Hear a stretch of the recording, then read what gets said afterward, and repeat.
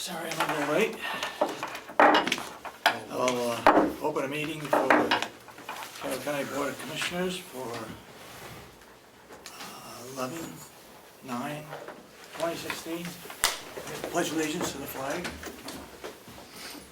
I Pledge allegiance to the flag of the United States of America and to the republic for which it stands, one nation, under God, indivisible, with liberty and justice for all. Yeah, Make a motion, I'll make a motion to approve the minutes. Second. Any further discussion? All those in support of the motion say aye. Aye. Aye. Then so voted. We have public input. 11, what's today, 9, right?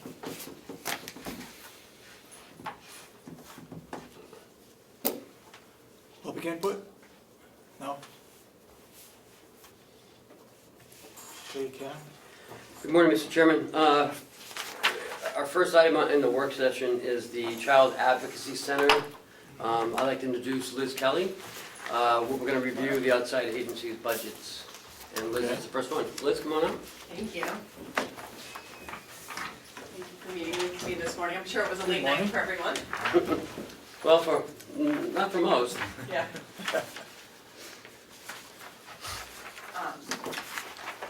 So we have your request in front of us, Great. and there's no increase from last year. No, we're asking for level funding. Have the same caseload as you've had previously? Actually, no, our caseload has increased a lot. Last year, 2015 was our busiest year on record. We had 103 cases in 2015. In late September of 2016, we hit 103 cases, so we're on track to get about 125 cases. As you can imagine, with the increased level of addiction issues in the county, the kids are really the silent victims of that a lot of times. So we're seeing a huge increase in our caseload with kids who are neglected or sometimes just put in dangerous situations because of. How big an area do you cover? We cover the whole county. Oh, Carroll County. Yeah. So we have an office, our main office is in Wolfboro.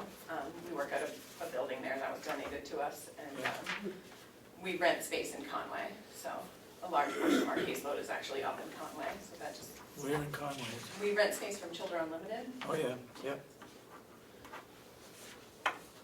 Who's on your board of directors now? We have, our board president is Ray Mitchell. He lives in Bartlett. Our treasurer is Pat Anderson. She lives in Wolfboro. Scott Kinman, who is a retired chief of police in Moultonboro, has served on our board very faithfully for the past about 10 years, and he's still with us. Yeah. And we also have some other community members, Chris Carroll, Rainey Wilkins.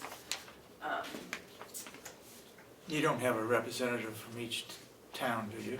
No, we don't. We really have kind of a less of a working board. Yeah. How do they get elected? Well, it's an all-volunteer board, so Okay. they basically put in an application and say that they would like to volunteer for us. So, and we typically are very grateful for that. But we do have representatives from all of law enforcement. We hold a monthly meeting where we review all of our cases. On odd months, we have it here in the delegation room in Ossipee, and on even months, we have it up in Comeau at our other office. So, and we have had cases from each of the law enforcement jurisdictions in Carroll County, and we continue to work with them and with DCYF and the prosecutor's office and medical and mental health professionals. Liz, it's nice to see you on your annual visit here Yes. to see us.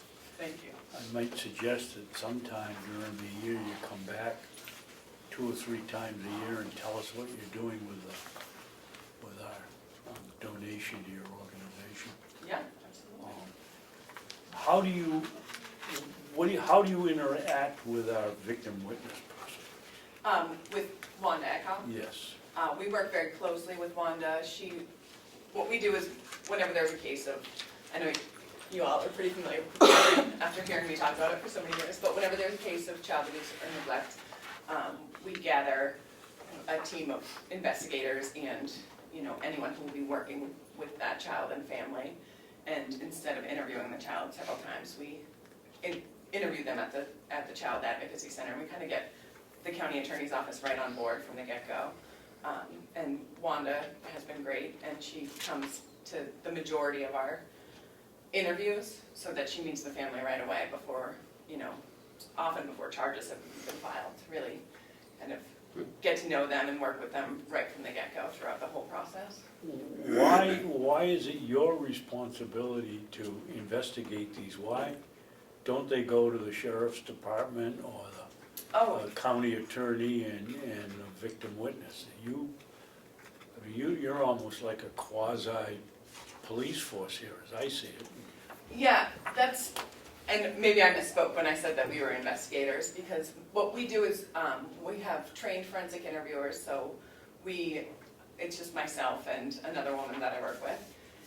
We do the interviews, we have that specialized training, so whenever the child discloses, you obviously want to be very careful in how you speak to that kid. You don't want to ask any leading questions, you don't want to, you also want to get to the heart of the matter so that they don't have to be re-interviewed several times. So at the center, we've interviewed thousands of children now. We have that specialized expertise to do that. And I guess my question is, why are you doing it? Why isn't the county attorney or the sheriff or the detective or Wanda doing it? Yep, and the reason why we have a CAC in every county of the state and why the CAC is such an important part of the Attorney General's protocols on child abuse and neglect is because we're a neutral third party. We're not working for the police departments. We're not, taking that statement from the kid and then trying to go out and arrest the bad guy. We don't work Or a woman. Yes, thank you. We don't work for DCYF, so we're not, doing that interview of a child and then trying to appear in court to represent or to work with one side of the family or the other. And we also have the specialized training and expertise to do those cases and coordinate them as well. A huge portion of our time, in addition to the hundreds of interviews we've done this year, is just coordinating the team, making sure that the family is able to show up to the interview, making sure that children have access to appropriate sexual assault exams, and making sure that law enforcement, DCYF, and the prosecutor's office will all be able to come together at one time to do an interview. Out of these hundreds of investigations that you just spoke of, how many of them have resulted in arrests last year? I can't actually answer that for you. I don't have those numbers. It's kind of right now we have about 70 cases that are open that we're staffing every month on our. When you say open, are they being investigated or some arrest made and you're just Often, done? yeah, they're pending prosecution. So we'll follow the kid right through until there's a full disposition on the case. We'll follow that case through. And often, we find that there isn't veracity to any criminal charges. So just as often, or maybe not just as often, but we're finding that often too, and we're able to kind of nip things in the bud before they get out. I was going to say, because children have a vivid imagination, and sometimes, and I know this from personal experience, that I know someone who just went through this. The child, something else was going on at home, but the child made up this elaborate story from reading books and watching TV that this horrible crime had happened to them, and it didn't. Right. And I think that's where your expertise comes in, to know how to draw out those questions, and then from that question, branch off and maybe get the right answer that everyone's looking for. Yeah, absolutely. And we also have, we have a lot of training and experience working with children who may have developmental delays or speech delays or, other issues that other agencies may not see every day. We ask a lot of our police officers and a lot of our DCYF workers as well and this is one piece that we can kind of take for them. They, you know, I think of a police officer and all the multiple duties that they have every day, especially in smaller towns, and the cost savings really is that we don't have to provide them with the training to all go through forensic interviews. I mean, with 15 law enforcement jurisdictions, it's a lot of different forensic interviewers would have to train. But we also don't have to worry about them getting ongoing training, which is so important, and we don't have to worry about them, you know, getting that experience, because quite frankly, you know, a town like Tuftonboro may see 3 or 4 of these cases a year. We really want someone to do that interview right from the get-go, someone who has a lot of experience doing it. Is the court behind because of all these cases that are still open? Well, I would say that there is a pretty large backlog at the county attorney's office, and So it's the county attorney's office, not the judge's or court? well, I think it's kind of the whole system. It's a lot of, there's been a lot of transition, obviously, at the county attorney's office, and a lot of new hires. And I think that, you know, there's only one judge working over here in Carroll County, so these cases, specifically child sexual assault cases, can take several days. And, you know, we have to do jury selection and all of that. So there is a pretty big backlog of these cases, but I get the impression that there's a backlog of a lot of cases. Do you get involved in the jury selection? No, I don't. I am sometimes called to testify, just based on my training and experience, and obviously about the forensic interviews that I may have conducted, because it is a very key piece of any investigation, is that forensic interview. But as far as, you know, any of the prosecutorial things, I don't have any of that expertise. Any idea what the percentage is of involvement of drugs? We just started pulling out those numbers, as far as, you know, we never really tracked kids who were drug endangered, because very often they would present with different issues, and there would be a drug endangerment issue in their houses in addition to maybe physical abuse or sexual abuse that they were actually being referred for. But now we're trying to pull out those numbers and really track them. I think we've had about 15 of our 110 cases this year have been kids who are dealing with addiction issues in their home. So, but those are numbers we didn't historically track. That to me is kind of small. Yeah. 15 out of 100? Yeah. So, can we look at your request really quick? Sure.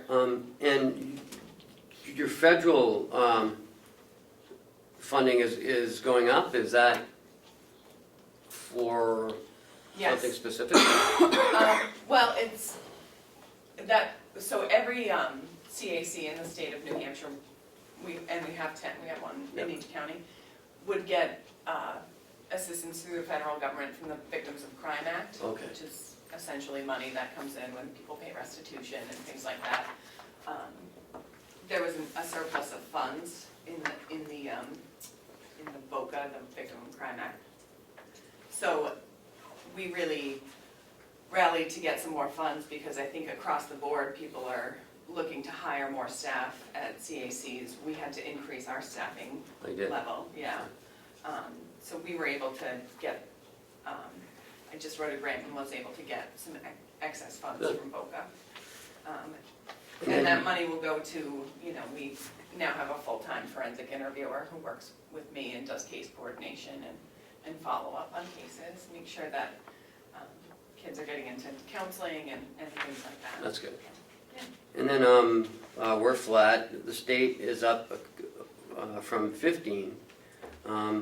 So what type of fundraising do you guys do?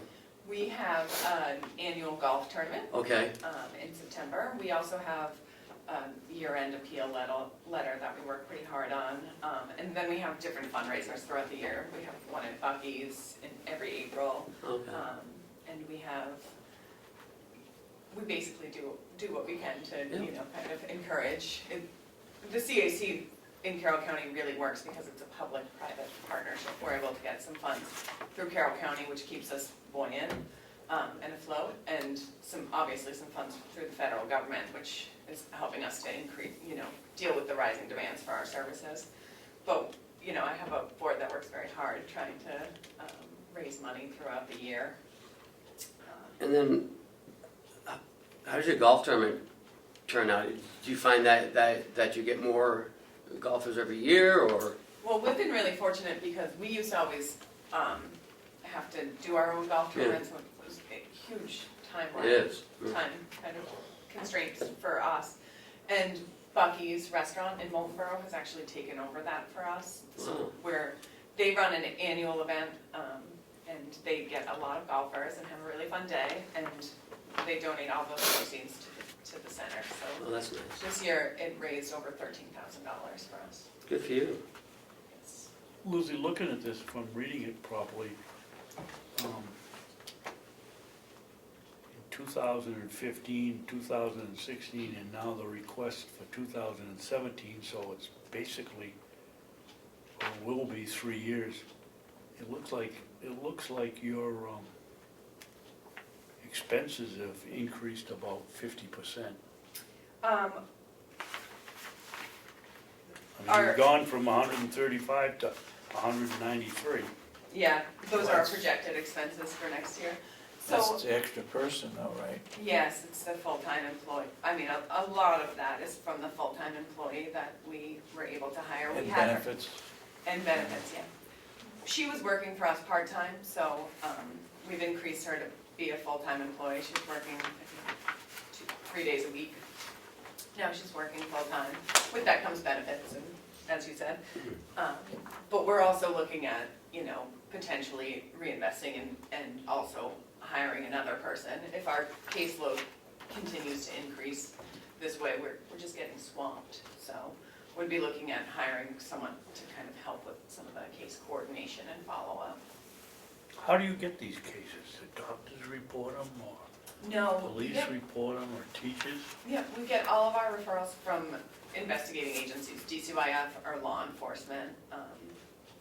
So if a doctor needs to make a report, then he or she will make that report to DCYF, and we will get law enforcement, we get copied with the law enforcement letter. So if it's an out-of-home perpetrator, then DCYF will not be involved in that case, but law enforcement still has an obligation, obviously, to investigate any criminal act. So I would say about 70% of our cases we get from law enforcement, and the other 30 are joint investigations between law enforcement and DCYF. So besides this $50,000 from the Board of Commissioners or the county, you get also help from the Sheriff's Department, the victim County witness, attorney. and the county attorney. I'm sorry, no, we don't get any funding from them. No, I don't know No. if I said help. In kind? We're funding those, and part of their time is being spent with you folks. Well, I mean, they are tasked with investigating child sexual abuse and child abuse cases, so by working with us, it actually saves them time and money. On average, every case, the latest data that they have is that every case that's actually worked through a child advocacy center nationally saves $1,409. So CACs are saving communities a lot of money by not having to, the Sheriff's Department doesn't have to have a trained forensic interviewer. The victim advocate doesn't have to spend all of her time coordinating all of this. We do that for them. We do the interviews for them. We do the coordination for them. And we do a lot of the follow-up for them as well. And they're gonna be doing the case anyway. County attorney, sheriff's department, So, they're gonna be so doing that the anyway. CAC is helping them. Helping them, right, Yeah. right. Any further questions?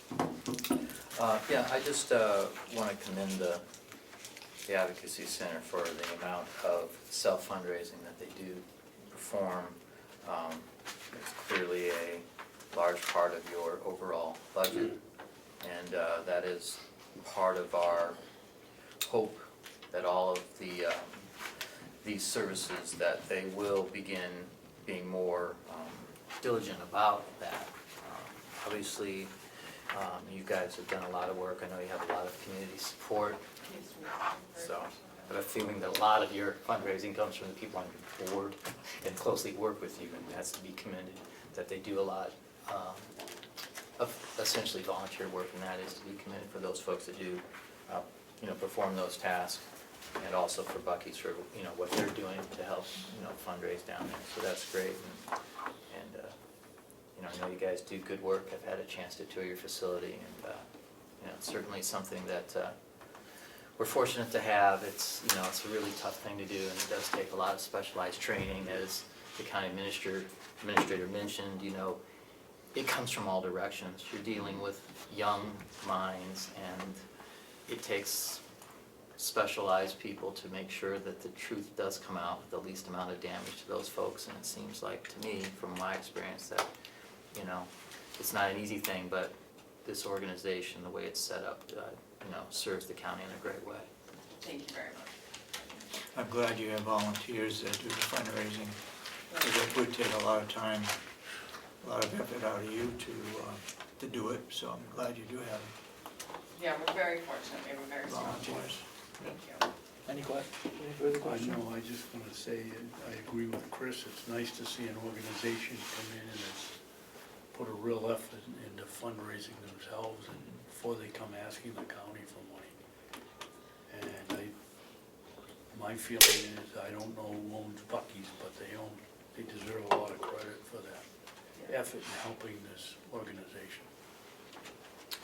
Okay, thank you very much. Thanks, Liz. Thank you, folks, thanks for your time, Thank you for coming down. of course.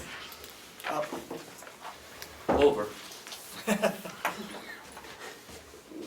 Where is Buc-ee's? It's down on we go there? 109. No. Did we go there when we went to Marlboro? That night? I think we did, yes, Okay. we did. Thank you, folks. Thanks again, Liz. Yes, we did.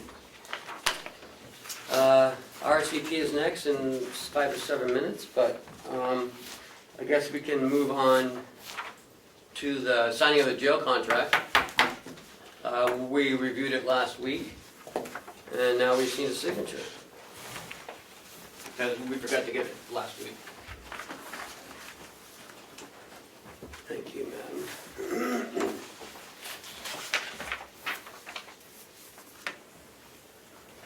Chris.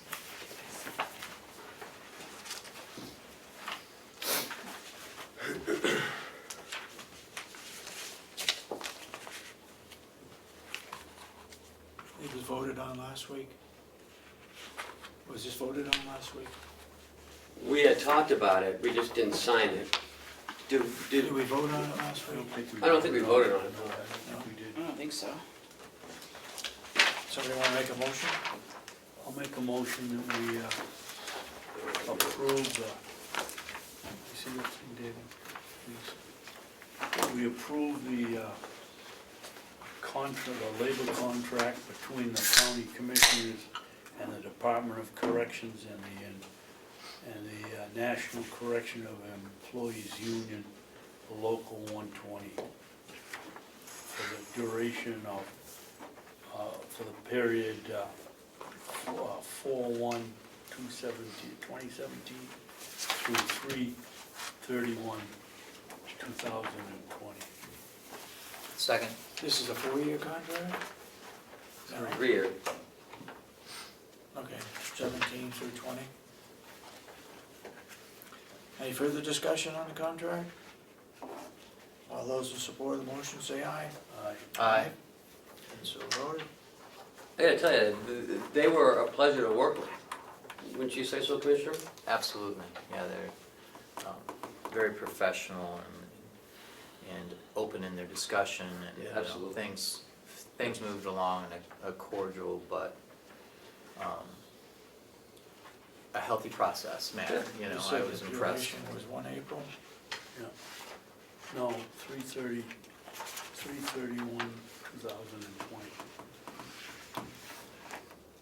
This has been approved by the union? It has been ratified, yeah. So That's right, at what Jason. point can we disclose the terms of the contract? Wage increases, We have things to like that, review the when the delegation approves it? terms. Yeah, because it's not really, well, it has been, I mean, once you guys approve it, it goes to them for their approval to fund it. I think we should be able to talk about it. Yeah, but there might be, we just need to maybe review Yeah, so the rules. can we wait one more week? Yeah, I was Yep. gonna say, why don't you take the Just week review to the rules, review because I thought that? there was like 10 That's the days or law with something, a week something and strange. discuss. Oh, that, Wasn't, what was I it, don't 10 know. days was, The union voted on this, right? Yes. about the jail contract. They did. Well, when can we This start is talking about it? ratified. Been ratified, you can start talking about it now. It will become part of the budget presentation in December, and will outline the changes in the contract and the fiscal impact of it. March until March. But do they sign some sort of form of the ratification? I mean, is there signature lines for them? Yes. Okay, so until they sign, Yeah, I agree, we should just, we wait until Stay the status document's quo. done, that, you know, it's completely done. Well, in the legal terms, they call it the contract has been perfected. Which I don't know if that's ever. have you ever had a perfect contract? Yeah, Perfect the contract. perfected, yeah. All right, well, we have a few more minutes, I guess we can just keep going. Got some line item transfers.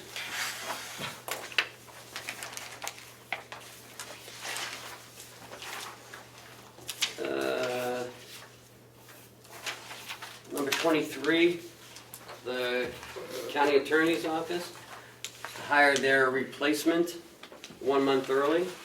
So we're transferring money, we're transferring $6,200. This is one I put in last month, and the delegation rejected it. Got an email saying that I should probably put it back in again. Who sent you the email? Representative Umberger. 24, She had a change of heart? I'm not sure. It's 24, we're transferring money from speech therapy Part B to speech therapy skilled.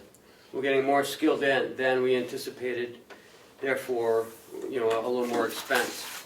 So I'm transferring 5,000. And that's one of the ones that's reimbursed by. Yes. You'll see it on the revenue We side. have to spend the money in order to get the. This is for occupational therapy skilled, same thing, more skilled than anticipated. We're changing it from OT Part B, transferring 27,000 to OT skilled. And again, it has a corresponding revenue line as well. And that's it for the transfers. could I have a motion to approve all these transfers? I'll make a motion, we approve the transfers presented to us today. Do I hear a second?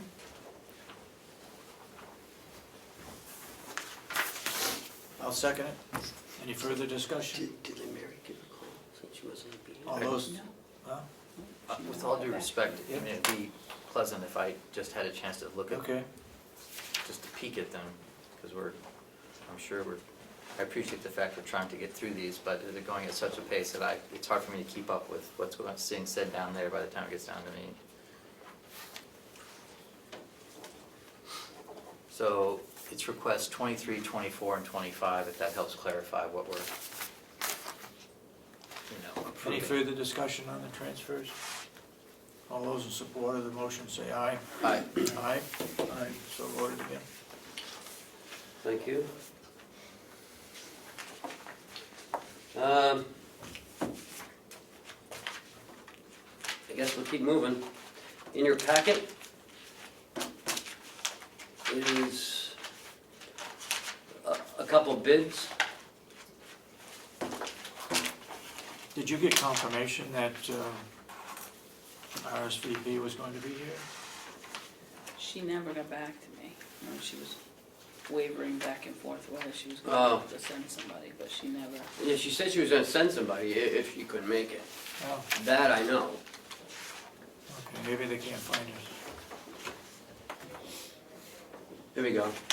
Sounds like footsteps in the hallway. And the, No, No, it's Wanda, well, it was, but and Liz. and Liz. Okay, So in your packet, you have a couple of things. One, Kathy did an expenditure guideline analysis that has all the transfers, and it shows the corresponding adopted budget to revised budget, and it tells you what line item has been transferred and how it affected the budget. And as we move forward with all the transfers, we'll just keep updating this. But this is what Representative McCarthy wanted to see. I thought we were on the proposals. Yeah, well, I can't find mine for some reason. Oh, you lost yours, isn't that? I knew that's why I was trying to find them, I didn't want to say that. I got two for the ambulance service, you can use mine, one of mine. One's for an ad and the other is for The grease. the actual request for proposal. What we want to do is do an RFP, because we might have different ways of providing the service. We did speak with our current ambulance provider, and they suggested different ways that we could move forward with this. And Commissioner Babson spoke with him. We could do, what do you say, mileage, we could do You per do patient, per trip, per or trip, mileage, or, yeah, standard, or fee, for, what would you call it? A retainer fee, or no other? So currently, we have a per call, a yearly amount, and that's what they draw down on, and they provide the service for that yearly amount. He suggested we might do it a few different ways, so I'm gonna leave it up to them to provide to us some different proposals of how we may want to provide emergency ambulance service to Hale's location. So in there's a little RFP telling them to, get back to us of what they might want to consider providing for Hales and maybe a cheaper cost. So that's what I'd like to do. If you want to just review those real quick and see if they're okay by you. Oh, there they are, right here.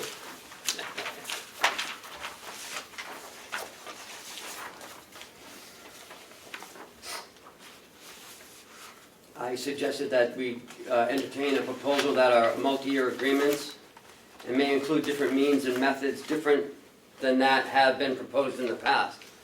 All proposals shall have services broken down per unit of measure.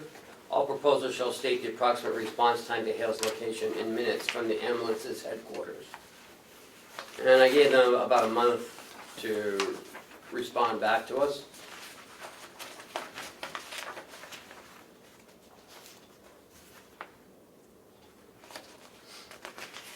Why do we have two, One's an ad for the newspaper, because I don't put as much in the oh, ad okay, to okay. keep the cost okay, down. okay. And the other is just what we're looking for, really. You suppose the people of Hill's location consider themselves on the outskirts of Conway? Yeah. Because they are an unincorporated place. I mean, if you were to look up Hale's location, where would you look? Why don't we look up outskirts? Well, this is good, I think it's the way to go, Ken, because when I talked to their, I don't know, it wasn't a member of their administration, but he had to do running the operation in North Conway. He had a bunch of suggestions, Yeah. and this is the way to do it. I think, I think there might be some cost savings here. Even though it's not a big number, but still, any numbers. Any Yeah, savings. what are we paying now, $36,000 a year? You want me to tell you, really? It's, currently we pay 37. 36 is a pretty good guess. You would think that they'd be able to save some money on And that. I don't know how many Calls they responses they get. Yeah. Was noticed, we were discussing about that the ad in the paper doesn't have as much information. Right.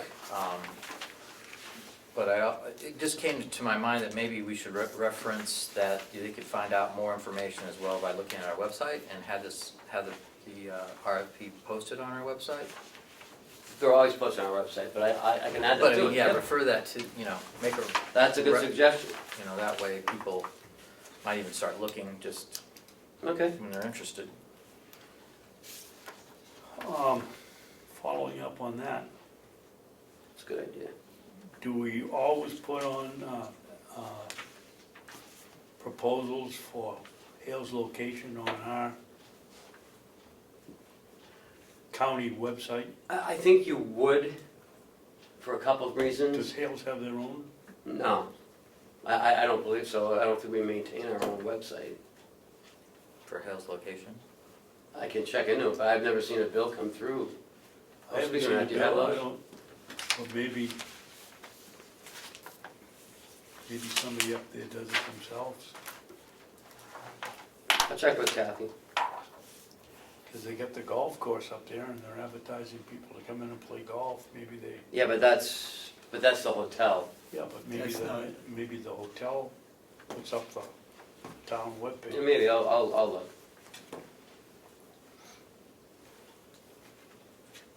Any further questions on the emergency ambulance service? No? Okay. Thank you. Also in your packet, RFP for the pumping of the grease tanks and the septic. We did a one-year bid last year, and now it's due next month, so we want to go out to bid.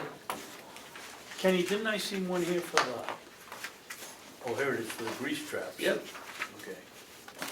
And there's two different people that do that job. This is the one that we went to Holderness or someplace I don't remember that name. Septic solutions. Yeah, Septic Solution, yeah. but this is the same bid as last year. Hopefully we'll get a good price again this year. Okay. Well, I guess RSVP's not coming. So would you reach out to her after the meeting today and find out? That's unfortunate. But she did say she was gonna send someone. She said if she couldn't, she would let me know, and then we'd reschedule for the 16th, but she never said she couldn't send anybody. Yeah. Okay. They must not need the money.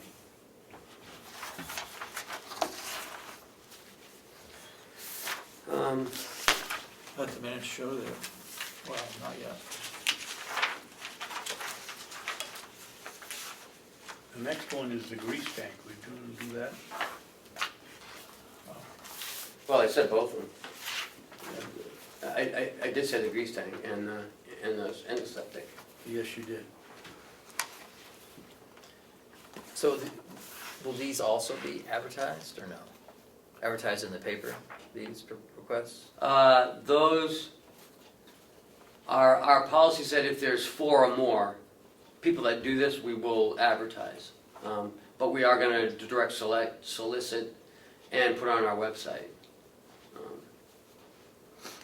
I know of 3 companies that actually do that, Do grease removal? yes. I don't know the 4th, if there's a 4th one. Wasn't there, Okay. I want to say something dealing with Ossipee, with the grease traps? The company that does take our grease also picks up other places here in Carroll County on the same trip. I I don't remember. don't think so. It's How less big are our expensive. grease traps? There's only one 2,000 2,000 gallons. gallons. Yeah, we could probably pick up more than that, right? I don't know how much 2,000 gallons is pretty, I think it's 10,000 they hold. 3 tanks, I don't know. It says 3 tanks, tank size 2,000 gallons, so maybe there's 6,000 gallons total, but the, I know for the 40,000 gallon, he has to come back twice, because he can only fit 20,000 gallons.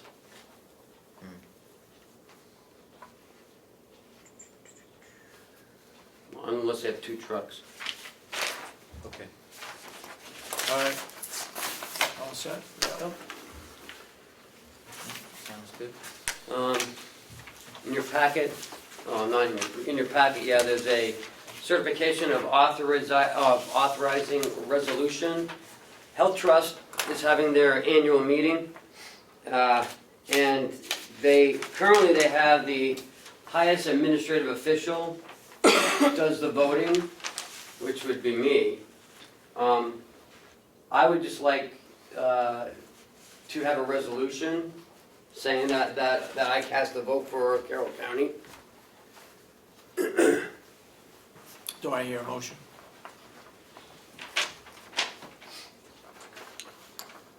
I'll make a motion that we authorize Ken Robichaud to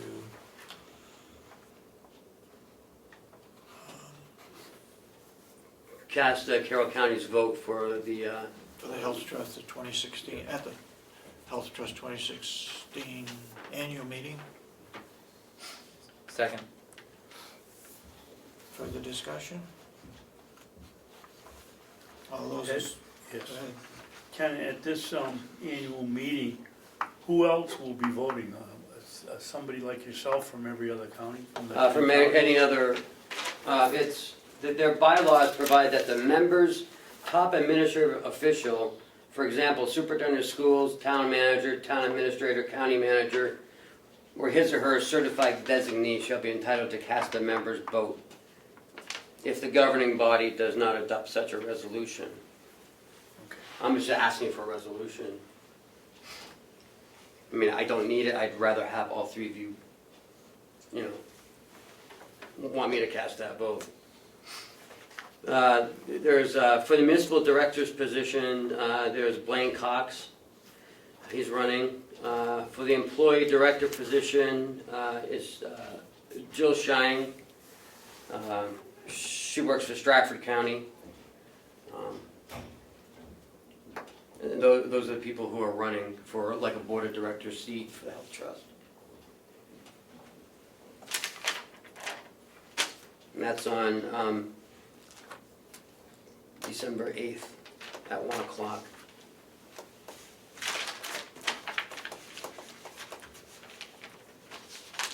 I was coming for that, that's for that. That was You wanna do John now? Shifts to December the 8th.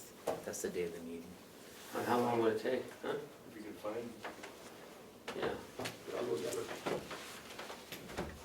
Day of what meeting? The day of the meeting is December the 8th. That goes there.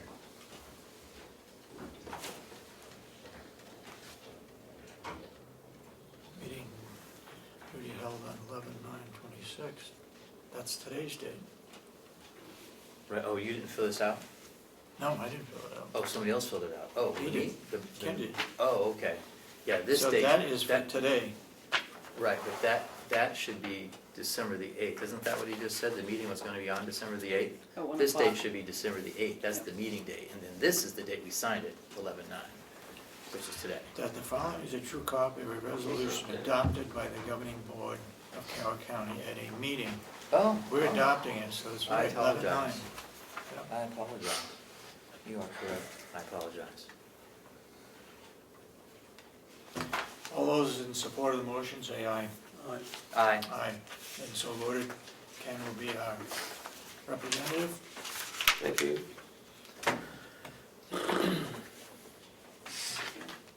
Oh, okay. Have some checks from Hales to be signed? Thank you, sir. Equalization municipal assessment data certificate. All 3 of you need to sign that.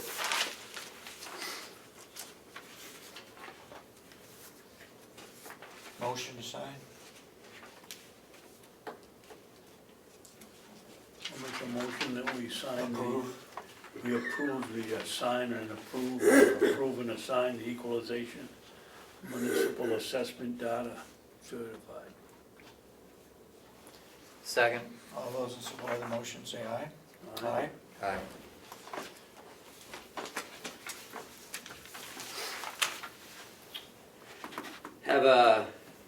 We have a Hales location receipt record for a deposit of $21,277. That only requires one signature. David signs it, yeah. David's. That's yours. We have Kathy Bizarre's payroll check, $1,000.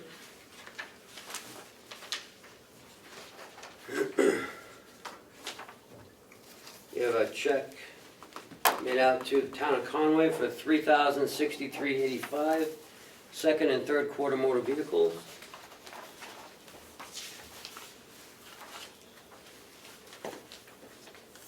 And we've got the Porter office machines for a total of $337.12. And we got SharePoint Communications for a phone, $152.92. You're gonna have to have a motion to approve all these.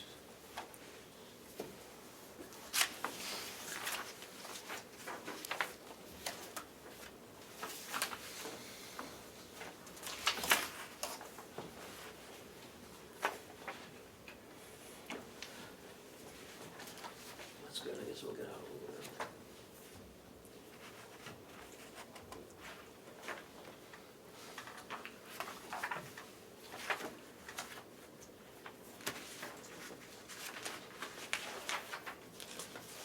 You got another one there for Hales? Oh, you still got? Yeah, we got two.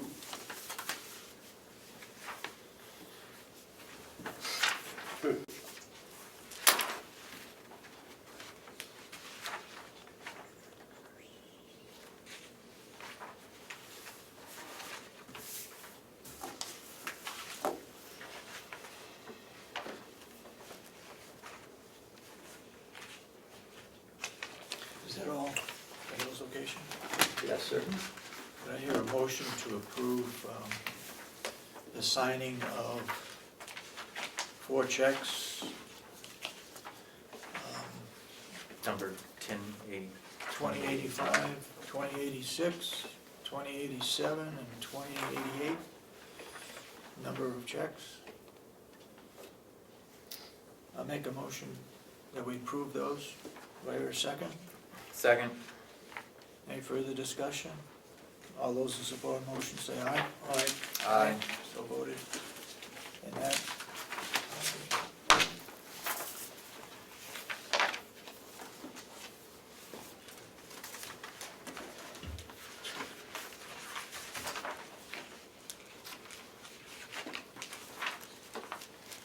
And a motion that we, that I sign for Hales location receipts record from Conway, to the tune of, and deposited $21,277 in North Wade Bank. Second. You second it? Yep. All those in support of the motion say aye. Aye. Aye. So voted. Okay. Just a couple of questions. Do we, as a matter of process, does Hales Location send us a bank reconciliation report every month to be reviewed by the treasurer of the county? No, No, Yes? no. no. Because I think that I don't think, does the treasurer have anything to do with Hales? I don't think so, because we don't sign, we don't issue checks out of this office. It comes out of the Hales location office. Yeah. But because we are the selectmen, Selectmen, we yeah. should see it, No, but I don't think. at least quarterly. Right, but I don't know if the treasurer is involved. I mean, you should be involved. I don't know how deep the treasurer is involved. He doesn't have any of our money, or she doesn't, whichever. Right, and we don't keep anything, we don't We keep a don't checkbook or anything He or either. she doesn't make any checks out. Right. Right, but I look at it like on the same line as the Register of Deeds, you know, their monthly reconciliations and statements are to be turned into the treasurer for his review every month. And it seems to me that the prudent controls would be the same thing would happen with this Hales Location Bank account, that the banker. Should come to us. Yeah, comes to us, and by whatever authority we oversee, to assure that that is being reconciled every month, and that, you know, the numbers jive, you know. And if it isn't done by the treasurer, then perhaps it could just be done within, you know, but, you know, through the financial officer, just as a review. Hale's location has been removed from your financial statements, Yeah, so you would have nothing to do with their right. financial. It's strictly us from the county level. Review those. Go ahead. Yeah, but if we are acting as the Board of Selectmen, then I think it is our due diligence to not just have the treasurer being the only eyes that see that bank account for a year at a time until it's audited at the end of the I year. agree with you that it should go from Hale's location to you as To the us, selectman, right. without Yeah. going through the finance office. Because Go ahead, we have- Commissioner we have Babson. nothing. I agree with Chris. Let's take it from the other end, and Chris just beat me to it. If we don't look at it, who will? It goes to the treasurer, and she's the only person involved, and we should have, even if it doesn't say so in the RSAs, I would think that just out of They have to good go on. financial sense, we take a look at it once a year to see that it's done properly. Yeah, I don't see a problem with that. She could send her monthly statement in when she sends in her request for Yeah, why payment not? for her salary. I mean, even you guys could look at it and see if Yeah, right. it's You know, fishy. Yeah, right, I mean, I think there's something that should be done beyond, You're right. Right. we just look at these checks, we look at the invoices, and, Yeah, you're right. you know, we sign them off. I mean, at least on, you know, a monthly basis would be nice, because that's typical, So you you know. write her a short note Yes, sir, I to will. that effect.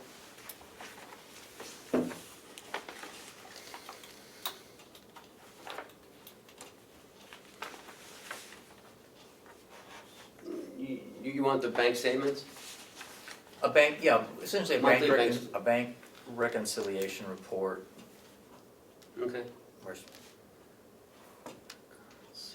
and a copy of the bank statement to support that documentation. The bank statements come to us first, and then we send them to Kathy. So these are here every month, and then we forward them to her. So, I mean, I could copy them. and Right, well, great, If if you you would copy, like and that. then all we need is just her to send us the reconciliation. And Okay, then when it next. comes in, we can review it. Well, everything's wrapped around this. I guess I can go through the farm tour review. Okay, Saturday, we had the farm tour. Had probably close to 40 people. Great turnout. I thought it was more than that, but that's good. Yeah, I think people, of course, there was Representative McConkey, Representative Cordelli, Representative Comeau, Representative Ticehurst, and Dr. Marsh came, Gary Chamelis, and Paul Puntarini. You know, people running for office also came. Amanda Vivar came. I saw Chip there for a while. He came. Both commissioners were there. Yep. And myself, Will, the subcommittee of the farm were there, Steve Knox and them. And there were people there from the regular general public that just wanted to find out what was really happening up here. Great. They asked some good questions. Asked some on good the tour. questions, they got good information back. We all, after the tour was about an hour and a half, we all met back up in the nursing home conference room and had some really good discussions afterwards of how, why we're gonna move this thing forward. everyone was, everyone wanted to see it succeed. So I think it was a good turnout. More people came than I thought there was gonna come. So I was quite pleased with the way it turned out. I was with Will on his, they were split up two different groups. I was with Will's group, and I thought he did an excellent job answering the questions as well as explaining what's going on in different sections of the farm complex. Oh, and Bill Stockman came. He's a really funny guy. He had a lot of good information. He basically said if you want to run a farm, you're not going to make money. He barely makes money. No, you're not gonna make much money. Yeah, much money, yeah. You do it because you want to do it, Yeah. and you want to preserve the land and make the best use of the land, but you're not going to make money. So, Have we got the separation now of the farm versus everything else that they're responsible for? they're still working on it. Still working on it? Yeah, but they've got a lot of it carved out. They still haven't sat down with Will, Chuck, and I to go over some of the other numbers, but they've received everything that they've asked for, and they've carved a lot out, so. And any facts that are given out regarding the financials for Public Works and the farm are all through the financial director? Yes. You've been sending them. You have the official record of income, expenses, and so forth of Public Works and the farm? Yes. And you have separated them out? You have not? Will separated a lot of them out, a lot of his expenses. But he is the one that's gonna get the final figures, so he and Will, Chuck and Will need to get together. Well, that's what I said, Agree. Chuck, Will, and I need to sit down with them and make sure that, so he knows what Will's carving out, for like, twine for the hay baler, Yeah, as opposed to, hydraulic fluid for the backhoe. Mhm. That wouldn't be considered part of the farm. yep. Go ahead, Commissioner. Maybe this is an appropriate place since we started the conversation. We ought to have one person giving out the information. As you can see that Representative Umberger's myth has now become the fact that the farm is losing $400,000 a year. The Republicans ran a big ad in the Conway Sun on Monday saying that among other things, the farm had lost $40,000 in 6 years. 400,000. 400,000, excuse me. I wrote an email to Representative Avellini, not as a commissioner, but as a constituent, a taxpayer, asking him where I can get a copy of an audited figures that show that we lost $400,000. When I asked, of course, the first one came from Representative Cordelli when he was over in Molten Borough. When I asked him at candidates night, I believe his answer was, well, the figures that are on the audit aren't really valid because it's the figures that you give the Auditors. auditor. I wasn't quick enough on my feet to say, then why don't we get rid of all audits if it's just the figures we're gonna give them anyway. So now this has become a fact that, as you know, Representative Umberger stated there are other estimates of 400,000. We can't find any of them. Nobody will verify that they're audited figures. Representative Cordelli said his weren't, even though with all his noise about audits, we had the audits in the office. So I'm waiting for Representative Avellini to tell us where his figures and for his ad as chairman of the Republican Party came from. I think it's just terrible that people can put whatever they want in an ad, valid or not valid. But realistically, we have not provided from one source what those figures are. David, we've got audits right up to last year. What figures do they Chuck, need? I mean, can we looking at tell the- them how much we paid for gasoline? The last time, probably not, or twine, but they've got the overall figures just like they have for any other department here. So if that's the case, is it a true fact, 400,000 over 6 years, Chuck? Well, I can't substantiate that. You can. What can you come up with? Can you come up with something for next week as to what it is we've done in 6 years?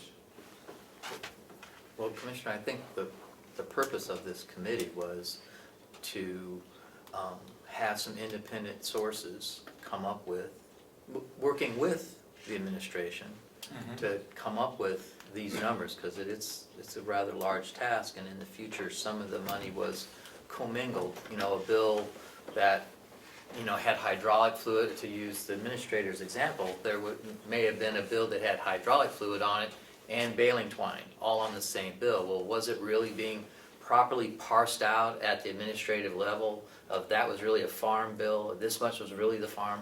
They're trying to drill down to come up with these real costs, and that's the purpose, is to try to really find out how much labor, time we're actually spending, and how much cost we're really expending. And that will be the result of this report. So it But might be, They have to get those figures from our figures. that is correct, and that, I think, is what they're trying to produce, and that those numbers are coming shortly. You know, it's unfortunate they put in that ad, and, you know, politics is politics, you know, I mean, you know, they can say what they can say, it doesn't necessarily make it true. We have a committee that's trying to find out the real answer, and we have a committee that's trying to find out a great, or the most prudent path to take for the farm, and that's what we're doing. The election's over. Whatever they wrote last week has nothing to do with tomorrow, and you know, I think we're on the right course. You know, he's gonna come up with numbers, it's gonna take up his time. We have bigger fish to fry. We've got a committee working on it. The answer will come in the next couple months, hopefully, right, or no? Hey, John? Some of the things are not quantifiable. If you want to know how much they're not. labor we've done on hay or blueberries or Yep. wood, we can do that through the Chrono system. We can divide that out. Yeah. But if you want to know how much fuel we've spent, we have no idea. Oil for the chainsaw, or Yeah, we don't know. We don't have any way of tracking that internally. We could make an estimate on it, and Will can probably provide that because he's out there and he knows what his equipment does. But some of the questions that were asked, like how much insurance is applicable to the wood processor, and we're in a pool insurance. We Yeah. can't answer that question. So that's. Well, we can, we just say it's in a pool. It's Well, not that's what I broken did. out. That's my response. That's the on it. answer. Anything that I can quantify, I've responded with a quantity. You have. Other numbers, I say I can't quantify that because it's not Right. Yep. parsed out that way. Yep. So we've responded to everything, maybe not as quickly as somebody would like, Yeah. because when a request like that comes across my desk, I have to prioritize on what I'm doing, and it's in the pile and it gets done, but it might not get done today. Could we see a copy of what you sent that committee? Yeah, I keep copies of them. Okay. And what time period did they request it for? It was a 91A request, so they wanted to do it within 5 days, and I think we No, probably. I mean time-wise, how far back? Current, 15 Just and current, 16. 15 and 15, 16? 16, 16, in that range. So that we have some data on that. If you go back far, no, we don't have that part. Right. We can't discern what that is. It looks like V&A is downstairs, and I'm hoping the soil conservation is downstairs as well. But if not, we take V&A early.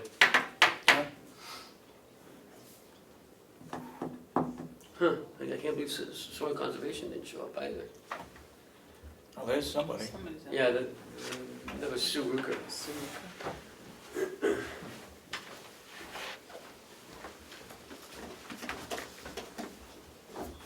Nice, dude. Oh, Sandy, sorry. Our 9:30 didn't show, so if you want to go now, you can. Good morning. Good morning. Good morning. Late night for everybody here too? Yeah. For some of us, I guess. Along with a variety of other crises, so. So, V&A is here early, so we'll also take them. They were scheduled for 10. So we have Sandy Ruka and Karen Royer. yeah. You might remember them from a couple months ago, they were here. And so, Good morning, how's everybody? Good morning. Good morning. We are. You're doing well. so Sandy, you're asking We're asking for level funding. level funding, okay, 75,000. For the 75,000 to support our long-term care programs, namely Choices for Independence, CFI, which is the Medicaid waiver program, and then Title 20, which is under our long-term care, provides supportive homemaking services and in-home services to our clients. Very important programs that keep people out of nursing homes, which are far more costly. However, these programs still remain grossly underfunded, so that's why we look to the county to provide us support for them. They wouldn't be sustainable without,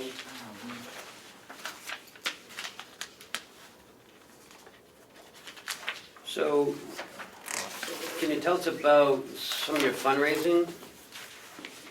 fundraising in general? Yeah. Yeah. The world of home care, to even break even from operations is becoming increasingly difficult. So our agency has committed itself to non-operating revenue fundraising. We're becoming very dependent on that. So we did contract with the development specialist to launch a program that then the agency will sustain in the long term. So we're really looking at annual appeals, also our presence in the community, because we feel that's essential to our fundraising. If people don't know who we are, what our mission is, and what we do, then why would anybody want to support us? One of our biggest, just speaking of fundraising, one of our, and it was all about community awareness, was our Being Mortal program, which was all about end-of-life planning, and that's a big initiative we're launching. We had an enormous turnout for that. We had 120 people come and attend, which was really good. Yeah. But again, that's all part of our awareness. That wasn't a fundraiser for us at all. It was, we actually got some grant funding to support it, so it didn't cost us anything to put it on. But again, we are committed to community presence, community service, but without funding, we can't do that. Right. So, did that answer your question? Yeah, well, do you have like one big fundraising, We used to like do. golf tournaments or something? We used to do that, and we found, the last time we did the Be Kind Festival, it actually didn't raise us any money, it actually cost us. We find, as a small agency, we don't have the resources to put on a big event, so that's why we're doing like multiple smaller community awareness events, and then focusing in on appeals. Like I said, that, Yeah. is Looking really at- difficult. Looking at your expenses, your salaries are down? They are a bit down, yep. We've had a little bit of attrition, and we really watch our staffing model as things shift in home care, and there's more and more emphasis on, kind of the paraprofessional levels. We really try and adjust our staffing model, make sure that staffing meets volume, so we're always aware of it. They were down in part last fiscal year, we were down a few nursing positions for a couple months. We've since hired into those, so, but that's accounts for most of the salary being down. We've also learned to become much more efficient. We've decreased, we used to do the overtime too. We decreased that greatly by Yeah. becoming much more efficient. Yeah. We watch those expenses hugely. And we also, with our staffing models, the nursing productivity, so how many visits can be done in an 8-hour day really affects our bottom line. And we've been really focusing in on maintaining the quality of service, but helping people through supportive things work as efficiently as they can. So to answer that question, how many homes can you hit in an 8-hour day? Reasonably, 4 to 5, Wow, depending that's on more the than I thought. travel and the type of service we're providing. Okay. We find in our skilled part, people are incredibly ill when they come home from the hospital. It's complicated. Our nurses are oftentimes doing complex wound care that 2 years ago would have never been in the home. So, it's a big effort on our staffing, on managing our budget to provide those services and yet be reasonable about, in Karen's point of the overtime, we've been really, really careful about that. So just trying to clean up what we can. The benefit to the long-term care programs is that provides that level of service that could be, in supplementing people's Medicare benefit and allows them the services they truly need to stay in home. Because, a nurse or a therapist will go in for a couple hours a few times a week, but the homemakers who often are in the most vulnerable people's homes and the CFI are the ones, they're the eyes and ears of the nurses and the therapists, so. Go ahead. Thank you. Sandy, I'd like to ask you a few questions to try to understand this. On page 2, on the Bureau of Adult, Elderly and Adult Services and Medicaid, that's revenue for you? Yes, You're getting, we get revenue, correct. well, I know you get revenue, but the total cost, federal fees and fundraising, county, that's all revenue Which line are you looking at? in the box, elderly and adult services? Yeah, the federal state, that's what we get from CFI and Bs. And then we have our fees and fundraising, that's what our budget is projected to be raising, and then the county funds. That's what we Okay, apply to. and what is the one over CFI? There's 2 different programs. Bs is actually our Title 20 and our Title 3B grant programs. CFI is the Choices for Independence program. I understand that, but the BEAS is the Department of Health and Human Services money that we pay into Yeah. that we pay into them. Do they turn around and how much of the 258 and the 165 comes back to you as payment for your services? The 165 and the 236.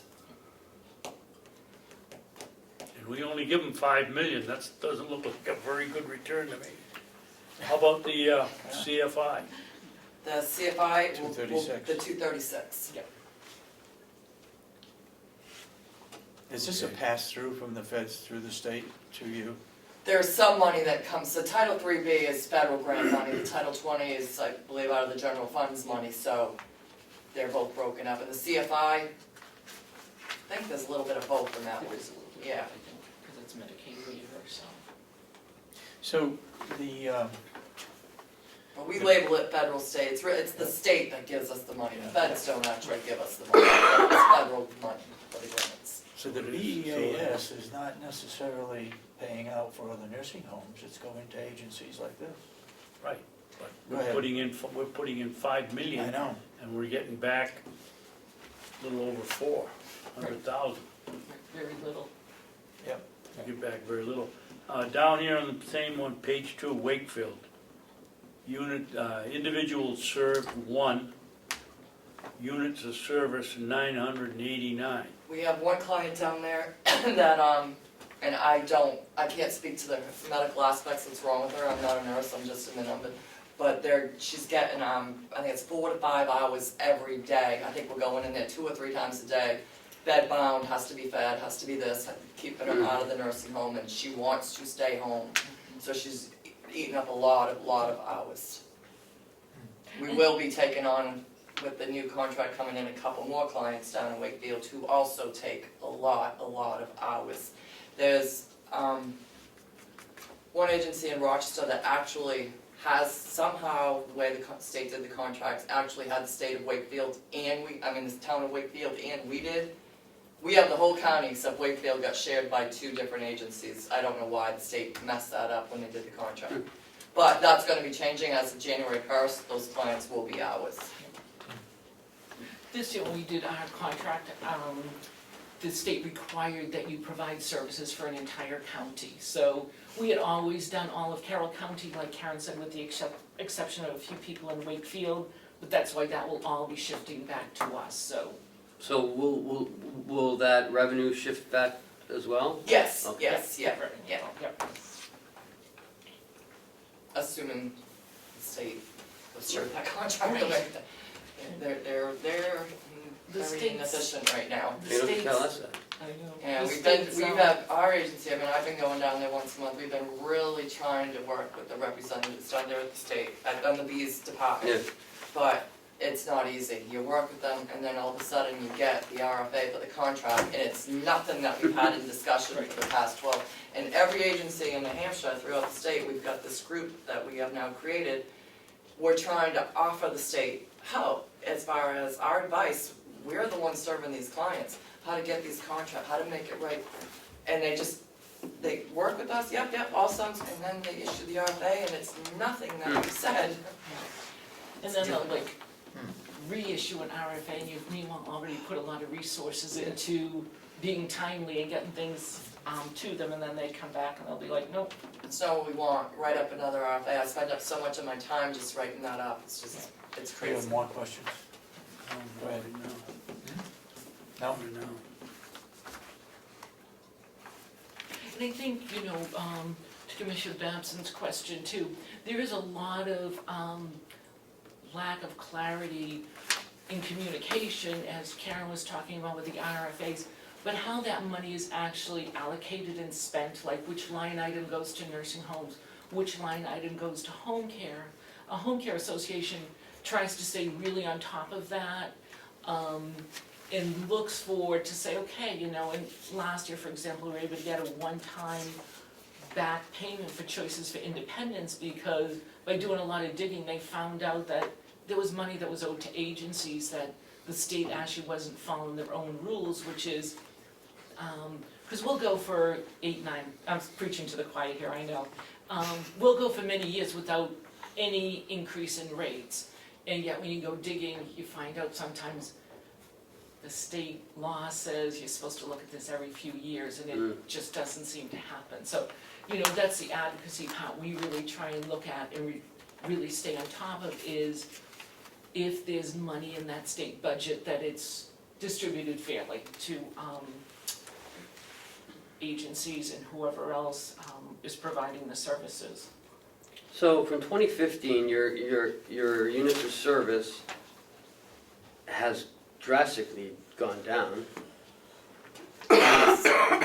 Right, and the number of individuals served has gone down, but the cost has gone up. Again, it's based on volume.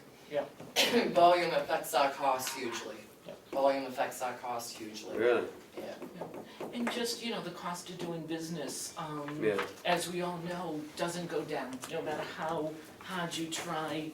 We have to pay our staff a living wage, and workforce is a big issue, across the state. I know there's different task forces looking at that, but you have to pay people. We provide health insurance, and in, just for example, our current insurance plan, if we kept that in place, we would have a 14.5% increase. We chose a plan with a higher deductible in order to manage those costs, but it's, those are the things that are really difficult. Now, are you having problems staffing? We, Southern part of the county we are. yeah, Really? Yes, Southern we Part are. of the County, and it's the homemaker, that type provider, because they tend to be low on the wage scale. As the economy has improved in the past few years, they can go to Walmart, they can go other places and not work for, a lower wage. So we struggle with that, to make Yeah, sure that Trying to people figure are that out right compensated now. fairly. Which will increase the volume if we can figure out how to get the staff. How about nursing? You having a hard time finding LPNs or RNs or? We used pretty much RNs, we had a couple open positions and, we were eventually able to fill them, but what happened was, we tend to hire a lot from White Mountain Community College up north, and they actually had some issues and didn't have a senior class graduating last year. And usually from that, like they come to us for their clinical experience, they'll become interested in home care, and we're willing to take the new graduates and put a lot of resources into training and education, but that was a pool we didn't. Their program wasn't certified. Yeah, and now Yeah. they are, and we've had some students come down, so we're keeping our fingers crossed, but that, you know, that hurt us as far as nursing workforce. What do you do when you get a call out and somebody from your agency can't get to this individual that requires daily care? What happens? We prioritize so that that person, unfortunately. In the last minute? I mean, Yeah, yeah, and Is then there a- our schedules We are juggle used our schedule on a minute by doing on minute a basis. daily basis, so they're prioritized, so the person down in Wakefield who's bedbound is gonna get a visit, you know? And unfortunately, maybe the person who needs assistance with tasks, with household tasks, may not get a visit, but we do always juggling, and most of our staff are licensed nursing assistants. Even if they're doing the homemaking tasks, we can flex them so that, you know, they can be pulled out of a homemaking case to go into somebody with higher needs, but it can be a struggle. a lot of these people, part-time people or full-time? We have a mix, we have part-time, we have mostly part-time, full-time, some per diem, so. So some of them, or many of them, don't get benefits. Yeah, there's probably, I'm not even sure, because we have about, 75, 80 staff, I believe, Yeah. total. Right, I mean, you have the whole office staff and most of probably half of the RNs are full-time. yeah, and 32 hours a week is considered full-time, so more than half, or actually probably all, are 32 hours a week or per diem. The licensed nursing assistant staff. We have a good amount of them that are full-time, and again, that's what benefits the agency if they're full-time. We have them available every day to juggle that schedule, make sure the clients are met, their needs are met constant. I'm curious, do you have a policy as to when they can call out? We don't, you know, have a I policy. mean, 2 days before, knowing that they're not gonna be available? Our LNAs and homemakers, we've spent a lot of time with training and utilizing their licenses. They are very, very good at, they get their schedule on Sunday or Monday, depending on who they are.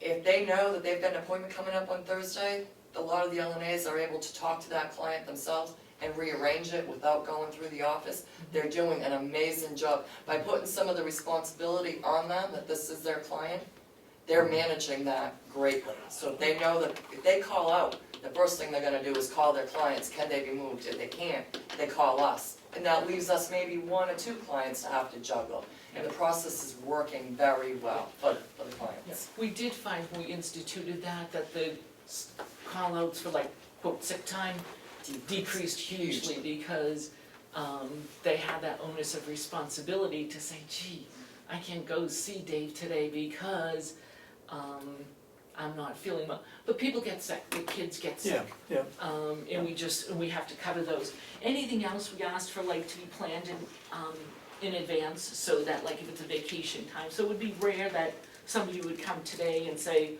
oh, by the way, I need to take Friday off.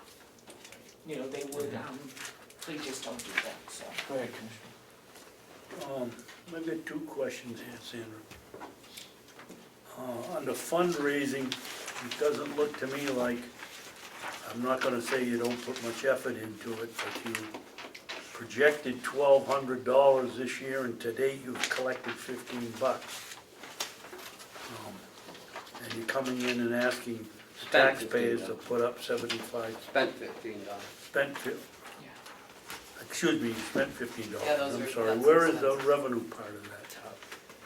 The revenue, Line item, let's see, 9. I'm sorry, that is expense, but where's the revenue? Line 9, it's on the top half. Oh, of it. fundraising, 9 is okay. fundraising, 10 will be the grants and donations. Yep. Okay, I won't say any more. I have a question. Well, wait a minute, I got one other. Okay. On the end of this page, what are these 4 figures down the bottom?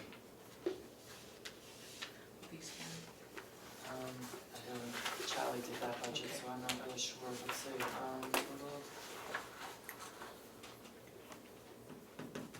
Difference. yeah, Yeah, exactly, yeah. yeah, that's, yep.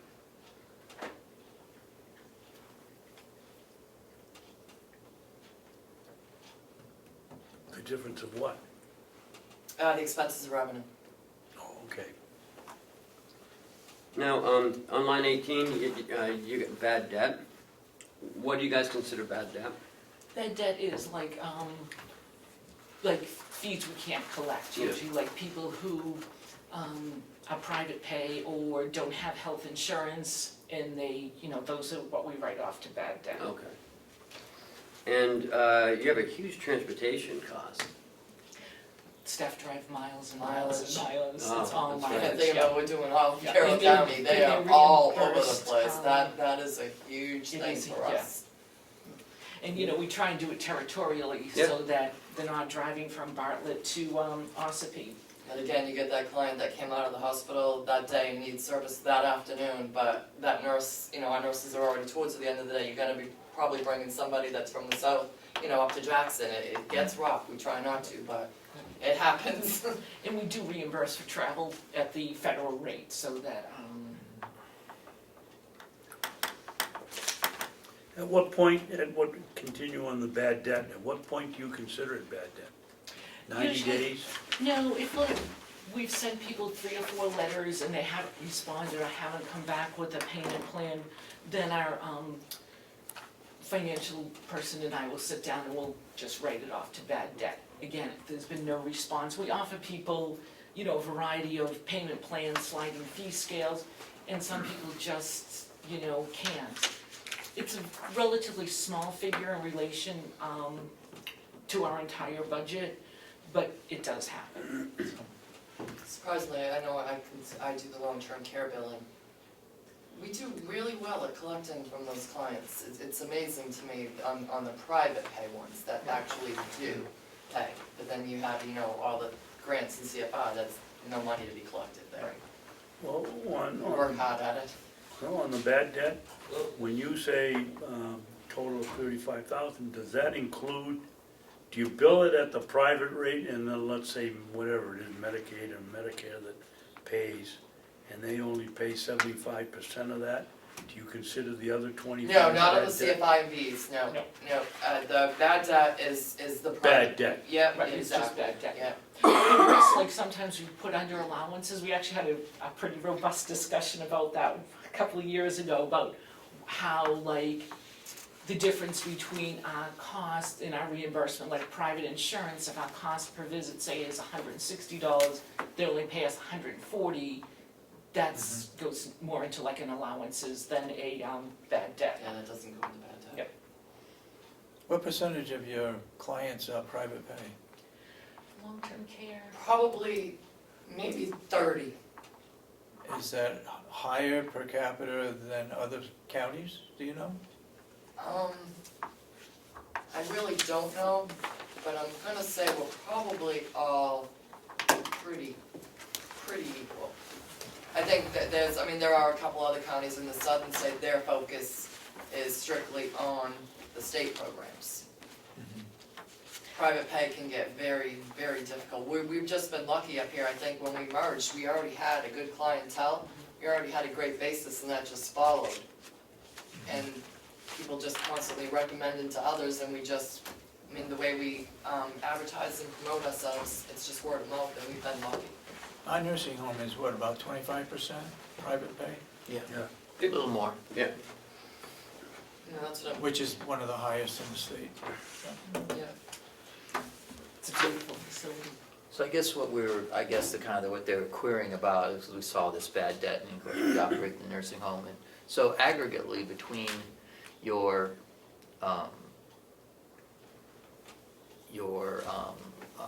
contracted,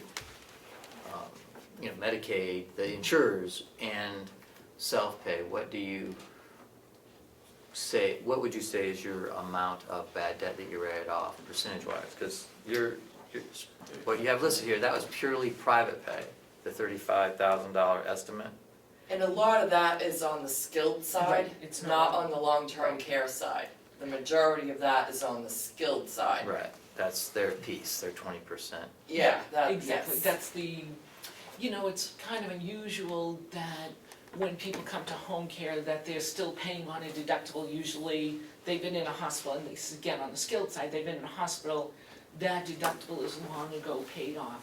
But we do get people directly into home care that A, don't have health Don't have insurance, insurance. or B, are working on that deductible and just don't pay, so. So I mean aggregately between insurance and self-pay, what is your rate of bad debt? And I don't know that I can speak to that. I don't do Yeah. any of the skilled side of the billing, so I'm not really familiar with Okay. long-term care. That was really just a curiosity Yeah. question to Yeah. compare to what we do here, just to, Yeah. to try to see if there's some sort of We balance. can get back to you with that, we Yeah, can we find out.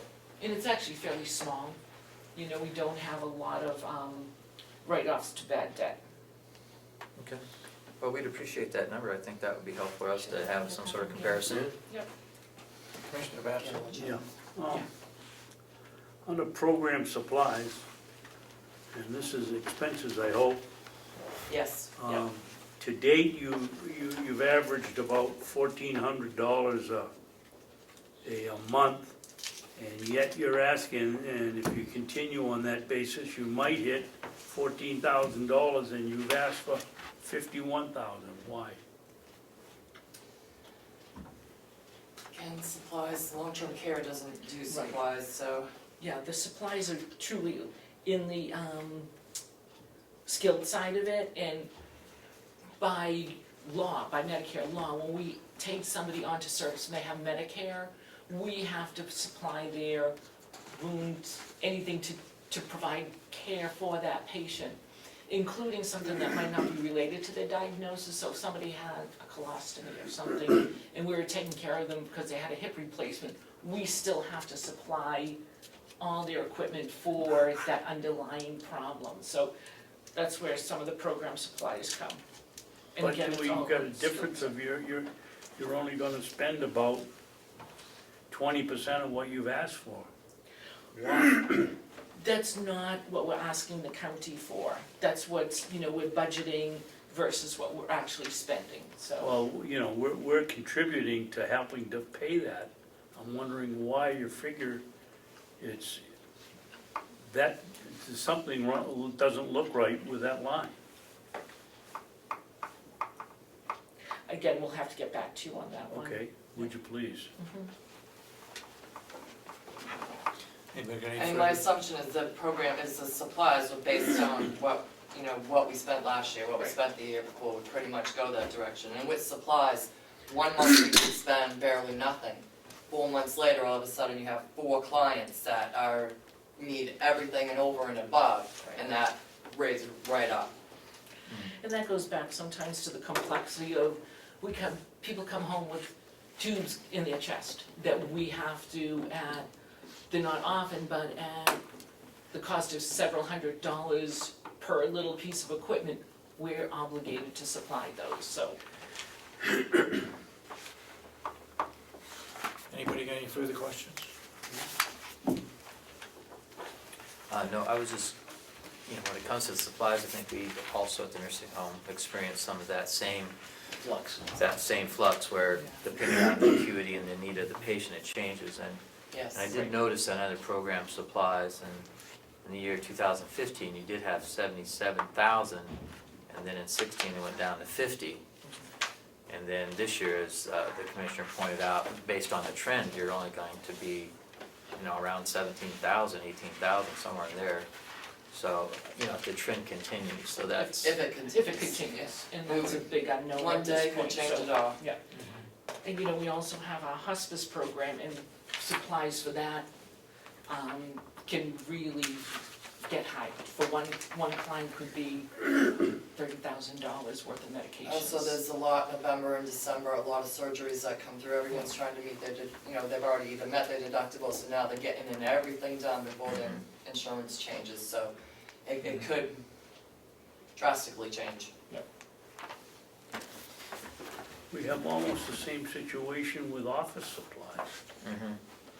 Yeah, I was speculating there might be a little of that too, where you kind of save your money, save your money. You're not and even then- spending $100 and there's no emergencies to office supplies. At the rate you go, and you're gonna finish with about 11,000 and you're asking for 21. And I know it's not all from us, but You know what? I think what's happening here is this budget, our fiscal year is not the same as the county. Our fiscal year is July 1st Yeah. to June 30th. Yeah. That's Okay. what's going I on bet here. I bet Karen's absolutely right. That's what's going on here. Yes. So we are not even halfway into our budget yet Right. on so this. 9:30, It's actually just you've the only first got quarter. a quarter of you. It's not three Right, quarters, right. it's only their first Right. quarter. Yes, Yeah. that's what it is. That's So Okay, that we'll- makes sense. Yeah, that's Okay. what it is, because this is the budget that our agency designed that you asked for, and it's, the July fiscal 1st, year is yeah. different than yours. Right. So actually, if you track That that out, makes it's gonna sense. be on target for what we budgeted. Yes, yeah. I'm Okay. starting, you guys are getting me nervous here. What I is know. going on? What is going on? Well, You your know, I can't look at my work to explanation do when I get back to Yeah. the makes entire office. sense. Yes. Yeah, no, that's exactly No, what it made sense when we did fiscal the year is budget. different. Like, okay, yeah. I know, I'm sitting here, Thank you, wait a Karen. minute. Maybe next year when you pass the papers out, you can put on the top. That, I will Fiscal do that, year yeah. Yeah, I think They- that's July gonna be- 1st. It gets difficult because the county's budget year is one thing, and the state budget year, and then our budget year, and then Yeah. even with the state contracts, they now have, even though the state budget year, fiscal year is the same as ours, they have now tried to align the contracts with the federal fiscal year, which ends September 30th, so it's Right. like, It gets very confusing. you know, it's hard, someone asks you something, you give it to them, but you really, Yeah. it's about the dates. But that's exactly what it is. Okay, we all through? Yes, thank you. Thank you very much. Thank you Thank you, very ladies. much Have a great day. for all the work that your agency does. Very much appreciated, I'm sure. Thank you. Thank you. We have a great group of employees We who are do. passionate about what they do. We do, right. Every single day, so.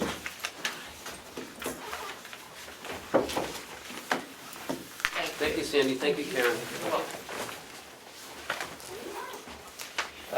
Next, Mr. Chairman, we have UNH Cooperative Extension. Ann Hamilton, perfect timing. Perfect. How are you, Ann? Except that it's Early for a 11 reason. o'clock, 10 minutes past 10. Yeah, we're really moving. Yep. You would think Dave Babson's running the meeting. Yeah. Well, I don't know about that. Maybe you should. Hey, there you go. Yeah, that's a thought. Good morning, Ann. Good training, maybe. Mm. So we're here reviewing outside agency budgets, and yours, you're asking for a little more this year. Very little. Point, 0.7%. Yeah, 7, yeah. Except for rent. Our rent has stayed the same for the last 6 years. More than that, hasn't it? If more, but at least I can verify 6. We're going into next year will be the same. So 6 years and then, which is good because it includes all our maintenance, plowing, trash.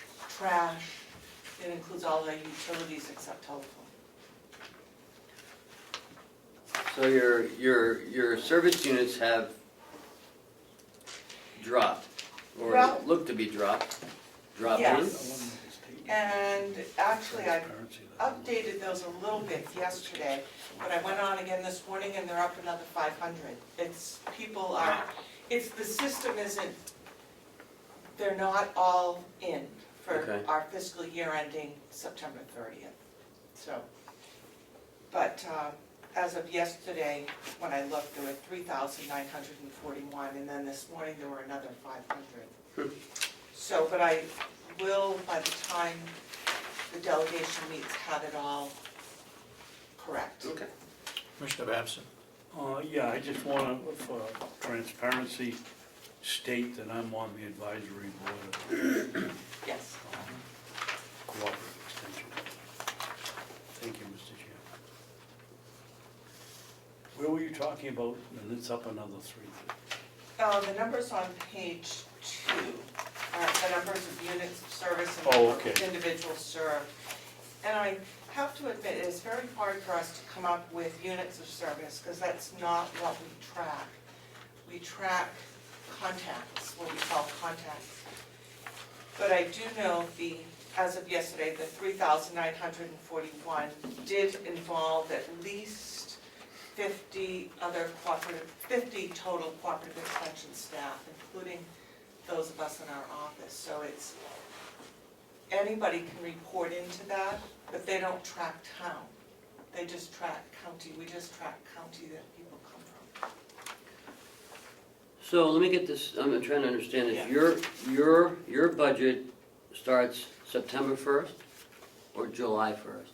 No, we have 3 budgeting years for the university. July 1st for the state, October 1st for the federal, January 1st for the county. So it makes it, so those figures are constantly changing.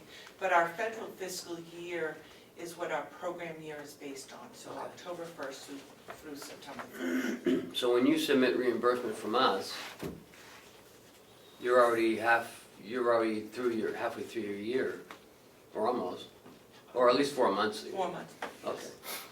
yes. So that's why those Gosh, numbers. how do you do that? I should like to do that. Don't they? That's for our finance director Right, to yeah. worry about. And then we have grants coming in, and those sometimes run on different timeframes, because some of them go through governor and council to be approved, Yeah. even though they come from the federal government. So we don't receive those sometimes till January 1st, and they have retroactive to October 1st. So how are things going, okay? I mean, you guys, I see your Going very salary, your personnel went up a little bit. Personnel went up, that went up because the university gave a 1% across the board and then 2% towards merit. Not everybody gets the full merit, but it's based on if you get exceed or far exceeds on your evaluation. That's based on last year's. Last year's evaluation? Yeah, last year's evaluation. Most recent.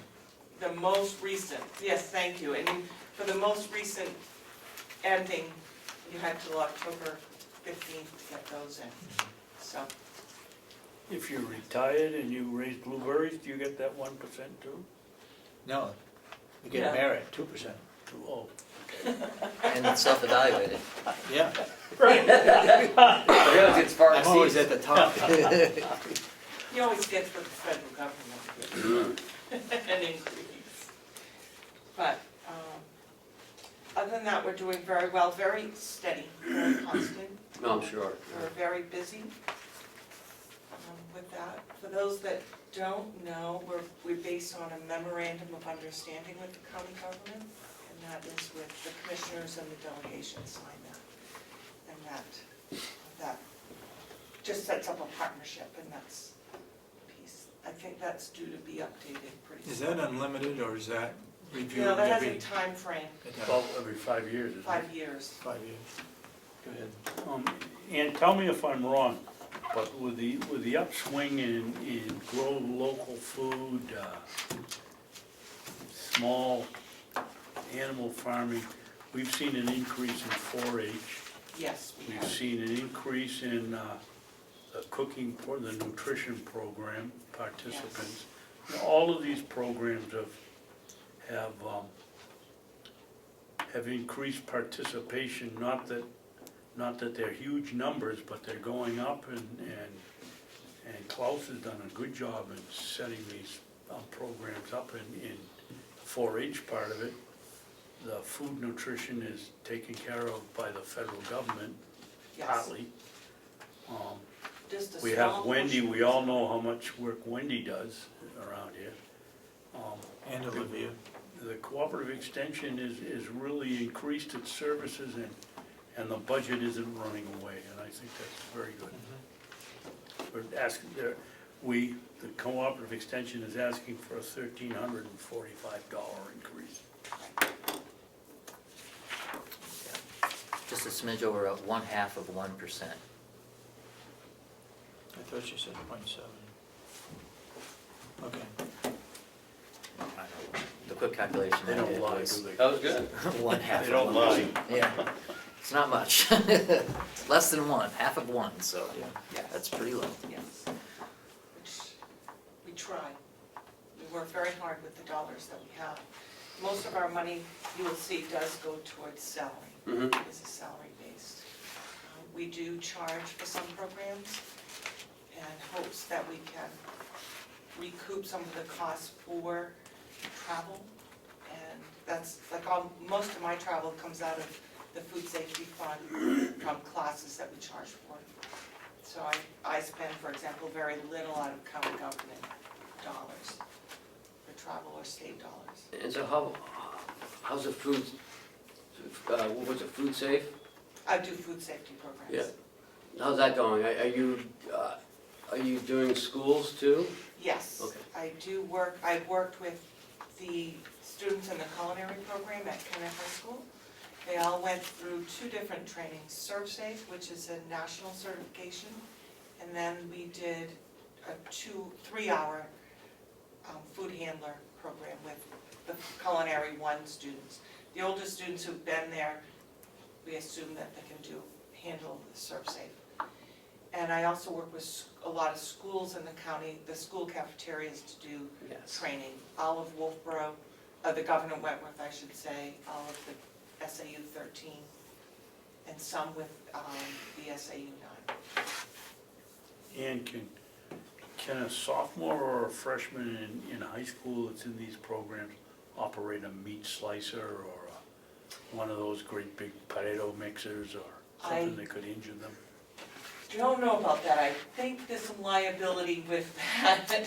And that would be a better question for the 2 people that are in charge of the culinary programs. But they do, I know they learn a lot with knives, sanitizing, but it's mostly knife work. I think they have most culinary programs in high school have a sous chef that probably handles some of the bigger equipment.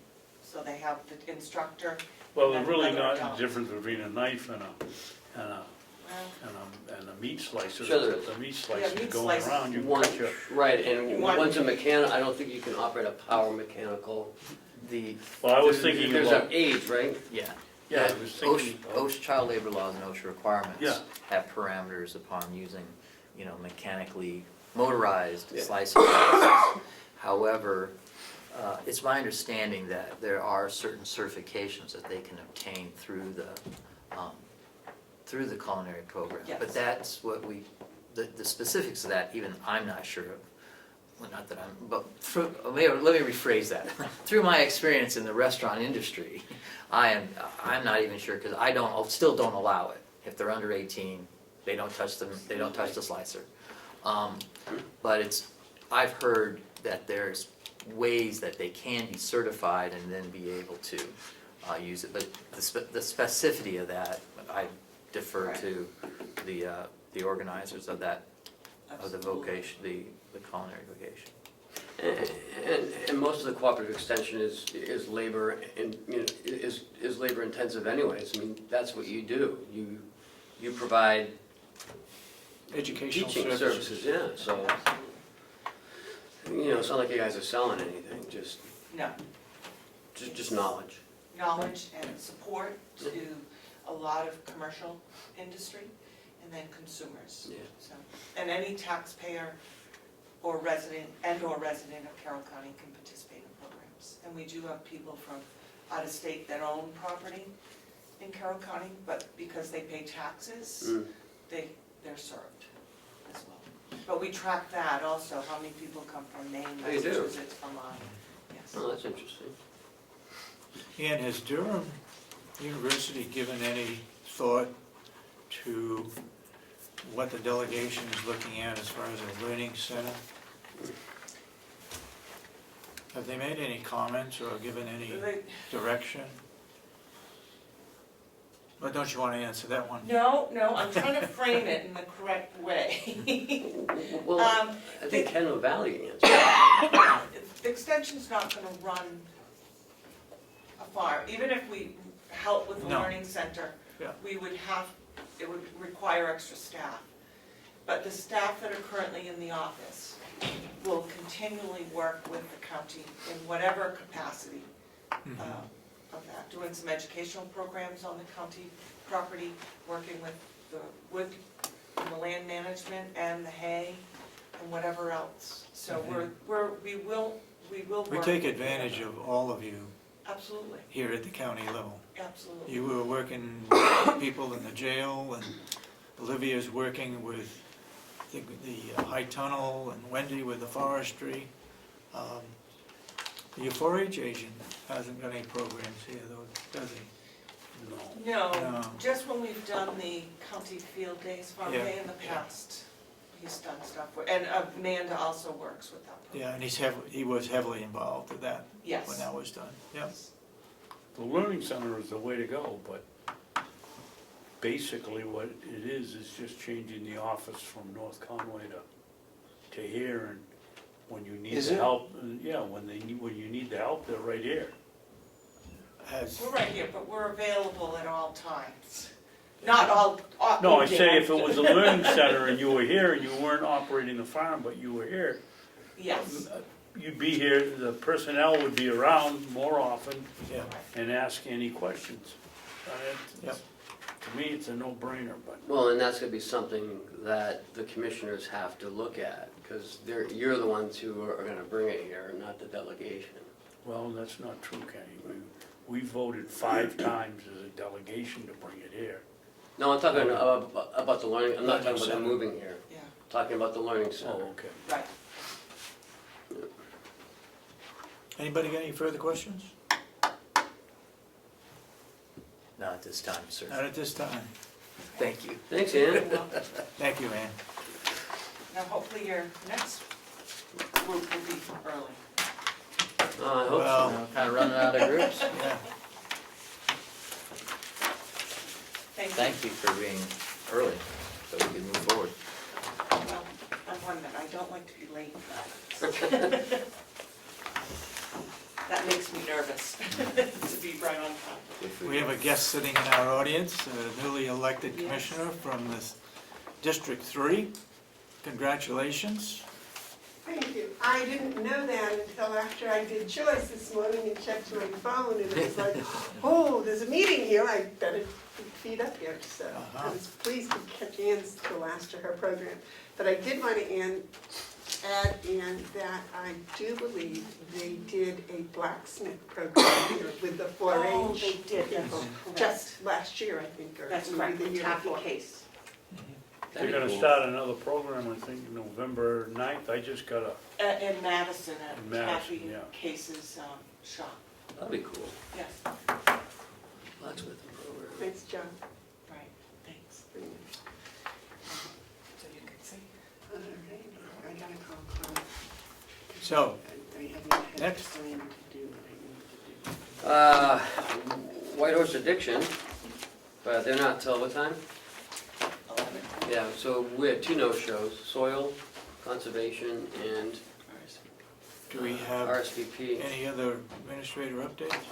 We've done the yellow folder, right? Yep, we did the yellow folder, we've done, I guess we could go into non-public and then come back out. We can knock that out.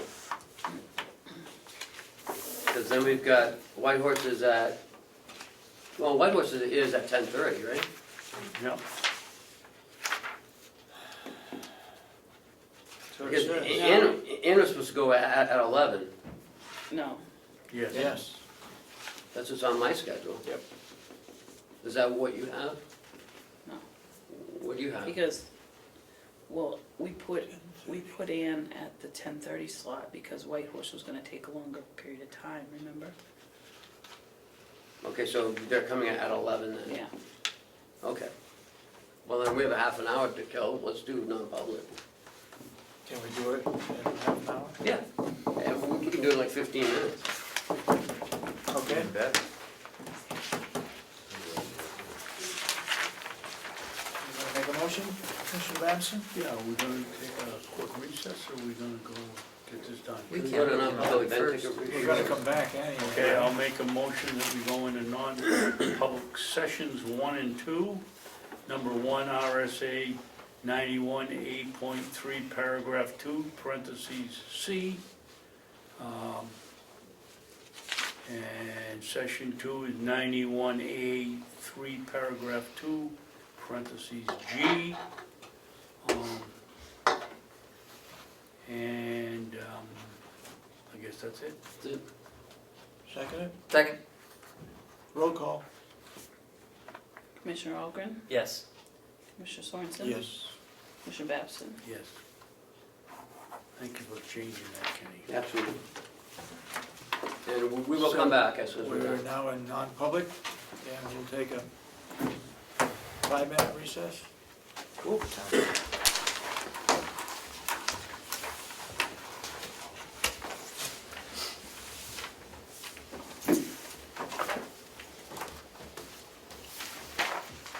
Morning. Good morning. We back on? Okay. Good morning. Good morning. Mr. Chairman, now we have White Horse Addiction Center, and we have with us Mitch Yetton, and you do remember Sue Thistle from a couple weeks ago? Sue was here.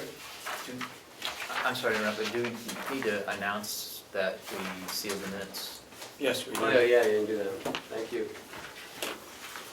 In our non-public session, we did make a motion to seal the minutes for both categories, session 1 and session 2. And it was unanimous. Okay, thank Okay, you. let's go. So, White Horse is here asking for $150,000 for some funding from the county to start an addiction center. Ready? Yep, go ahead, Mitch. All right, thanks. I'm Mitch Yetton, I'm the founder and CEO of White Horse. I was actually here back in 2014, that first time I talked to you. We didn't have our operations up, it was just a vision at that point. Since then, we've opened our first facility with some outpatient work and IOP, and we're working on rehabbing our second facility now. We hired about a month ago Suzanne, who you met a couple of weeks ago. She's our executive director. We brought her in for the skill and expertise she has, because what we're trying to do now is add residential in 28 days and stuff. So I want to let her go ahead and talk about that. When she gets done, I will take you through what the actual setup of the organization looks like, and then the budgets behind that. Okay, typically I would have handouts for you, but had trouble fighting with the printer this morning, so I have it on my computer and I'll do the best I can to help you understand what's on here. So I figured I would just tell you a little bit about myself. I don't think I did that last time I was here. I teach a class called Drug Behavior at Plymouth State University, and I've been doing that for about 10 years. I've been involved in the addiction field for about 29 years. Been in recovery myself for 29 years. I've worked in prevention. I've been a therapist for about 15 years. I've developed and recruited folks and worked as a manager, a clinical director, an executive director. And also have owned businesses for over 30 years. So I come with both. Last year, the agency I was at, we won Treatment Provider of the Year, Treatment Agency Provider of the Year. I sit on the Governor's Task Force for Treatment in New Hampshire, and I also am on the Board of Directors for the Training Institute in New Hampshire. So, I didn't hear that last one. You said on the board of directors of what? Board of Directors, it's called Mahatica, it's a long, Okay. I'll read it to you. New Hampshire Association of Drug and Alcohol Counselors. I'm on the Public Policy Committee, so I get involved in legislative actions and that sort of stuff. I've been on it for 2 years, just got reelected, so I'll be on it for another 2 years. So I thought we'd start out with some data. I'm sure you're familiar with some, but I'll kind of update you on some of the data that's still out there. New Hampshire is the third highest per capita in drug deaths in the nation, just behind Virginia and New Mexico. We're ranked 49 in the US for worse access to treatment. So even though we have the most deaths, we have the least access to treatment. Right now, over 47,000 deaths from drug overdose in the US. Just a number to keep in mind when you think about, I don't mean to be little in any way, but 9/11 there were 3,500. There's 47,000 in the US. Just keep that in mind. Only about 7% seek treatment and only about 3% get it. One of the things that New Hampshire is fighting with right now is the fentanyl that's being introduced into the heroin, and most people don't know they're getting it, and so we're seeing a lot of increase in overdose with fentanyl involved. And the fentanyl is getting stronger. In 2015 in New Hampshire, if we look back at probably about 15, maybe 20 years ago, there was one overdose death in New Hampshire.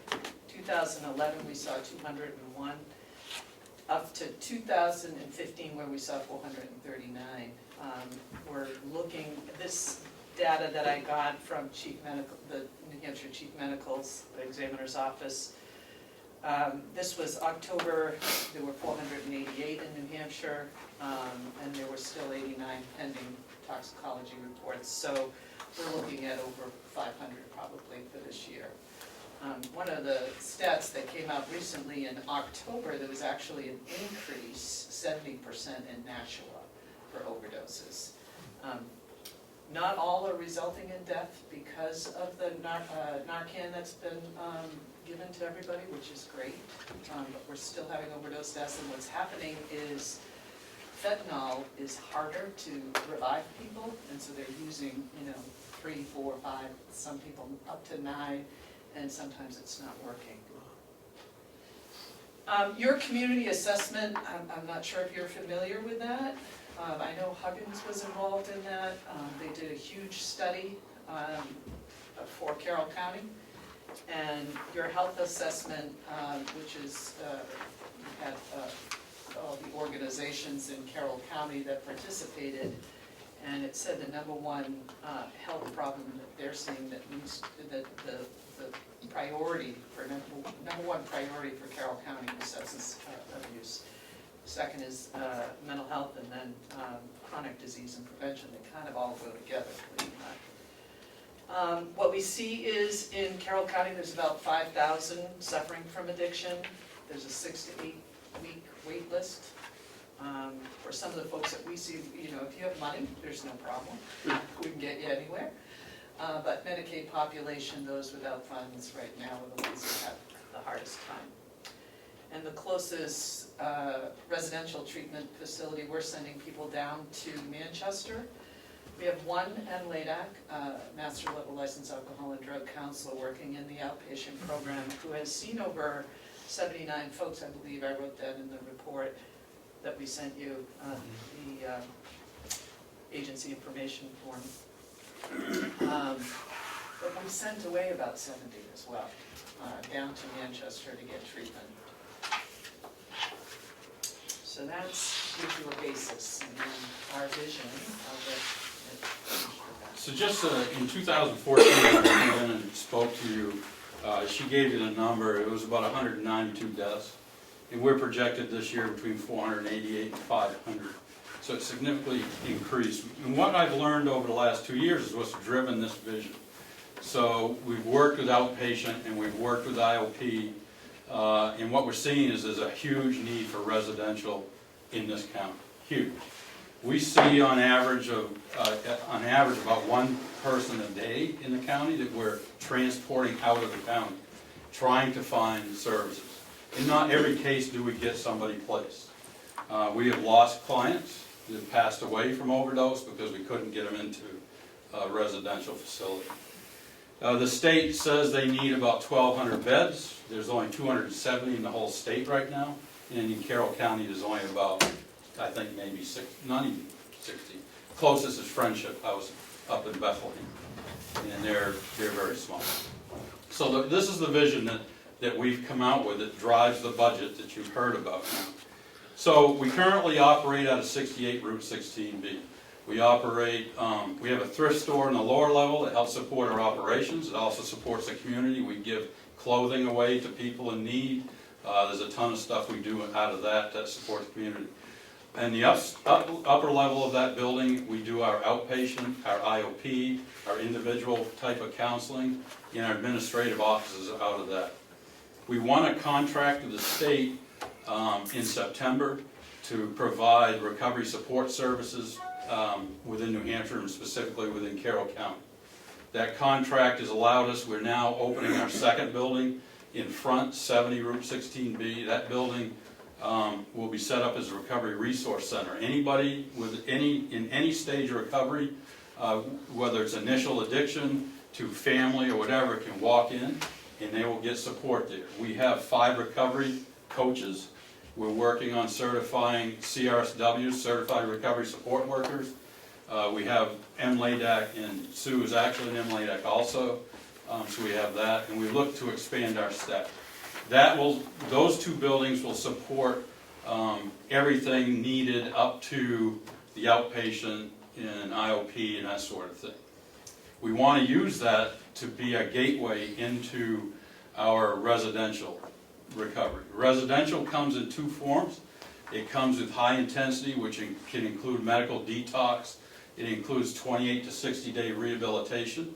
And then we'll move from there into our low intensity, which is we move the clients, if they're willing to go, they go through the rehab, and then we move them into family-type units in housing outside of the rehab center into what's called a regeneration program, where they stay 7 to 12 months, and they stay with us, and they go through group therapy. They have a lot of activities they do. Part of what we do is cottage industry based, so we have work programs that we put them in. They'll be able to come out and go into those programs. A lot of things happen in those that impacts recovery. So it's important for 2 reasons. It helps us raise revenue for the business, but it also allows us to put people in a situation as they would see in the real workforce. At the end of their recovery, as they come through in the end months, we begin career counseling and things like that.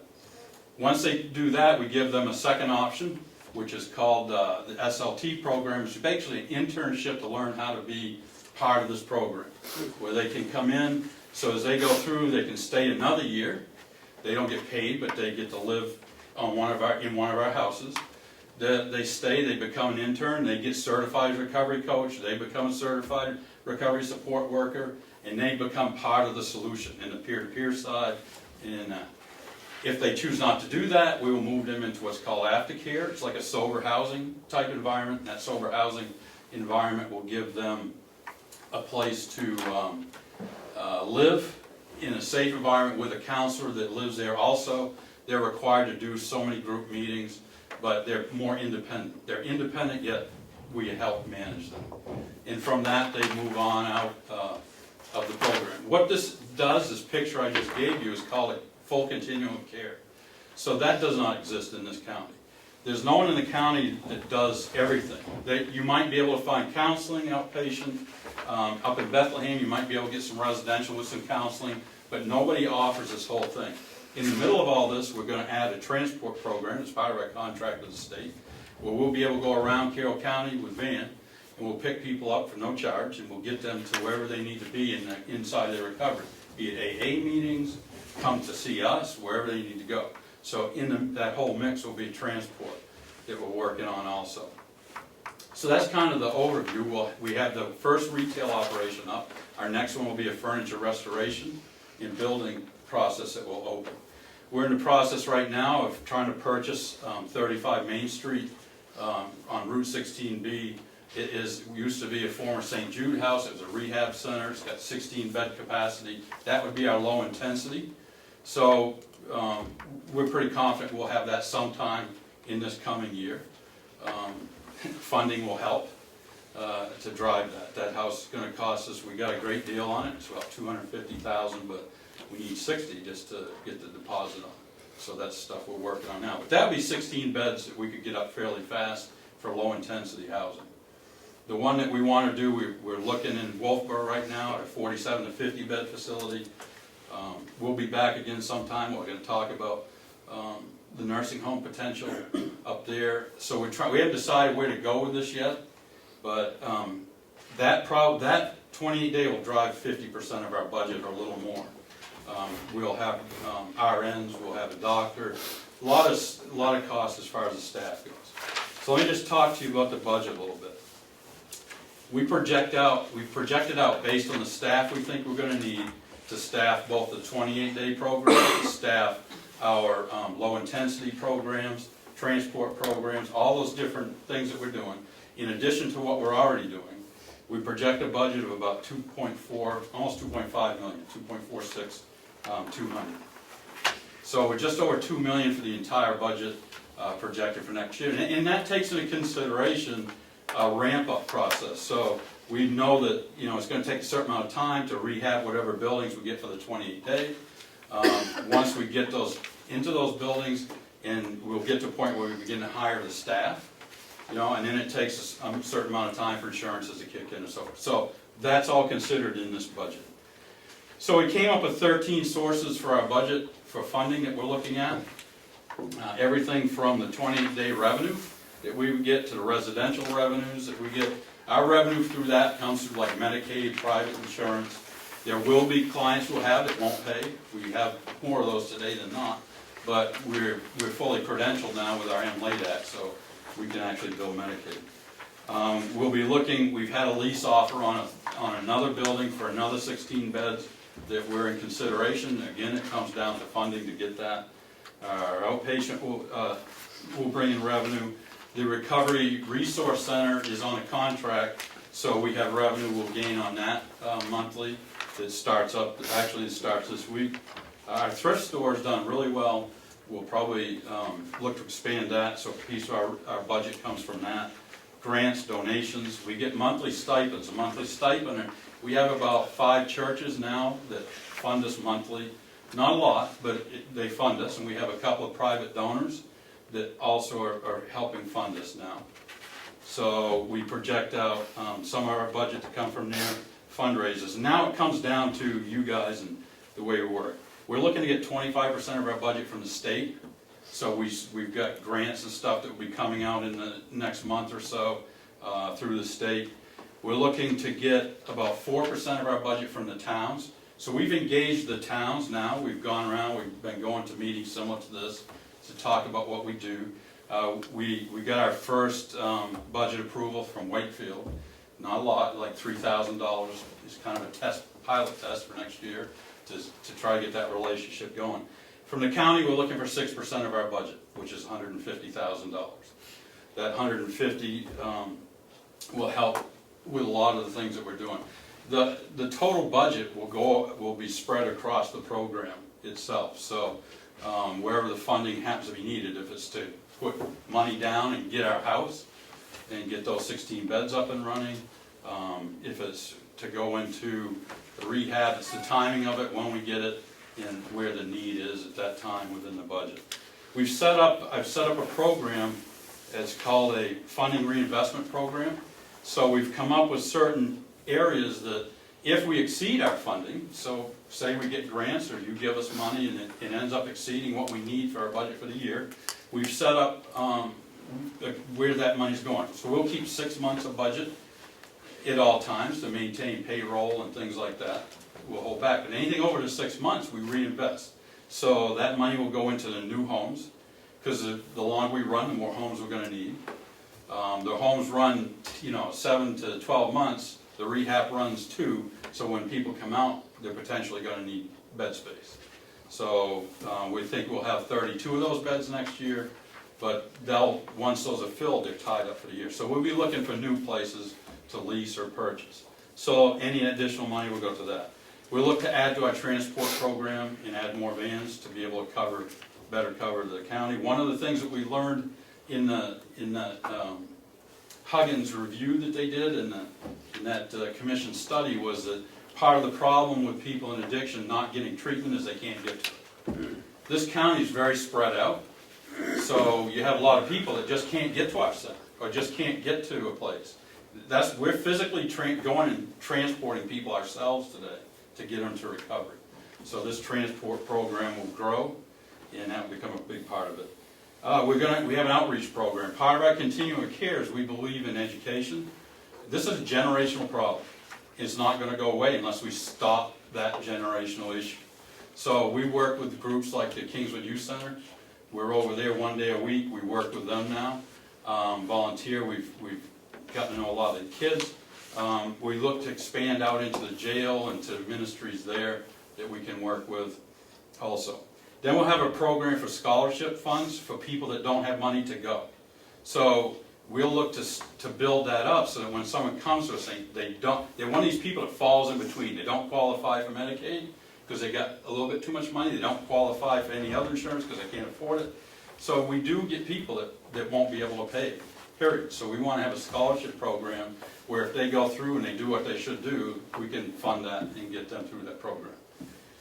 We'll look for mortgage pay down. So as we purchase these houses, if we have additional funds over the 6 months reserved that we'll need to operate, then we'll use that to pay down the mortgages so that we don't have that hanging over our head. So that's kind of what we would do. So if we get funding, we'll maintain, our goal is to get to 6 months of what we need to operate so that we can hire the staff and be confident we don't have to lay them off. And then anything above that we get, we'll go back into these other programs that I just talked about. So again, $2.46 million is our projected budget for next year. That's to do everything I just told you about. We're asking the county to give us 6% of that, which is $150,000. We're going to the towns to get funding also. And we have our other sources to try to build up to it. There's things we don't know yet. We don't know when we get to a facility like the 28-day, how much is that going to cost us once we get in to stand those up. So we have a lot of unknowns right now. I try to project some of that in there, but that's where it is. Do you have any questions? Yeah, why don't you put that $150,000 into our nursing home and rehab it? Well, that's a possibility. So one of the things we're looking at that, so we'd like to come back to you and talk to you. There's some things we have to figure out in order to make that work. So we've been there, and that's a possibility. So, we actually toured it yesterday. Was it yesterday? No, it was the day before. But, there were some logistics we need to look at as well. But they are coming back to talk more about it with you. And hopefully Bob and I will have some answers to some of the logistic issues that we have over there. Because our laundry is kind of like, we can't share a hallway. But so we need to change some doors and things around. But missions who are here for this right now, I think it's a need that Carroll County doesn't have. And just the transportation piece alone is huge. Have you contacted Blue Moon? Yeah, Blue Moon? and they're out there and they're okay, but they charge. So a lot of people I'm funding to go, and they're limited. So typically you don't get a lot of people in the addiction that get to use them. They just don't. We're working with Restorative Justice up out of Conway, one of the groups, and we'll have a pickup pattern and where we'll go that we'll set up so we can get these people where they need to go. That's a big one now. I mean, we're using volunteers right now. I'll tell you, one of the things I didn't tell you is we do about 300 volunteer hours a month with people that come in and work with us. We do have paid staff, and they're way overworked and way underpaid. We have some paid staff that really haven't been paid. They're waiting, so when we get there.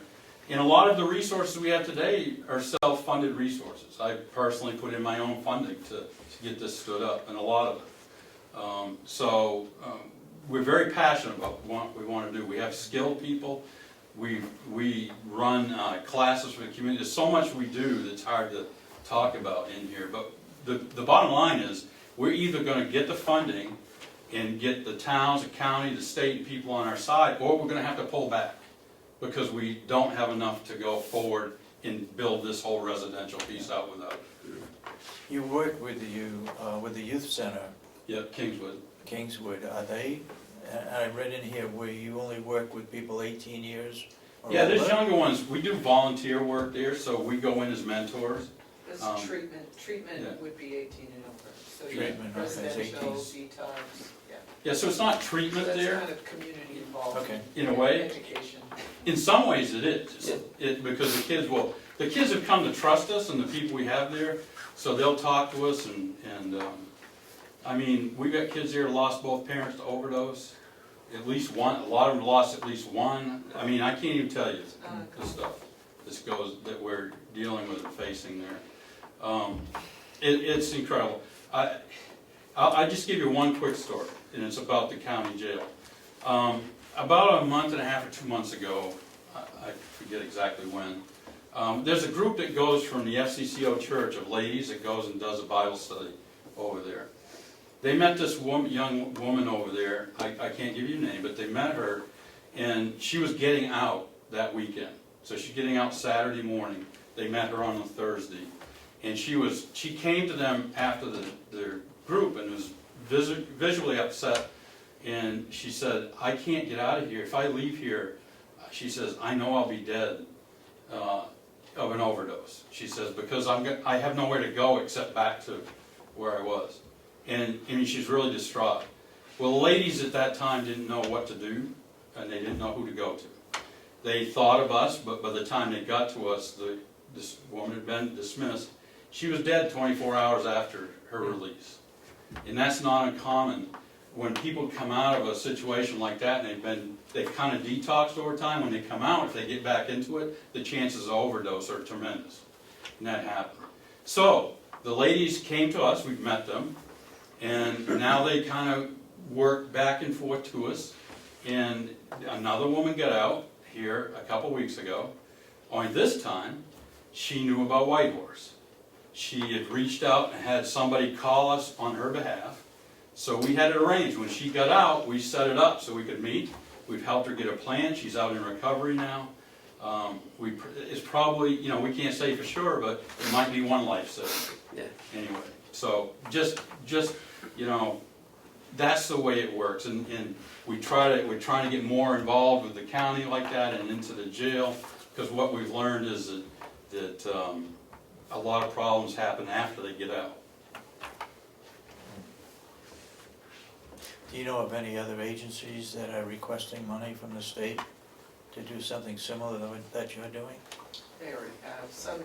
There was an infrastructure grant that came out, I think it was February of this past year.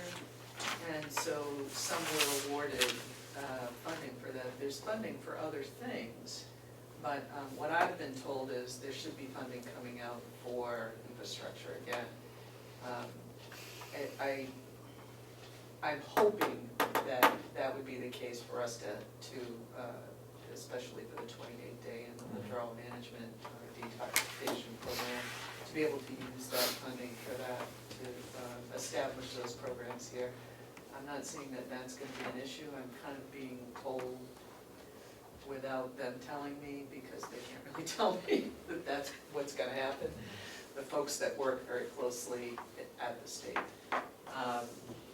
My thought is that what they're doing now, or what we're doing now, that 150 could definitely go towards, I mean, these guys were, a lot of them, and part of why I came on board was I saw how many volunteers, especially at the recovery center, that are just, electricians, builders, all volunteering their time because they don't have an infrastructure grant yet.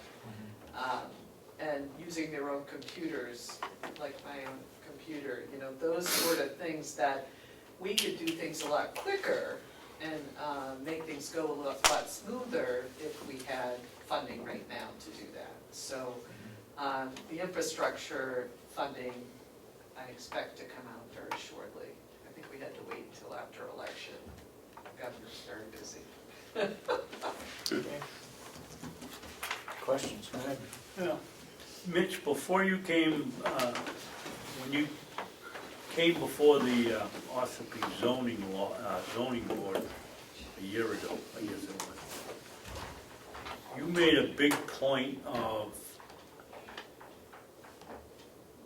the reason people were going to, or you felt they were going to clean up was the high cost that you were, or the large amount of money that you were charging them to come into the program. In fact, my memory was it was about $5,000.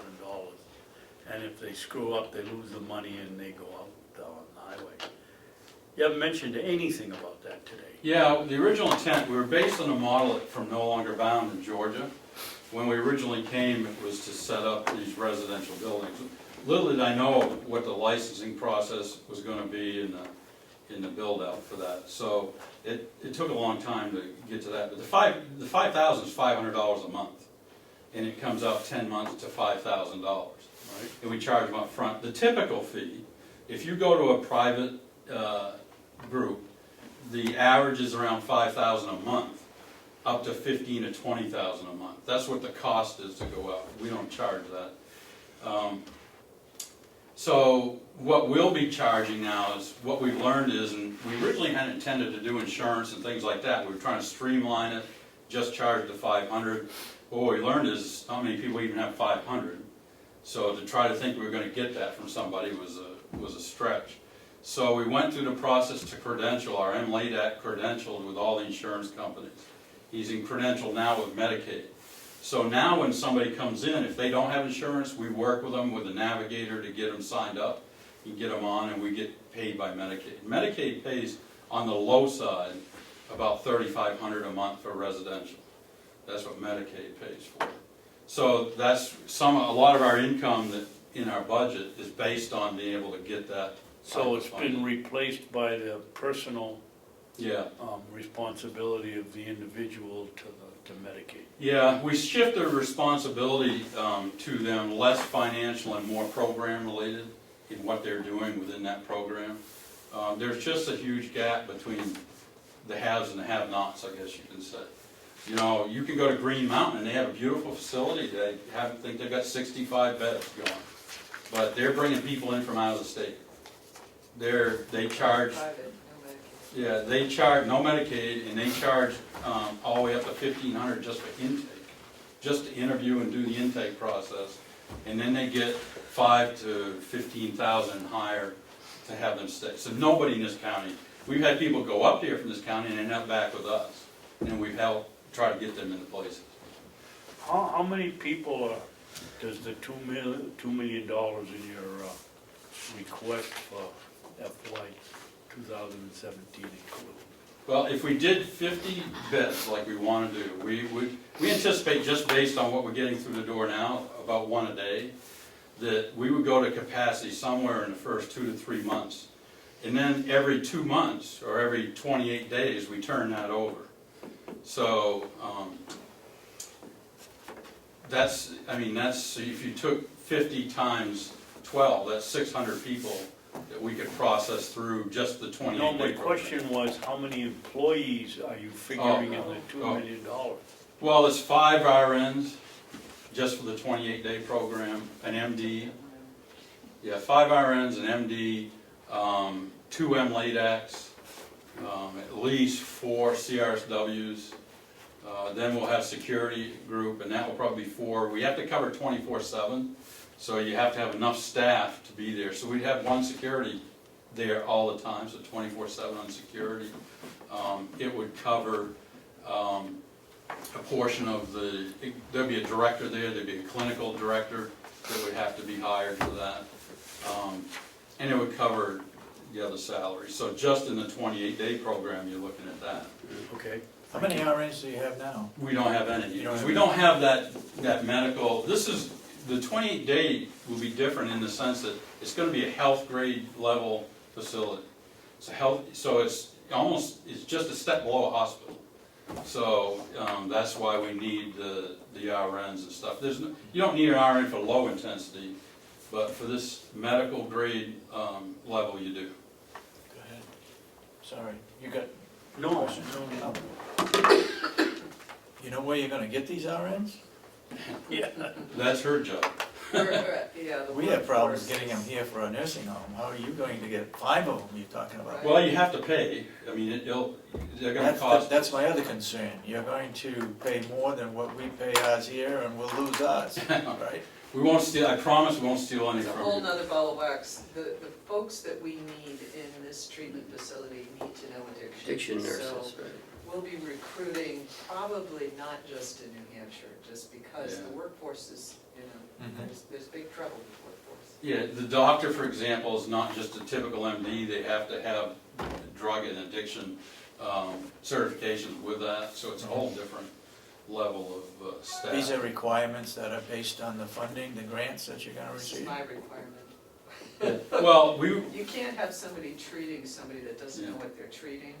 And so there are different certifications and licensing that go along with folks that have it. Or New Hampshire has kind of opened up for outside people coming into New Hampshire because of our workforce. If they're a therapist coming into New Hampshire, they've actually changed the laws to be able to, if somebody's been working in addiction for, say, 10 years, but they're not an MLADAC, they'll give them, as long as they pass the addiction test, there's 2 tests. If they pass the addiction test and they're already licensed, they'll make them an MLADAC as long as they guarantee within 5 years they'll follow through with supervision and the education that comes along with that. So, and with docs, there's addiction medicine.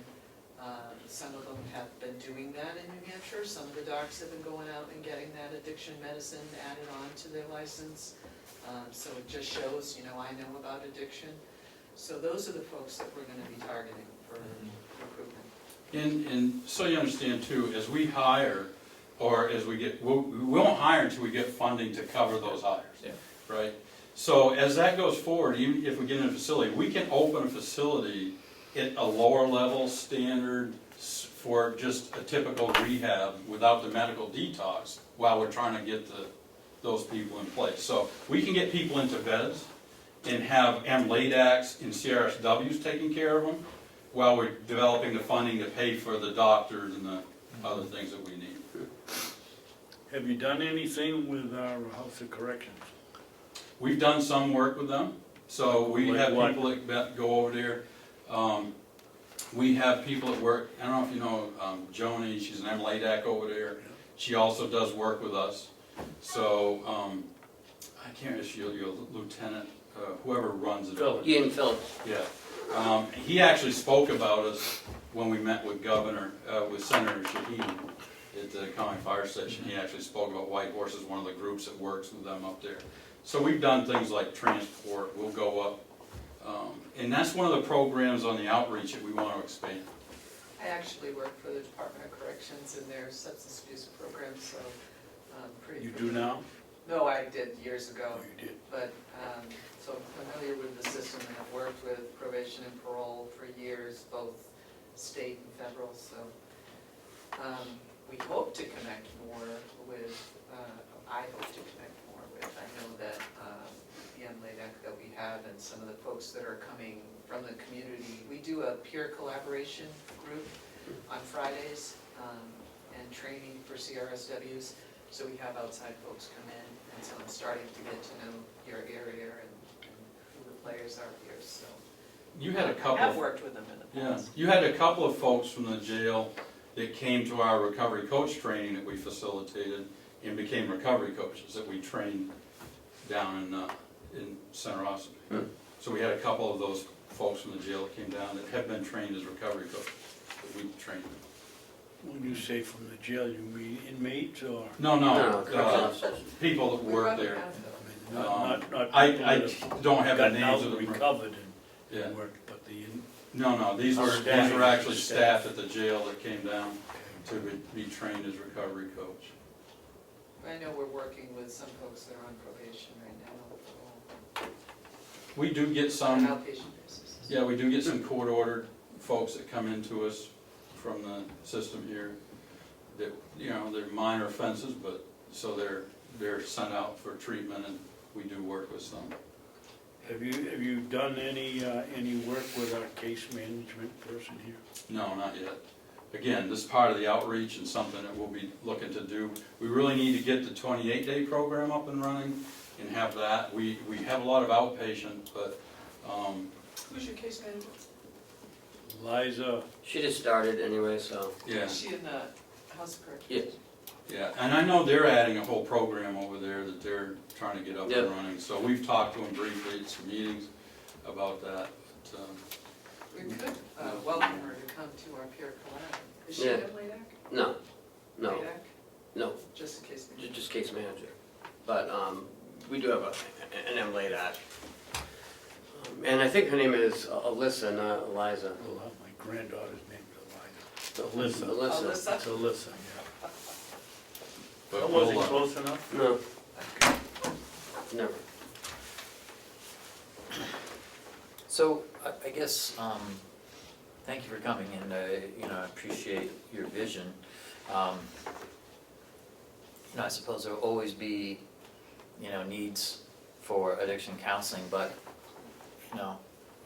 although, I know it's hard for you to tell, I'm not quite as senior as my colleagues here, but, I've lived through the, I've kind of lived through the ebb and flow of the heroin cycle.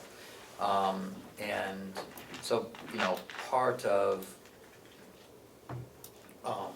my concern is, obviously we need to ramp up treatment, but also as, more, also part of the consideration will be, well, how long will this level of treatment be necessary? Where are we at in the ebb and flow of this cycle and the critical need that we have? And I guess another thing I see is that, at least from where I sit, is that what you're asking us to help you with is a fairly large sum of money in comparison to what we do for other outside agencies. And that it is, I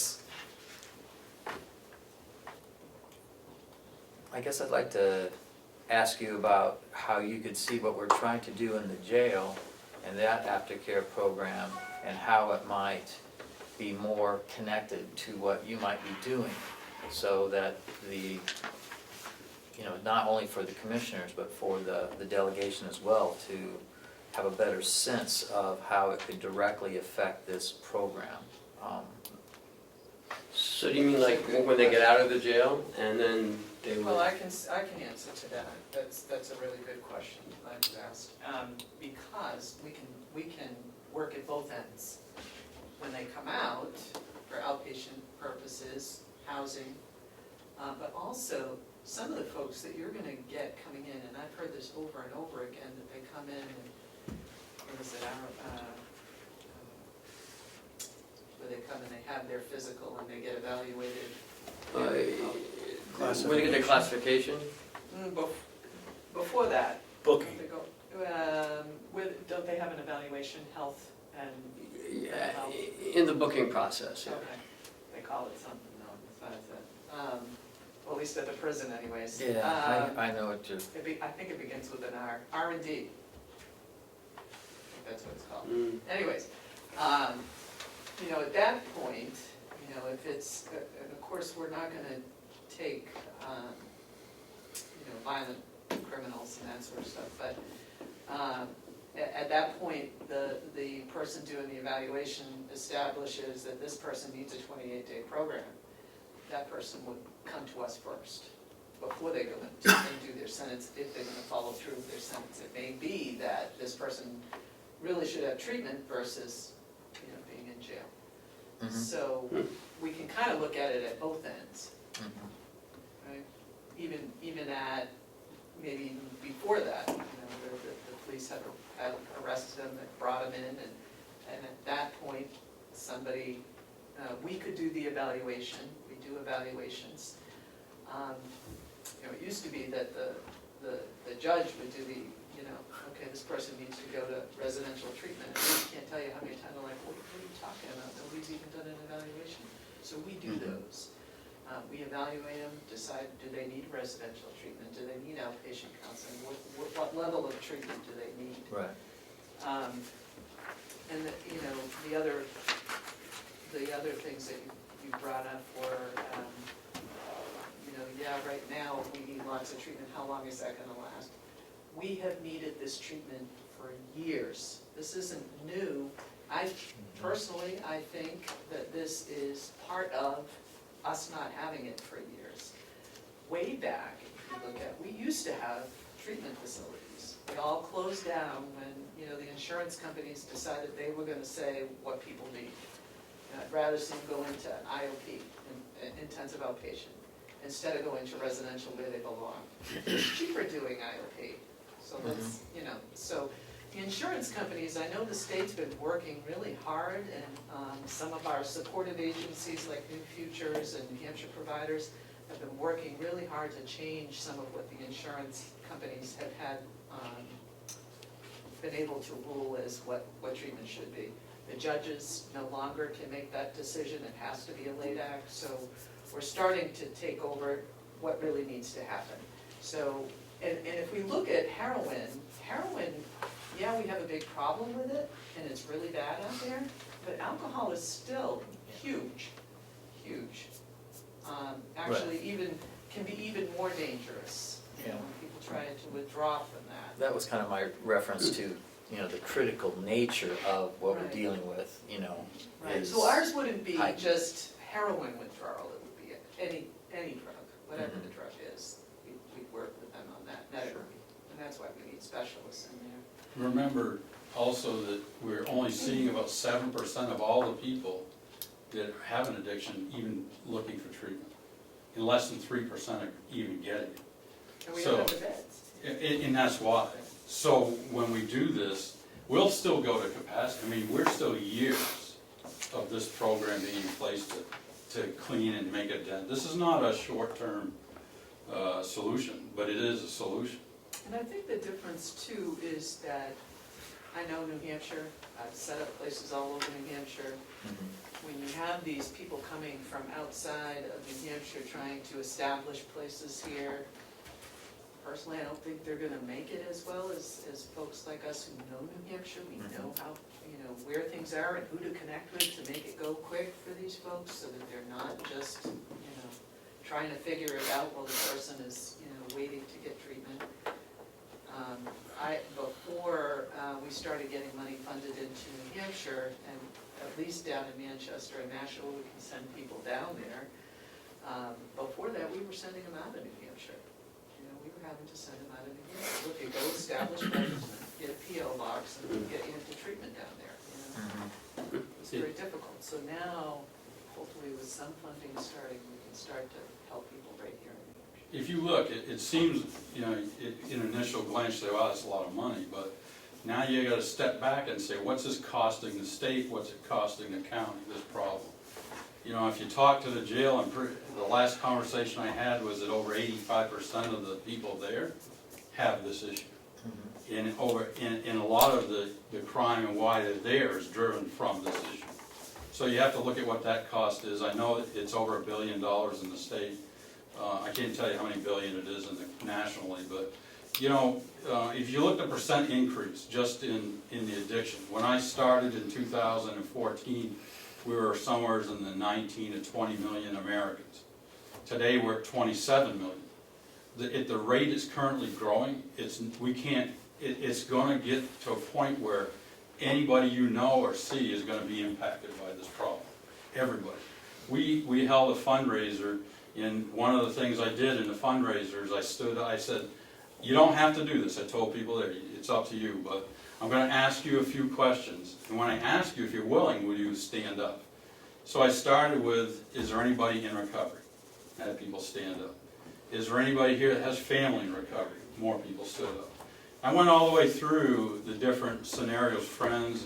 By the time I was done, there's 100 people there, and there was 100 people standing. So everybody was impacted. And that didn't even ask about being impacted from crime or other issues like that. Well, I think that what I was trying to convey was that, you know, we have costs, and as you alluded to those costs, and part of our costs is the recidivism of the inmates. And as you mentioned, about 85% of those have addiction issues, and certainly I think the number seems to be escaping me now, but a large number of them, about half of them at least, have been there before.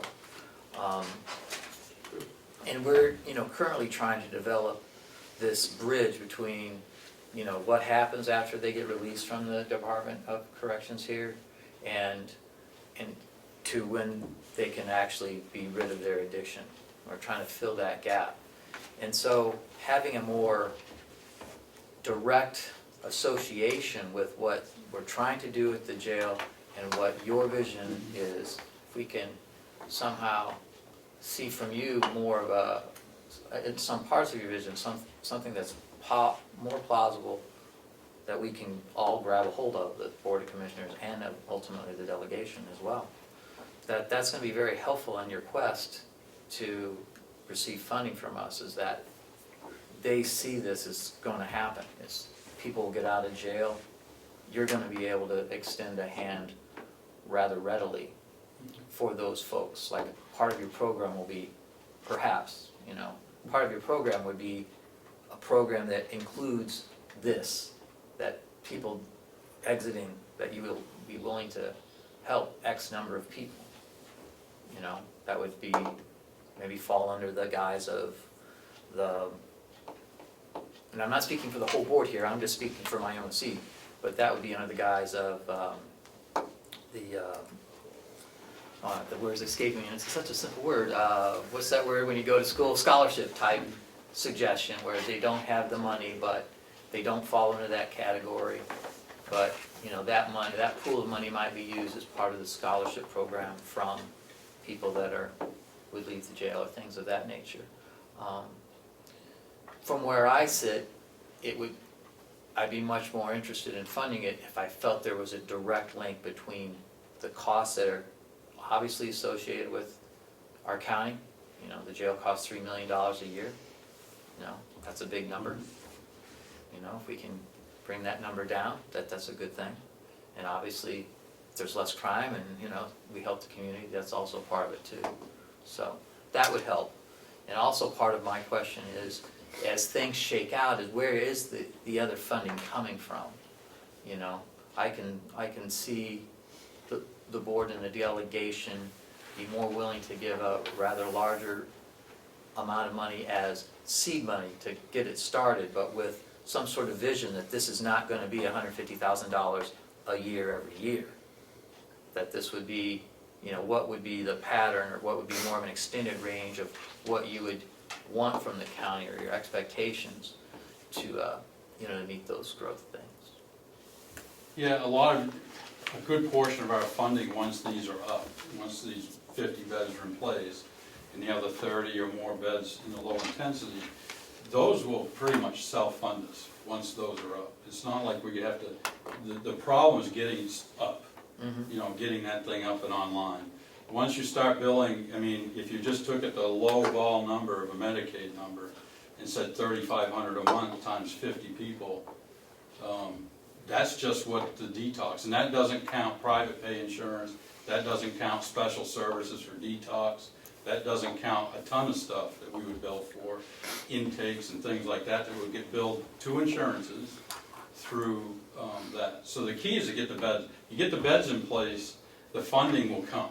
You know, through the insurance companies, or it looks like the Medicaid expansion is going to be renewed. Those are the things that will help fund that. So after the first year, I don't anticipate we'll have to be chasing money a whole lot. I think that the funding will come directly from our operations, a majority of it. Doesn't mean that you couldn't potentially ask for funding to expand into other operations. You know, expanding jail operations and what we do there. There's things that we can do, expanding transports and things.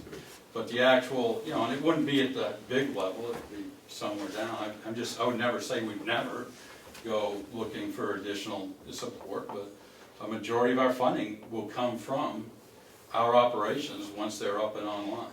And as far as the jail goes, I would really be interested in sitting with the group that's doing the current plan up there and whoever else, and looking at how we can collaborate and what we can do. I mean, our RCO, the Recovery Community Organization, is a perfect gateway to bring people out of the jail into that and have them work with recovery coaches to set up their plan. What is their plan now? How do they maintain recovery? What meetings should they be going to? We do that today. So we do that with, we've done it with some of the people from the jail. The girl I just talked to you about a little while ago. We've done it with her. We'll do it with anybody. I mean, anyone that comes or asks or we can find, we will do it with. That RCO is in place. It's an open door. We will take anybody that walks through and work with them.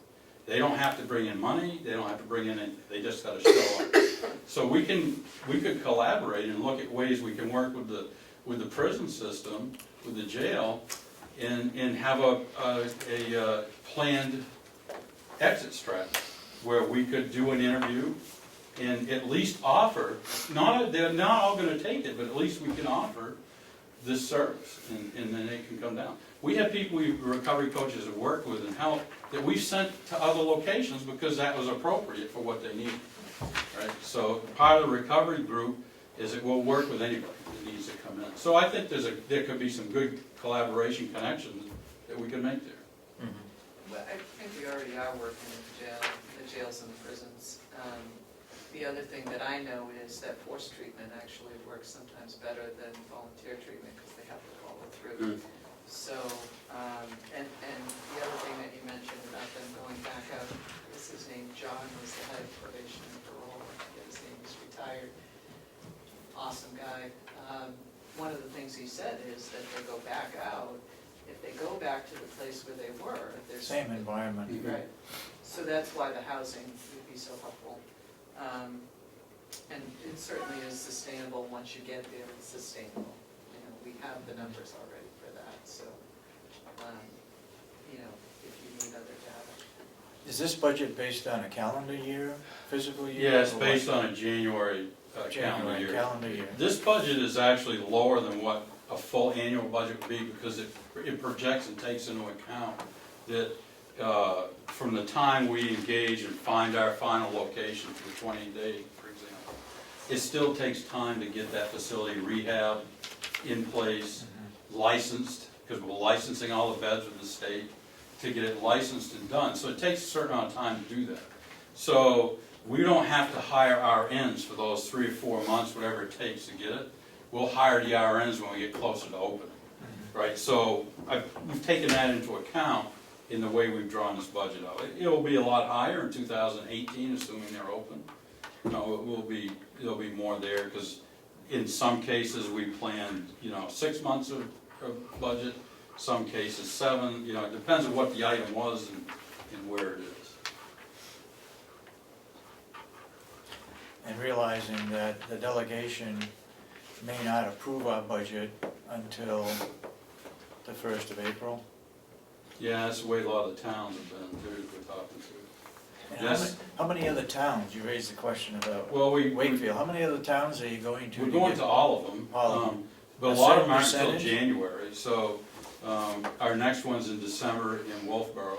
We'll be there, speaking there, on the budget committee, same thing. Wakefield just had theirs, and there's more coming. Go ahead.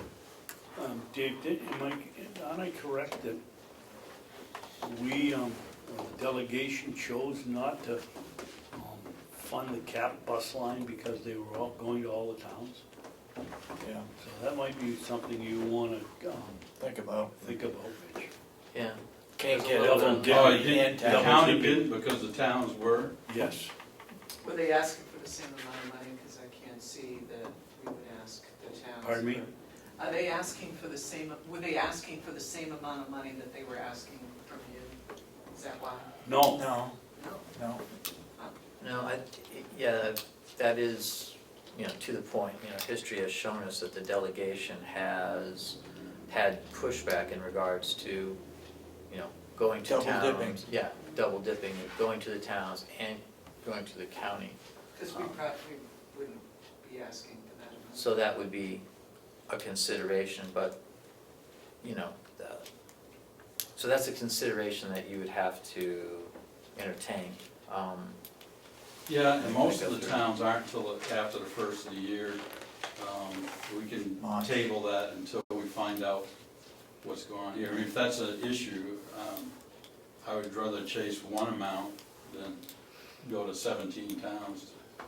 But once again, if, you know, if the funding you're asking from the town is for something more directed toward that individual town, as opposed to the money you're asking from the county is more directed toward something that specifically helps our mission here at the county. I see what you're saying. You see, that's, helps delineate, you know, you're asking us this money because that's what you're gonna do. Mhm. And that's what, you know, it might be from the towns because it's gonna help, their welfare departments, you know, eventually have less money to have to give out through their own welfare organizations. Yeah, and the way we approach Wakefield, for example, is we determined how many people Wakefield sends to us, and then we came in and asked for funding based on that number of people. We were actually originally invited in by the welfare department to come in and talk, because they were looking to do exactly what you're saying. So that's where we approached that. Are you going to need $2,460,000 at the start of the year? No. Or are you going to gradually go into, this is your budget, but you may not expend all this to see how far you get along throughout the year? Yeah, the need that we anticipate is to have, we're trying to get 6 months of budget in. So before we do a lot of hiring, just to make sure that we're, a major part of the cost is the people we have to hire, Yeah. right? Because they're not cheap people. I mean, nurses and Yeah. MDs are expensive, and directors and so forth. So our budget is really a half of the full year that we're looking. And of course, infrastructure, if we do something with university. So you're really, you estimate you're really looking for $5 million? No, it's 2.4. That's close enough times two to. Yeah. Make it What five I'm and saying is, if, in that 2.4, if we can start the process when we get to 1.2. So within the funding that we're trying to get, when we So get. it really is 2.4. Yeah, so What you 2.4 said, is the I total thought for the you said year. you were doubling that. Yeah, no, it's 2.4 is for the year, the one is 1.2 just to get us to the, Okay. where we can start hiring, and that's what we need. Is the $150,000 you're asking from the county earmarked for something particular? Well, we put it in as into the overall program, but I'll be honest, it depends on the timing of it, because we could use 60,000 of that to stand up the first house. That house is in a position where it could be open in 2 months in license, because it was licensed already. So that's a rare find. We could do something like that, but then the rest, we would move towards this, getting this 28-day program up. And again, it depends on, when the grants release, when the state releases money, what we need and where we need to put it. The important thing for us right now is get beds, and get some beds up and open, because we desperately need them. And I'll tell you, it could be winter time too, but we're seeing, like I said, at least one person a day that needs to be in one, that's coming to us that just doesn't know what to do, that we're helping and we're transporting, so. It's getting cold, so people have been living in tents and stuff out in the woods off the side of the highways, and there's a lot of them, not finding that so comfortable anymore. Any other questions? Well, just a statement that I would think that the old nursing home would be a perfect place to park some of these. Yeah. Put that $150,000 into renovating the old nursing home. He'll be back in a couple weeks. Yeah, I get engaged Tony, and we've got drawings already moving. Oh, you do? Yeah. Okay, good. Yeah, we've already got an architect engaged just to look at it, so. Yeah, Tony Okay. Fallon? Yeah. Yeah, he's did some drawing over there already. Yeah. Yeah. He happened to be our architect on our other project, so it worked out, and he's helping us with this one. Well, thank you very Well, much. Mitch, for thank you, much. Sue, thank you Coming very in. much. All right? And we'll be hearing Maybe back we'll see you in a couple more weeks. Yeah, Talk about- okay. Very good, thank you for coming. Chris, who's Tony? Tony Fallon, he's the architect that, remember the drawings that were done earlier for what they were, for the Did for the veterans home. He did the ones for the veterans home. Oh, okay. Same guy. Okay, So he's already familiar with the structure okay. and, you know, frankly, I met him All up, at come on up. a Chamber of Commerce thing, Tony Fallon. Told him he's about working with those people. F-A-L-L-O-N? Yep. Yeah, he mentioned to me at that point, I didn't realize it till now, and Hi. I made a connection, he made that. Have you had any luck yet? No? Only went out this morning for a little while, so. No, you never know, I could pop into your sites at any time. I know, he's out there. In your packet, remember last week? Deer hunting, Oh, you're deer hunting? yes. Oh, yeah, she's a big hunter. Don't go by her house back in the ground. It sounds like you just got down, are you doing this from your office, or? No, I've heard that's possible here in New Hampshire. You can literally hunt from your bathroom. today, but I'm here just for you guys. Oh. Well, that's very nice of you, I appreciate that. You pulled her away from her book. Okay. Okay, last week we left off with the environmental services. In your packets, a spreadsheet. It's 8 by 11 folded in half with a bunch of colors on it. Oh, okay. We had talked about, you know, you wanted to see it,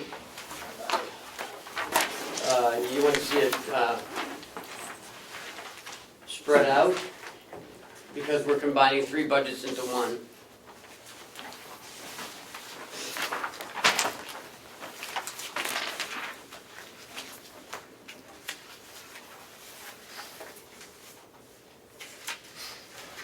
So down the bottom is the environmental services. Overtime's 2,000, so 1,000 from plant operations, 500 from laundry, and 500 from housekeeping.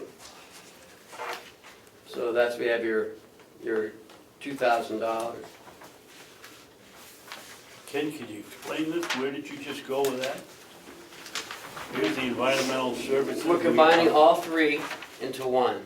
1,000, Okay, 5, gotcha. 2,000.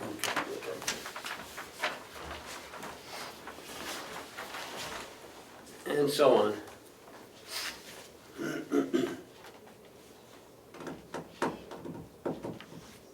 So if you add these 3 up, that's what you get down in.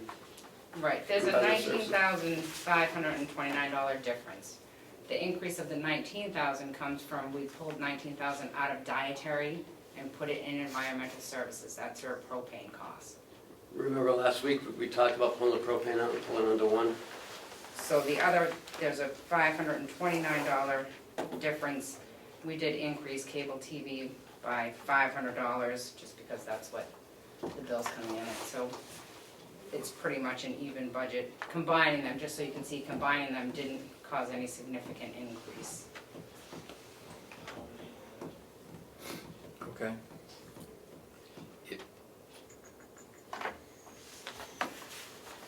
So you got additional 500 in vehicle expense?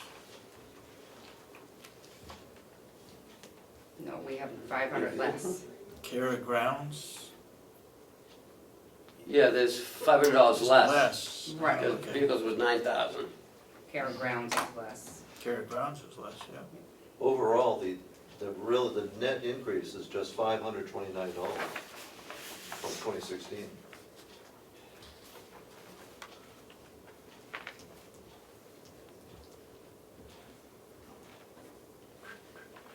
Paula, did you do the sheet?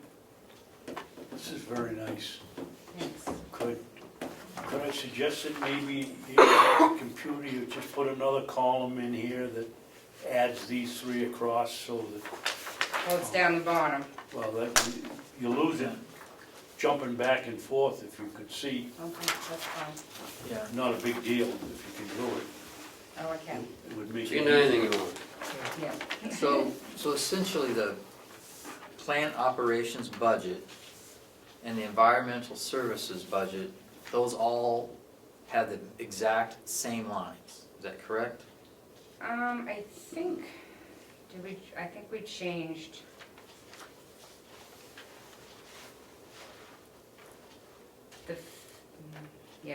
In plant operations, the 5150.029 used to be contracted fees and services. There wasn't anything in that one. In the new environmental services, we're calling it contracted maintenance, and that includes, laundry had a contracted fees and services, so that includes the laundry up there. They're all the same, I mean, we just changed one account to name it something different, just changed the name of it. So, as Administrator Roshaw mentioned, he highlighted the overtime and said that that's where the $2,000 comes from. Right. And I guess I'm just suggesting that the orientation of this would be easier to read if you went across the top, you had your overtime totals, Okay, and yeah. then, and then that would be the 2016 as if budget, and then the comparison, juxtaposed with the 2017, because once again, we're now we've got to add up these three numbers and then carry it down here to find out where the differences are in each individual line. You pointed out the total overall difference was 19,000, Right. and that sounds great. That sounds good, but if we had that lining up of the numbers where these are the numbers and that's how that would have gone into here, here's the individual increase or decrease, and it comes up to that total. Fine.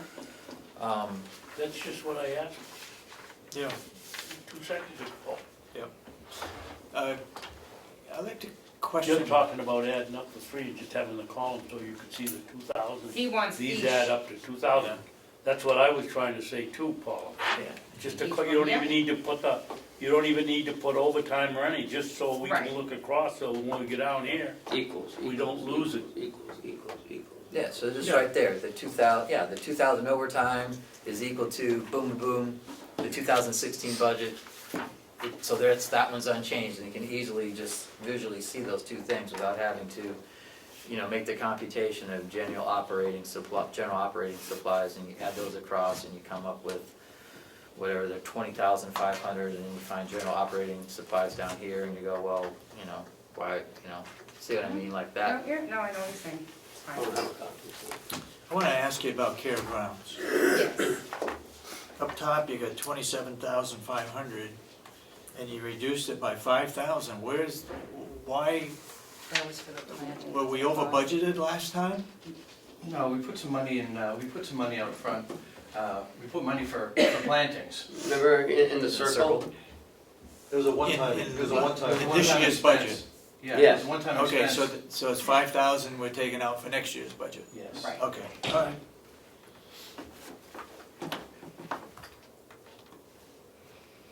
It'll be the one you're not here for. It'll be the one you're not here for. I don't wanna hear about the circle again next year. So, You want to explain the equipment repairs? From 36,000 down to 6? You moved 30,000 somewhere? Again, those were, when they had us consolidate contracts last year, we put them in 082. They're now just up there, other places. It's in contractor maintenance. If you look up top, next to contract, in the environmental services, if you look next to contractor maintenance, it says 33,035 of that is from 5150.082 in 2016. So we Okay, just moved, yep. put it in the And right line. what is in that, Robert? The new one, Yeah. I've got $4,500 for Mountain View, $1,000, $4,500 came out of the maintenance budget, $1,000 out of laundry, and $300 out of housekeeping for equipment repairs. If I have machinery that breaks down, something that's not attached to the building. Okay, let me, so you took it out of here and put, but what's the 33,000 gone into contracted maintenance? What is that? Is Is it it the elevator and, Train, the elevator, Okay. pest control, okay, linen services are in there. yeah, that's 50, That's the right? big one. That was 50,000. It's 50,000. Anything that we have, a big contract goes into that line. Okay, Well, all contracts go into that, Yes. whether it's big or Yes. small.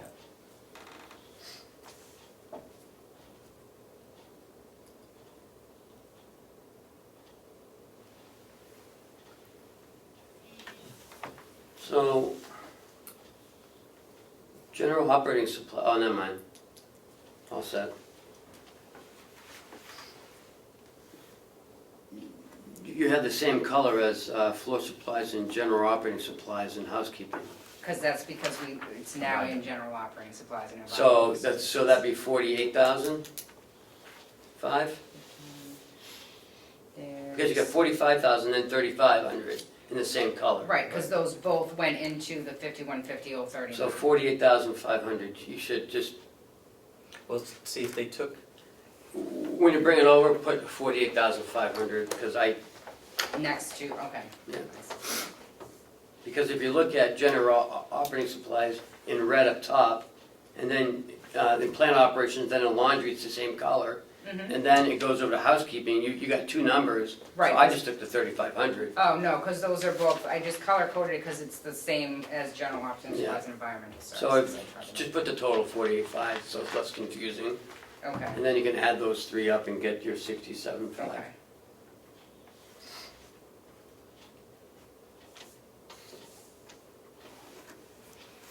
so, I guess as an example, so what you're trying to say is that you take from the plant operations, you take the 13,000 general operating supplies, we're gonna look at that as the example. Yep. Correct. Plus 4,000 is 17,000 out of laundry for Right. general operating supplies. Giving us 17,000, plus 3,500 Plus, for floor supplies, which is now part of that, so now that's 20,500. right. Add the 45,000. Add the 45,000 to it, now you get 65,500. Yeah, so you get So then $2,000 65 different. So 65,500, that's the number that you should juxtapose, that's the word of the day, juxtapose to general operating. Say that one more time? Juxtapose. Juxtapose? Juxtapose. 65,500. Do you see what I mean? So you take Yeah. all those numbers and then have directly next to the 65.5, you have 67.5, now you have the 65.5. So now you can look at, okay, there's our as-if, that's our as-if, the 65.5 is the as-if 2016 budget. And then we can look at each thing and say, okay, that went up $2,000. And that's where that, so we see, So is there 2,000 more in there, or did you just make a mistake? That's what, let's see. Is it 67.5 or 65.5? or did I just make a mistake adding all? I had a note here to add 2,000 to it. That's what I Well, was that's what I was gonna say, Bob gave me the figures, so So 2017, we're requesting $2,000 more more in than general we Okay. operating supplies. in 2016. Right. Because that's the kind of the idea of the other spreadsheet, that's what you see. You see what last year's number was, you see what this number is, and so. Okay. Uniform is 15. 15, so 3,000. 11,600. Now, this cable TV, 055, there's a revenue number with that too? Yes. Okay.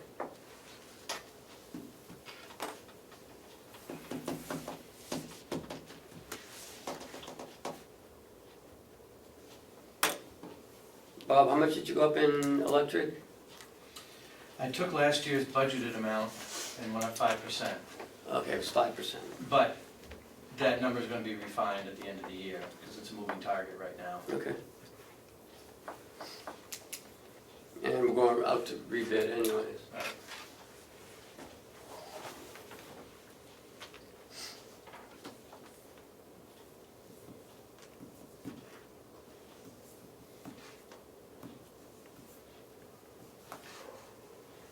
So how are you gonna do 065, Paula?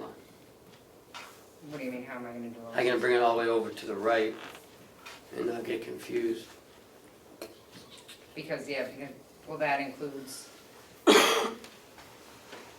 I mean, that one, we'll just have a note that 19,000 of that is from dietary. No, I mean, how are you gonna make it not so confusing for them? If you got this, and then there's no 062 over here, unless you add an 062, Well, why, if there wasn't one, then why would I wanna add one? because I thought you're having all the totals over here. So they can clearly see down here. Oh, no, I see what you're saying. The laundry Yeah, and it's the gonna housekeeping, they want those spread out, so Right. we can go straight across and see Straight a total across, column. yeah. Yeah, I can just add them Okay. in space in there. Perfect, Did I get that right? Yeah, Yep. I know. thank you, Bob.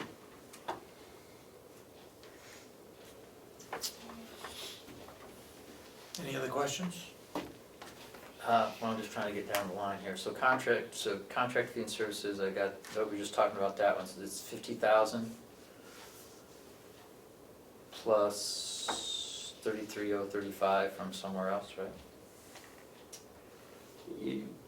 We just talked about Yeah. that. Yeah, Right, could you remind me again where the 33,000 came from? 5150,082, 082. equipment repairs.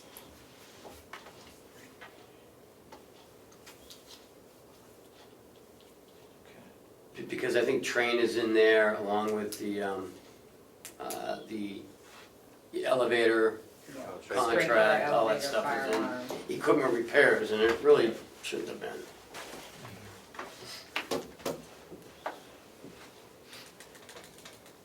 So it's 50 plus 30, so that matches up exactly, 53,035. Yeah, take the 50,000 out for linen, and then everything else came from 082, 5150, 082. Then uniforms is 3125, Yes, 3 departments combined. and then cable TV is 11,100. No, 600, we added $500 more, because we had to transfer money into that account anyways. So we upped to 500, so you'll see the difference, right, 11,1. It was 11,1 in Now 2006, it's 11.6. So, right, so it's 11.1 yes. versus 11.6, Six. so that column will have 11.1 in it. Yep. Then electric is the 215 plus, there is no plus, right? 5% increase is So what that's- Bob said. So that was 215. Yep. And then propane is 86.5.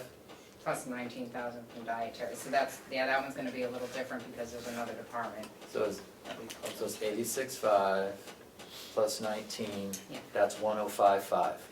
So that total number there should be 105.5 from 2016. But he put an increase in No, I propane too. increased that propane I as understand you well. increased it, but the number they want to see Oh, is no. what it would. 105.5. Right, so that, because that was the increase, so 105.5 Right. would be your 2016 as-if budget. Yep. So then pellets, It should be 39. is that gonna be 39? Mhm. The old- Travels. the old- Travel's the same, 400, vehicle expense was 9,000, okay. generator's the same. Carroll grounds was 27,500, Going down. building repair and maintenance was 48,800. It was 48.8, Yeah. and that was minus the 23, No. Building, he brought down building repair and maintenance due to non-reoccurring expenses. There were some one-time expenses that we did last year, this year, 2016. oh, okay, so that's just a that's just an straight increase. clean cut, Yes.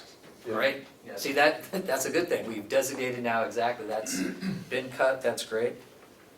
Okay, so equipment repairs, Was 36,160. plus the 1,000, plus the 300, so that's 37,460. Yep. But then 37,460, and then you subtract though, that's the one where we subtracted the equipment. 33,035. Sorry, losing my calculator. 33,035. minus the 37,460 equals, so we get 4425 as being the as-if 2016 budget number for equipment repairs. Did that make sense? 33,160 plus 1,000 plus 300 minus what you took out, which was the Well, we're taking out in 217. what you're taking out in 217. Because you moved it to another line, right? Right, correct. So that's, and we've reflected that in that other line. In that other line, yes. Right, so I just came up with 4425 as being the comparative 2016 analysis on that line. So it went up $2,000.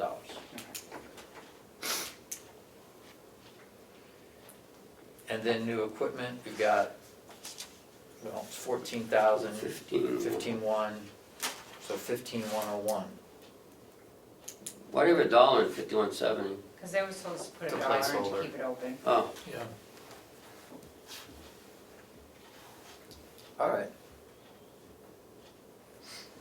Good, so those are the kind of the ideas. You see those two numbers and they can line it up and then there's no like shell game, we're not, here it all is. If we did the budget just like last year, those numbers would add up to that.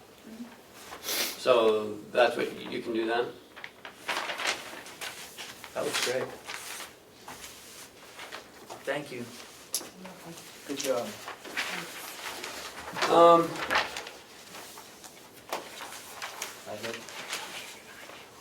Can I make a public service announcement? Sure. And that is that next Wednesday, from 2 to 7 p.m., we are having a Mountain View Community Nursing Job Fair. And would encourage you to invite and encourage any nurses that you know to stop on by. That's next Wednesday from 2 to 7.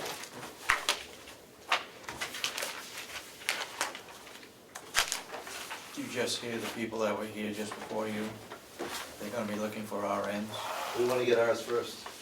Yeah, but they're looking for like They look addiction RNs. specialty RN. Those are, Not saying that our people couldn't be trained.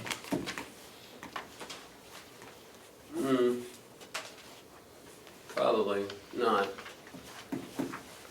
I don't want to train them. No, I think they're comfortable right where they are. That's right. But money talks. Well, it does, and we're in the middle of budget time, so we need to be aware of that. But being a great place to work is wonderful, and having good benefits is wonderful, but ultimately, people sometimes judge things by their paychecks and their hourly wage. So we need to be increasingly sensitive to that. So, are you all done, Deer Hunter?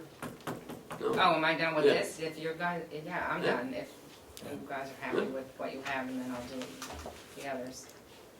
Thank you. Okay. Okay, Grizzly Adams, thank you. Thanks, everyone. You're not getting any meat. John? John next? Well, Howie's next.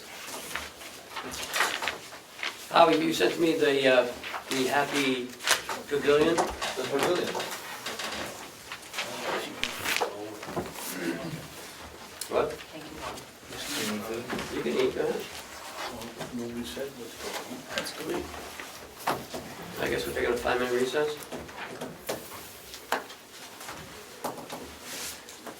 5-minute recess. Second. All in favor? Just gonna get something to eat. Should I go get?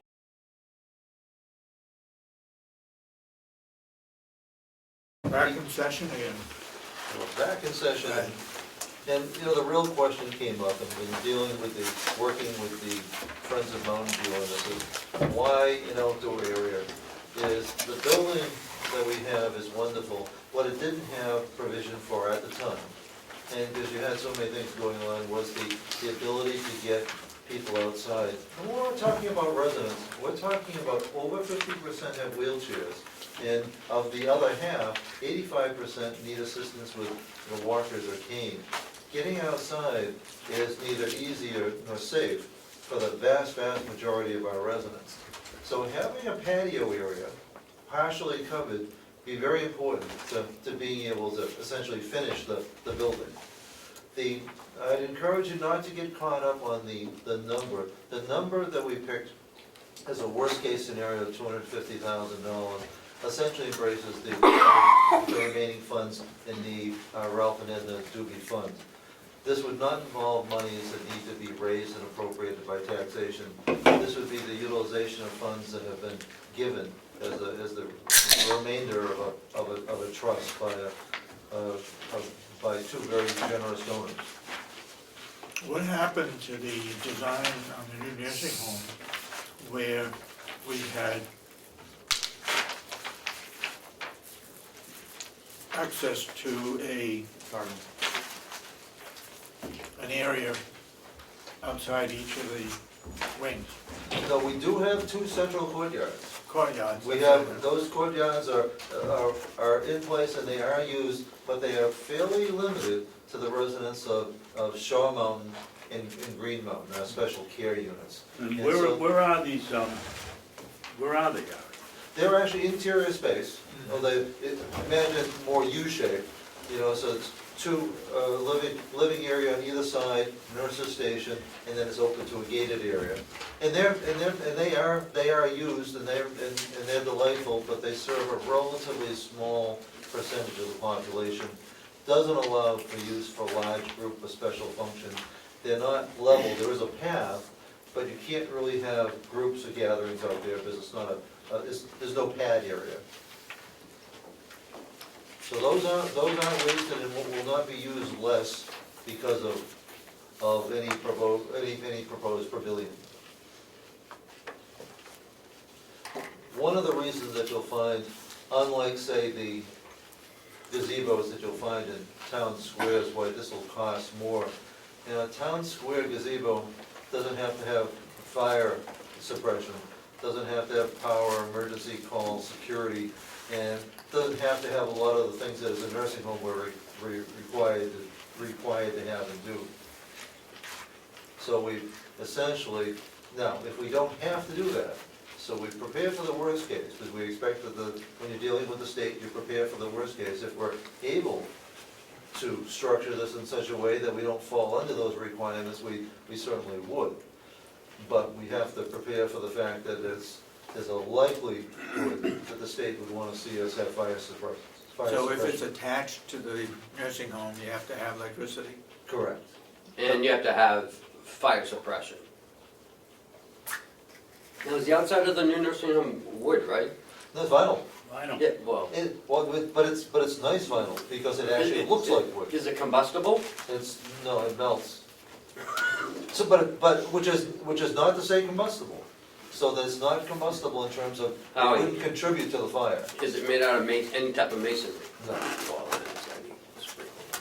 The pavilion over at the old nursing home, that was used quite a bit. Now, you don't have electricity and fire suppression in that at that time, did you? No, the pavilion you're talking about the two, Gazebo? It's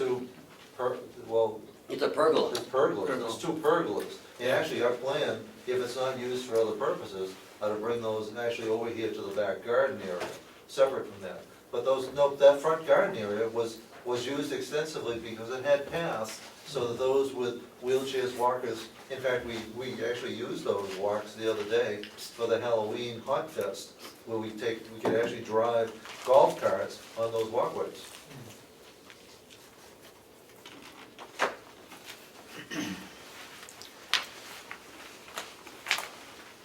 So essentially what we're asking in this budget process is not any kind of approval to go forward with the project, but to allocate the funds so that if upon later review, it was found to make sense that there would be monies available to go forward with it. Wouldn't 150,000 be more reasonable It's than the 250,000? It's the fire suppression, it is large, there's a concrete pad, it has to be secure, all the secure systems have to be, we're also talking about modifying the main building to create an entranceway and automatic opening doors, things that you don't would never have on a gazebo by itself. But we could easily have $12,000 to $15,000 of changes just to the entranceway to make this connector work, so that somebody with a wheelchair can get in and out without assistance. Now, there's also the hope that's been expressed by the Friends of Mountain View, that this would be an opportunity to be able to raise money. So rather than, even though it would be, we're earmarking it from the Doobie Fund, they still see this as an opportunity of being able to raise significant funds. It's easier to raise money for a building than it is for operations, and they see this as a naming event.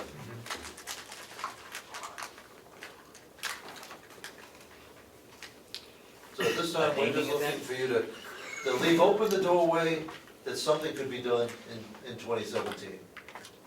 I think it's a great idea. I've always supported getting residents outside, whether they bus them to some park somewhere or Christmas tree lighting or whatever.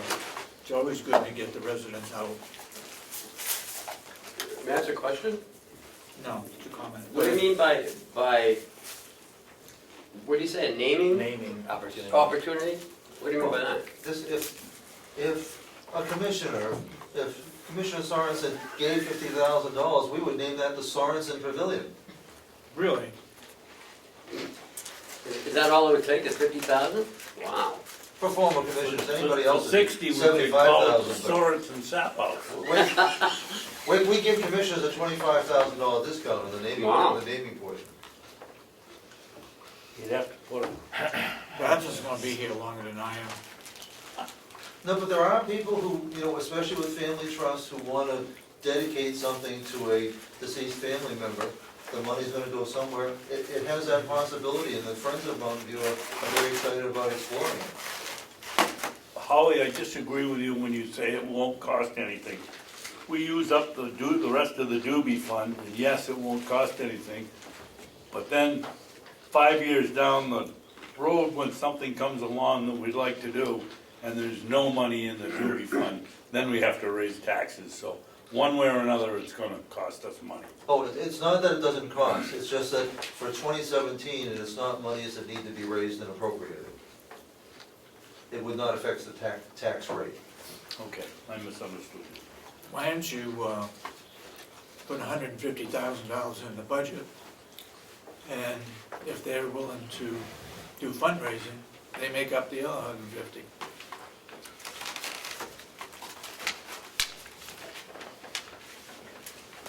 Now, being devil's advocate, A matching grant. no, being devil's advocate, I say, well, it's gonna be, and having done an awful lot of capital development in the past, it's a lot easier to raise money when something's actually started, when it's not just theory. You can raise more money when the tractor's out back than when it's just paper. So that if you really want them to be able to raise a lot of money, it can't be a theoretical project, it'd be an actual one. It'd be better, saying this as a fund developer, for the project to start and for them to be able to get the money and return it essentially to the Doobie Fund.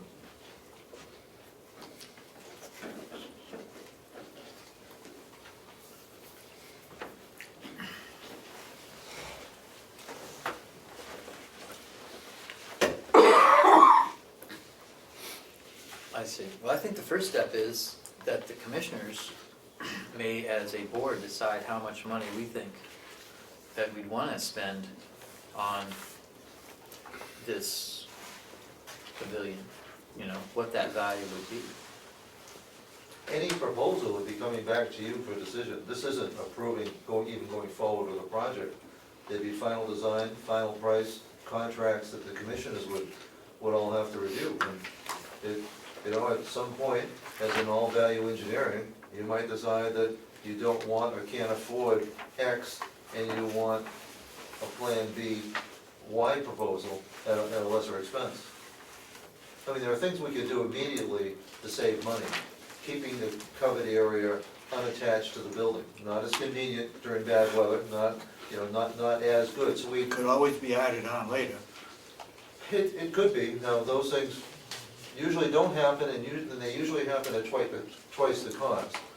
We've proposed something that at its face value is complete. It could be that, you know, to save money, if that fire suppression system costs $75,000 and we don't wanna spend it, we don't connect the building.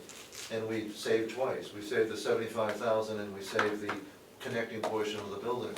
So you'll have plenty of opportunity going forward to value engineer, change, or approve these plans. This is just to provide the budgeting that gives us confidence to go forward. You predict that this is gonna be completed next year? There's no reason why it couldn't be. The architect has essentially donated his services to get us to this point. We've addressed the mechanical issues, and I say mechanical, it's really sewer and water issues. There's no reason why it couldn't be for 2017.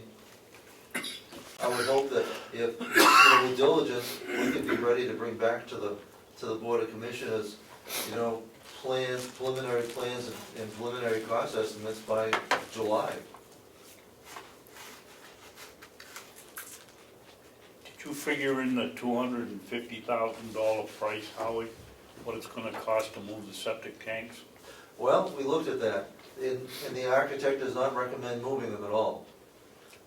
We looked at that, and I went back to the original contractor, Bonapage and Stone, and also spoke with the original site work guy. He worked for Ambrose at the time, who now works for Bonapage and Stone, Barry Salter. And he remembered exactly where everything is. The plan that you have in front of us does not move them, it moves the building beyond them. It was cheaper, far less expensive to add fill to that fire road and build it up than it was to even think about moving those tanks. Is it gonna be in the fire road? It is. Is that gonna be a problem with the fire department? Not if we move the fire road. We can't eliminate Oh, the you fire gotta road. remove We have to bump it out, but that's relatively inexpensive to do. Because the fire department, even if the fire department didn't want to, we would want to be sure that we have vehicle access all around the building. It's the right thing to do. Yep. But you're right about those sewer tanks, that was the problem. And for those who think even longer, if 5 years, 10 years from now, you still want to add on to the building, that building was made to be added on to. It does not impede that ability at all, that is further west, as it were, that point of connection. So it would not hinder future expansion possibilities. Like maybe adding on a laundry? If we were dreaming, what I'd like to do is to move the laundry as part of an assisted living wing. We will never get approval for more nursing home beds, but adding assisted living beds would be a logical expansion, and and the building was designed for that, but that would also be exactly the right time to bring over the laundry. Heating plant can stay where it is, but the laundry would be wonderful to have in-house. Howie, not to change the subject, but you just brought up something that makes absolutely no sense to me. Every place we go, you read that Carroll County is the first or second fastest aging population in the state. Correct. We went to somewhere as commissioners that said by 2025, our senior population would increase 48%. I think that was the lady from HH&S or whatever it is up in Whitefield.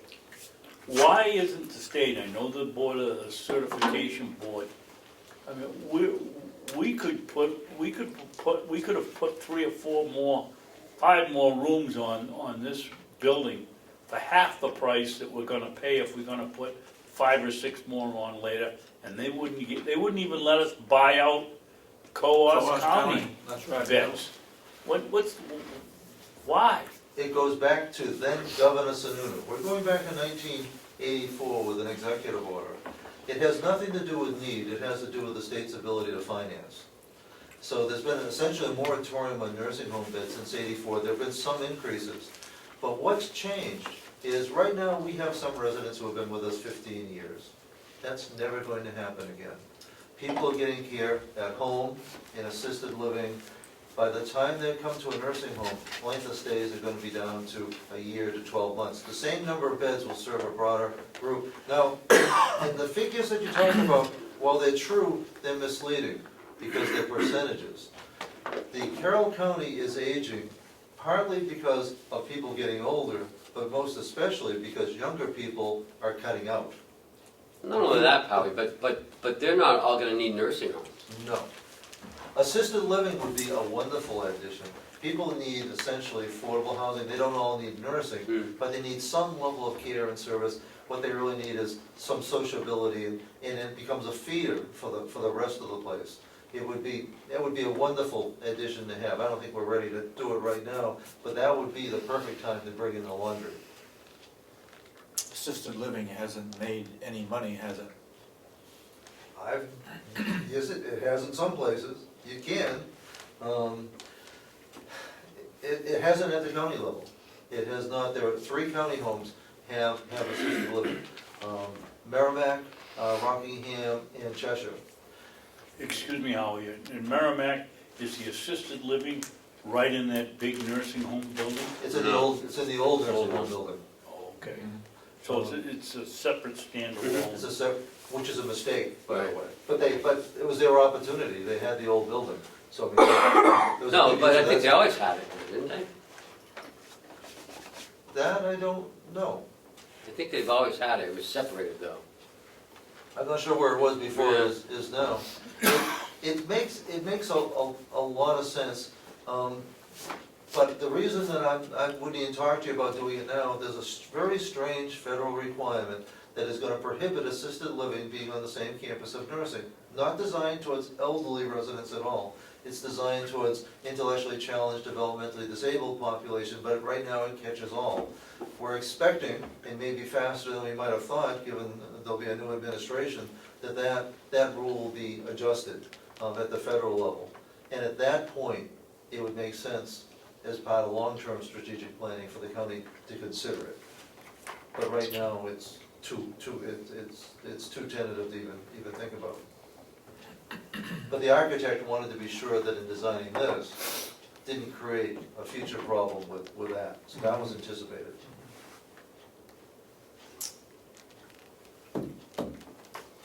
How about, well, if we build this, can we put washers and dryers out there? No, but we put a fire pit. Well, halfway It's there. amazing, of all the people we've talked to, the idea of a fire pit is something that just kind of is nostalgic. It's something that wants to bring people out to do something. It's the sunset, it's a fire pit, it's the s'mores, it's very inexpensive, but it's something that just conjures up a whole different feeling.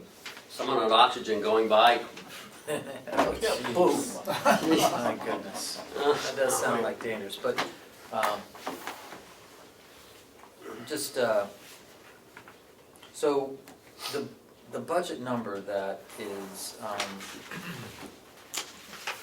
have they worked this budget out? Is there any spreadsheet for a budget from the architects, or they No. just kind of threw out a number? Where are we getting this number, this 250? That's what's left in the It's Doobie Trust Fund. what's left in the Doobie Fund.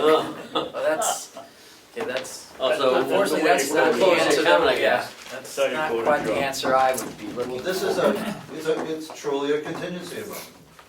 It's not an expected expenditure. It would certainly seem to be adequate or more than adequate to the cause.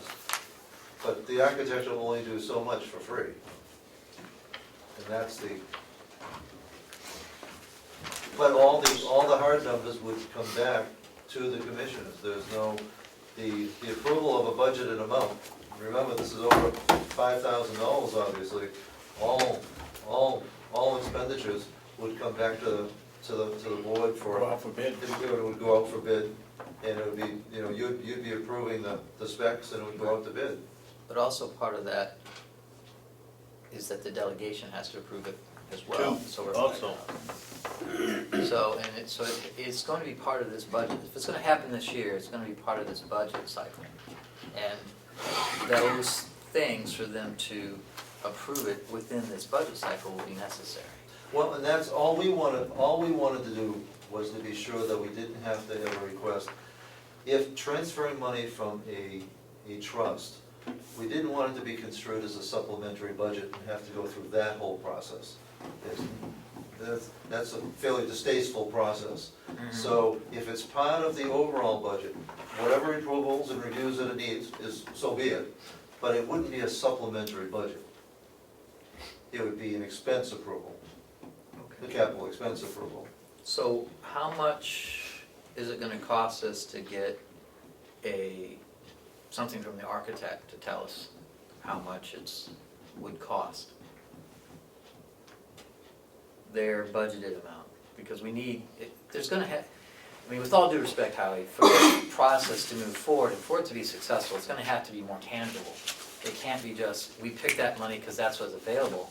I mean, you know, delegation is voted by, you know, the citizens of this county. They're just not doing them their just due. If they're like, okay, that's how much is in there, that sounds good. And later on, whatever the budget is, that's gonna have to be part of the process, is that we have something more tangible. It seems like we're a little ahead of ourselves. We need, if we think this is something that's worthy, and presumably that the worthiness of this was decided by the Friends of Mountain View, and they had the authority to decide this by? No authority, they just had the interest and chose to pursue it and develop it. Okay, and so they've kind of gotten to a point where now they need it to actually reach the proper procedure of getting the money authorized to be dispersed from the general fund to purchase it. Well, the alternative is to budget an actual expense of say $15,000 to $20,000 to do the full-blown development specs and preliminary bidding to come up with a higher number. And being cheap, the idea of getting something for free, not obligating you in any way, seemed to be the more fiscally responsible way. Because what if you spend all that money to get a price and then you decide you don't want it, you've already spent that money. So I was trying to save the at-risk front money without putting you at any greater risk, without putting you at any obligation to go forward with the project at all. Budgeting the money is no obligation to go forward with a project at all, much less in its present form. It's no obligation, but once approved by the delegation, the commissioners would be able to spend it. So I think the delegation would, before they authorize that appropriation, would be reluctant to okay it without having more supplemental information to go forward. Oh, at the time we come back, say in July, to the commissioners and the delegation, you'd have all that hard numbers. I mean, that'd be the design specs, the prices, preliminary pricing, everything else, because we know that you would never approve it without it. Could I direct a question as the financial director? Does that seem like the way the flow would go? This is a gray area, because it's a trust fund. It's not clear it's covered by state law. But if it's the commissioners who are approving and spending the money, then it flips into the area where you must appropriate to spend.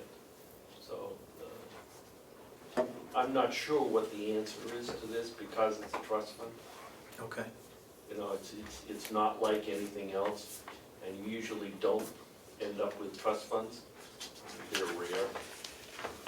Or if they exist, they usually have a set of rules that says how it can be spent. Right. That's predetermined by the donor. Right. So that you don't need to go through this folder all to get it done. But this, in my view, doesn't have that set of rules, so it's in a gray area. And I would want to ask a lawyer for an opinion on how can this be spent by the commissioners. If it's, as I just said, if it would had a preset of rules, or it had somebody who was in charge of the trust fund, then they could approve it, and you wouldn't have to worry about it. They could just donate it. But that doesn't exist in this case, so it's unknown.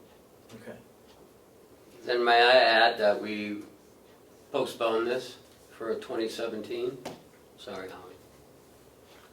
Because we're getting toward the end of 2016, and we need to know by next week and we're not gonna get any legal opinion in 1 week, plus all the other research, cost and, I think that,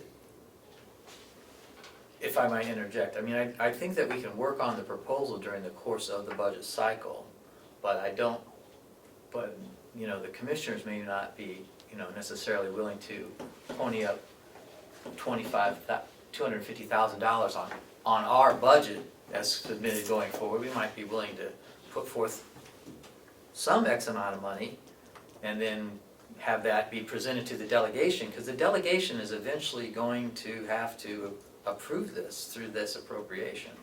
So it's, as I the way I understood it, you know, from the financial director. So I'm just seeing the process as being that in order for it to get approved, there's gonna have to be more information. So at some point, we're gonna have to spend a little money to try to put together a drawing and a budget, because they're not gonna approve it until that happens, you know? And so, and they can, you know, if they wanna put more money into it, they can, but it just, Well, they can't without our approval too. no, sure they can. Well, They we can't take have, money we out of the actually. trust fund.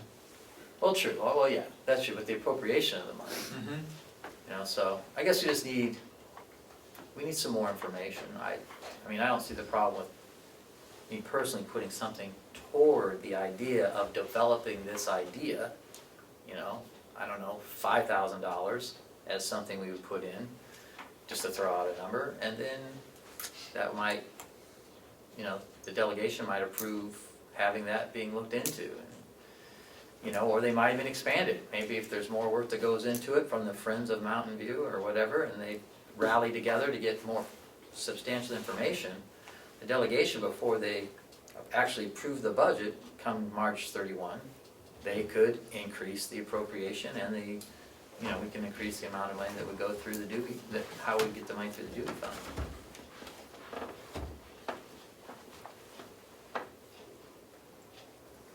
I think we have options, given that it is not money that will affect the tax rate, so deferring it is not killing it. It just means a different approach, even if it becomes mid-budget year, it would still be, the delegation is still meeting quarterly, the commissioners are meeting, so you'd have a chance next year to have all those facts and figures before you and to be able to take action if it's deemed appropriate. Do I hear a motion to add anything to the budget for this project?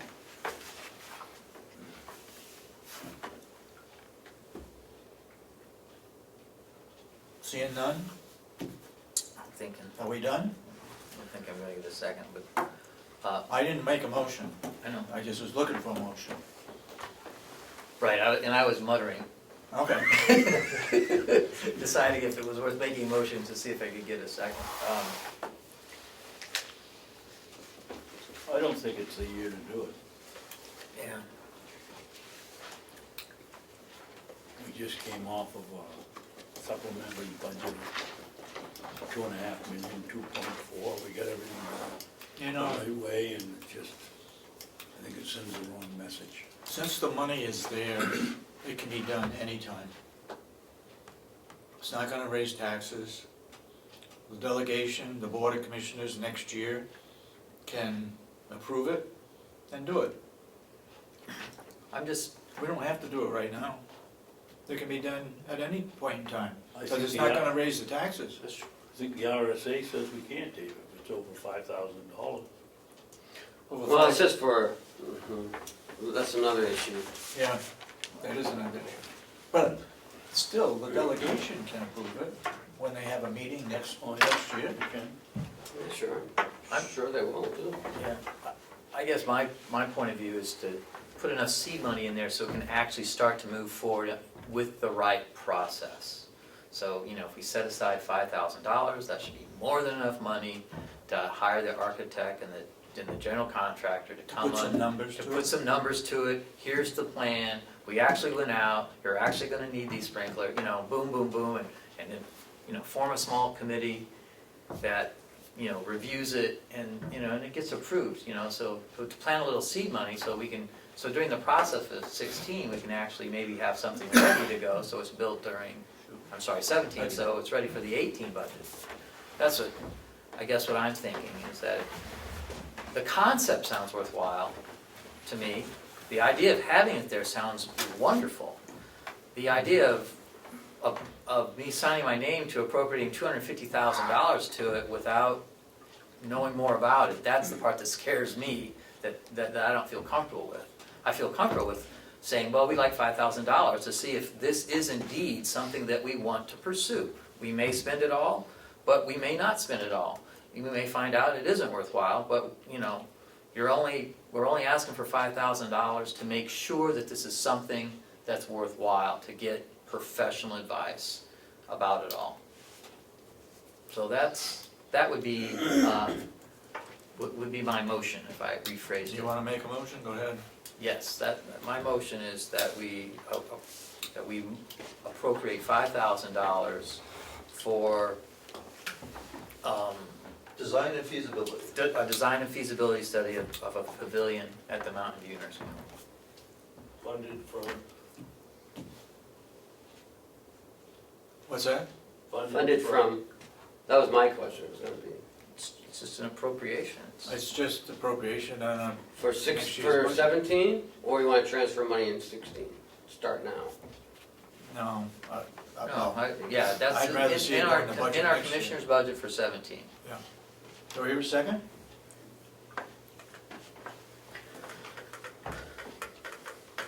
Guess not. No, that was good.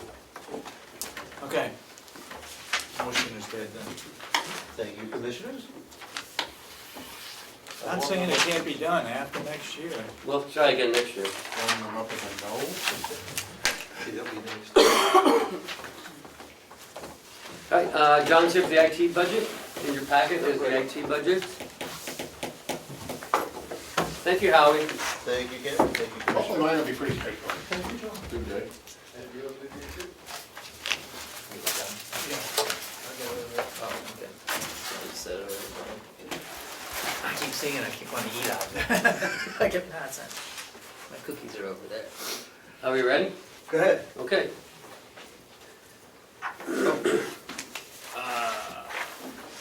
So in the 17 budget, we have $10,580. Is it the same as this year? Well, what'd you get? Because you actually did this. Yeah, can you just give us a page reference? That'll be Chuck will. Well, there's only one page. it's in your packet. Oh, I'm sorry, I was referring to the old budget. Okay. The first line is 017 training. Currently in this year's budget, we have $10,580. I'm proposing the same for next year. And what this will cover is additional training as necessary in Kronos and ACS, or whatever package we end up purchasing for purchase order system, accounts payable system, perhaps a switch in payroll systems, but ongoing training. Next line is 029 licensing. That covers all of the things that you would normally see under this antivirus, spam filter, backup, internet filter, for a total of $14,525. 036 supplies and repairs is miscellaneous supplies and repairs. We don't know what they're going to be right now, but they're going to happen next year, and that covers that, anything that the IT department has to fix. 066, computer expense contracts. It's annual software contracts, and that includes things like ACS, Kronos, and all of the other software packages that we have. I might interject, those contracts are department-specific contracts as opposed to 098 countywide contracts. That's the designation between the two. 097 is new equipment, it's workstations, Barracuda backup system, a projector set up for this room, which would allow us to do presentations easily for the delegation or for training or for Commissioners meetings. Barracuda Archiver, data rack and miscellaneous, and the spots program for the attorney's office. Why doesn't that go on the attorney's budget? Because it's considered software. It's IT related. It's IT related. Okay. One of the things we tried to do going back a couple of years is gather up all the various components of IT expenditures and pull them into one spot so that both you guys here and the delegation can get an actual grip on what this county spends on IT. And so as I discover various software components from the various departments, I transfer them, or they get transferred out of the individual department into my line item, my budget. And we've actually done that with a couple new contracts this year. County attorney spends money for their Carroll contract. That came out of their budget and got moved into my budget because it's really IT related. Reliance training, we found that over at the nursing home, that was in their budget this year. That got removed from their budget, put into my budget because it is, again, software. So that's why my contract budget went up, because we had appropriate decreases in other departments' budgets. John, is the workstation, is it, has the price of the workstation gone up, or is this a bigger unit, or isn't it like what we had? Every year, I will be replacing anywhere from 10 to 15% of the computers throughout the county. That gives me a 5 to 6 year rotation on all workstations. We take the new ones, we give them to the high-use people, and I rotate down to the lesser-used computers for the older ones that don't need the power. But I do replace 10 to 15%. This year, our county attorney-elect, I think I can officially call her county attorney-elect now, has requested new tablet computers. Currently, they have... New what computers? Tablet computers. They have laptops similar to what I have here. This is my own. And they're big and heavy. And because they're weighty, they don't carry them over to the courthouse. Yeah. In 2015, we added the ability for them to, from their courthouse, connect back over to their network here. We have a wireless link from our building to theirs, but they say that their laptops are just too heavy and they won't bring them over there and use it. They're requesting tablets, little things.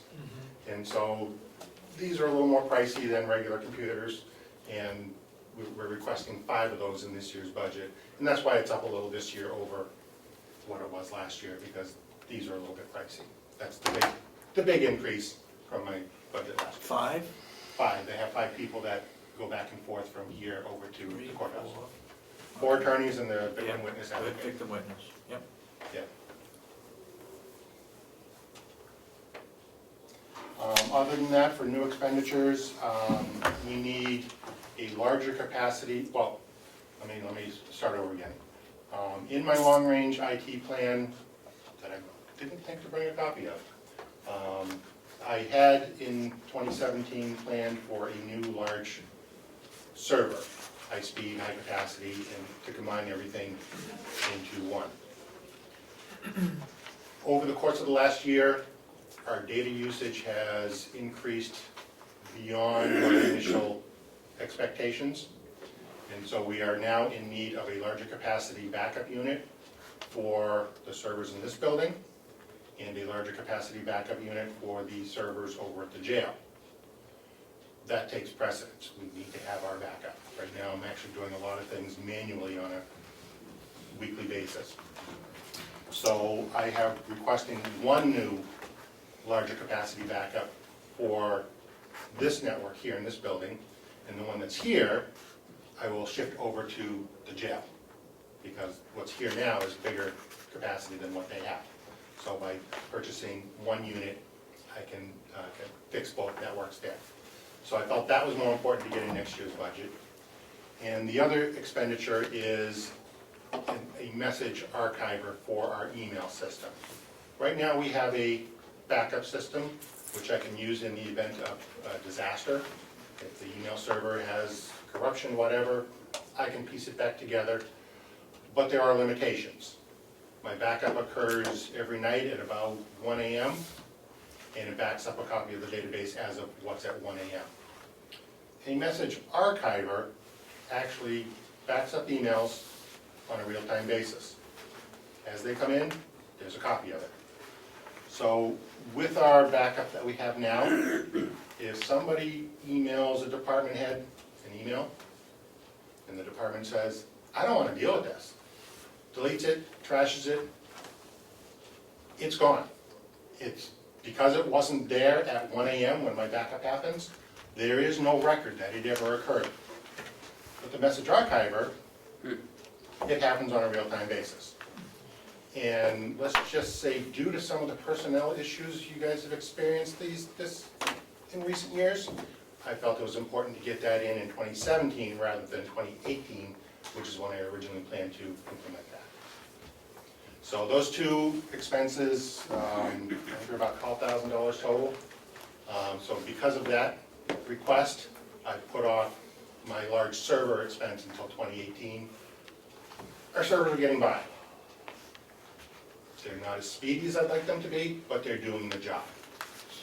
I've spread out some of the processing over the various pieces of hardware to get the maximum use I can, and I'm comfortable that we can get one more year out of them, and then in 2018, I'll come back before you with that big expense, because that's gonna be a $20,000 hit in that capital budget. So I put that off until 2018 so I could get my backup and my message archiver in 2017. I felt that was more important.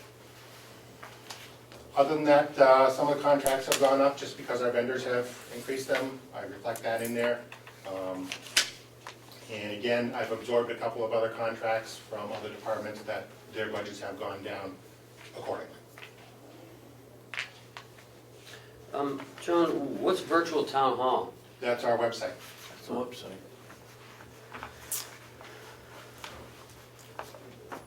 And they are not increasing their price. Now, what is that, just to have them do any They, changes we want, or can they update it, upgrade it? we update it ourselves. No, how about upgrading? Like a different format? Virtual Town Hall has a pretty standardized format. Oh, so that's all they have. They do a lot of municipalities throughout this state and other states. Oh, okay. And if you look at them, they all have the same basic Okay. format. We can add individual pages and things like that and do some customization, but the same basic format is what they offer. I didn't hear when you get started on this. Did the IT committee look at this budget? Yeah. I meet They with will the, soon. I meet with the individual department heads every year to discuss their needs. Oh, yes, I'm sorry, you said the IT IT committee. committee. Not the subcommittee. Yeah, that's a good point. Did the IT committee look at that? No, but it's all department heads. We don't, Somebody from most of the departments, yeah. I don't remember the last time we had a meeting. Was when to go over the fiber optics. Right. I think it'd be a good idea to have an IT committee meeting and have them approve it, that they recommend this to the Board of Commissioners. That's why we had the IT committee to start with. Yep. The commissioner is. But can I say though that it's the same people that go to I don't John care. for these things? If they're all together, they meet and they look at it, individually, they could say yes or no, I needed more money in this area. Okay. I just think the IT committee is. You call it an IT It's committee? not a bad tomorrow? idea to have their approval on what I'm submitting. You'll probably- It'll be asked at some point in time. But If it isn't, we're gonna get chewed out if we don't. Let's But I do it. thought like one of the delegation members was on the. Fidelli is an ad hoc member of the. Yeah, he has no voting No, authority. that's all right. Well, I mean, I guess I just can't quite recall all of it, but I thought that there were, members of the delegation that were supposedly part of it, so. No, just that. Only one. Just the one. just- Yep. All right, we'll have one before next Wednesday, obviously.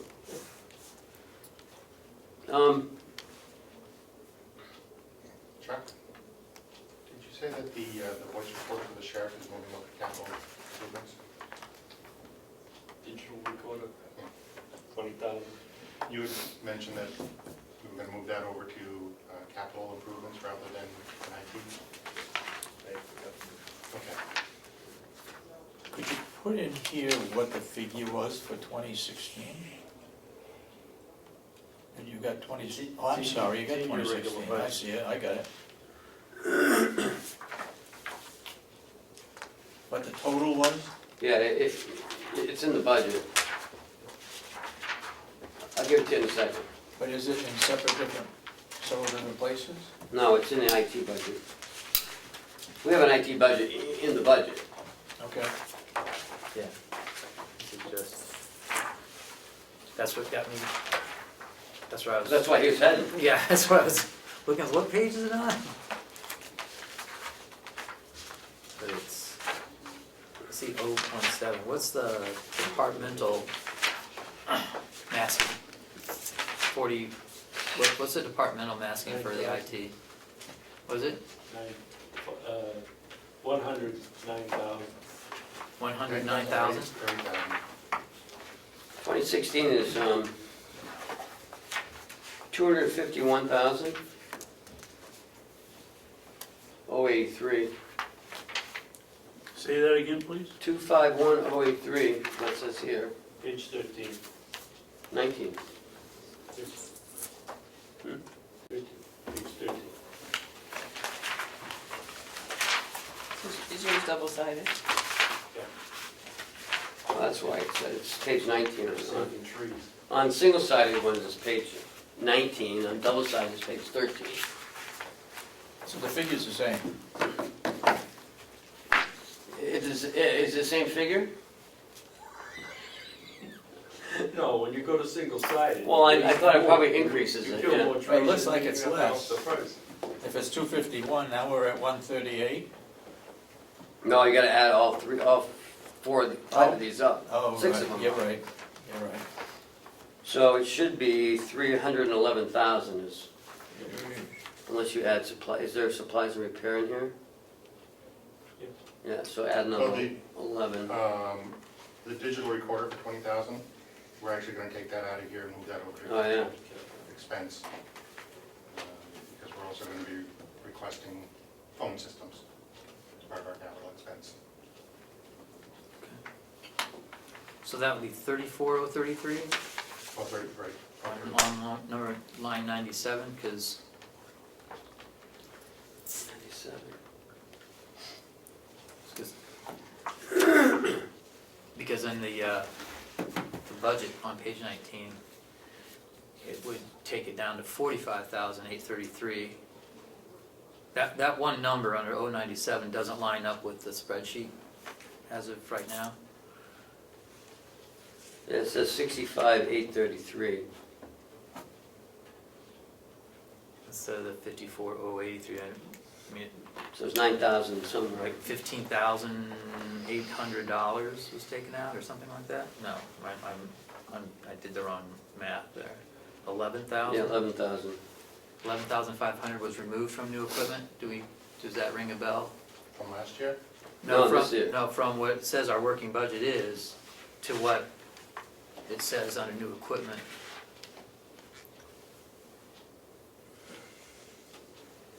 So it appears that already 11,500 was removed. That's 6 is right.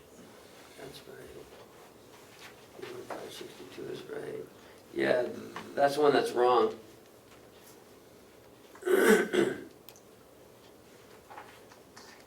So Chuck, you check what your numbers are.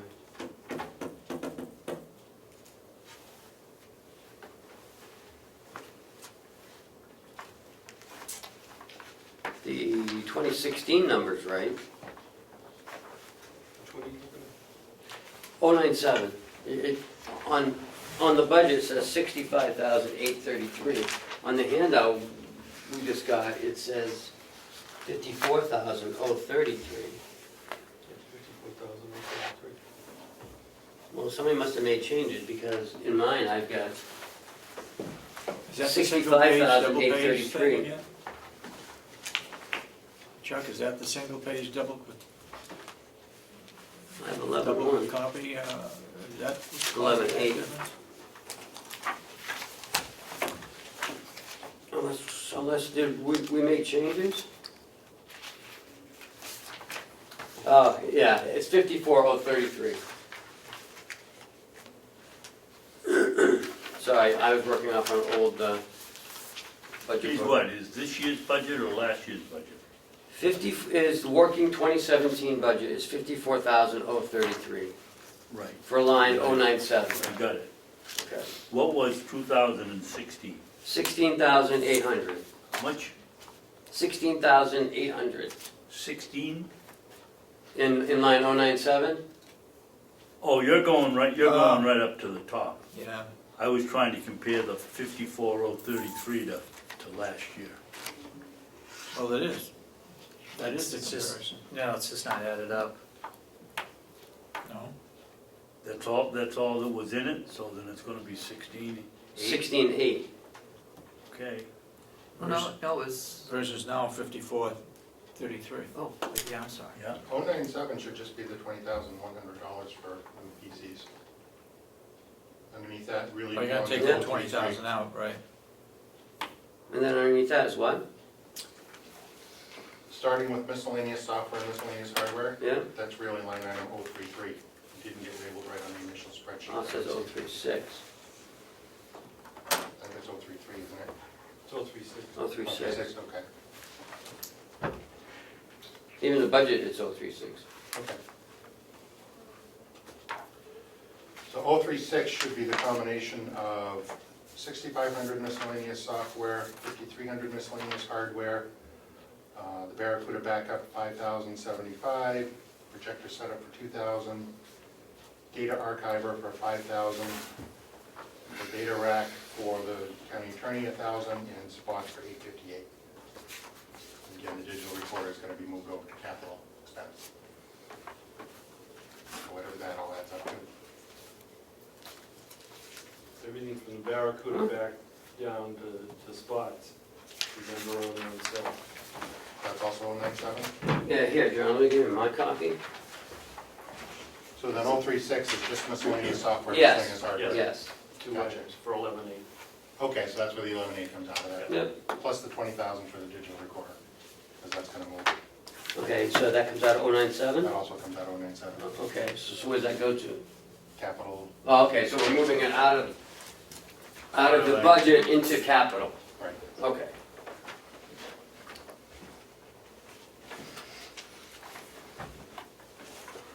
So it's 34,033. And make that a note for Kathy. Yeah. Well, just take it out of the budget too.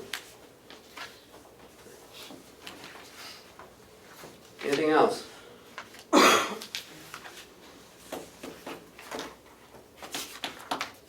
No? I don't think so. Gentlemen, anything else? No? Thank you. Give it to the IT committee. Yep, Thank you, John. we'll meet as soon as we can.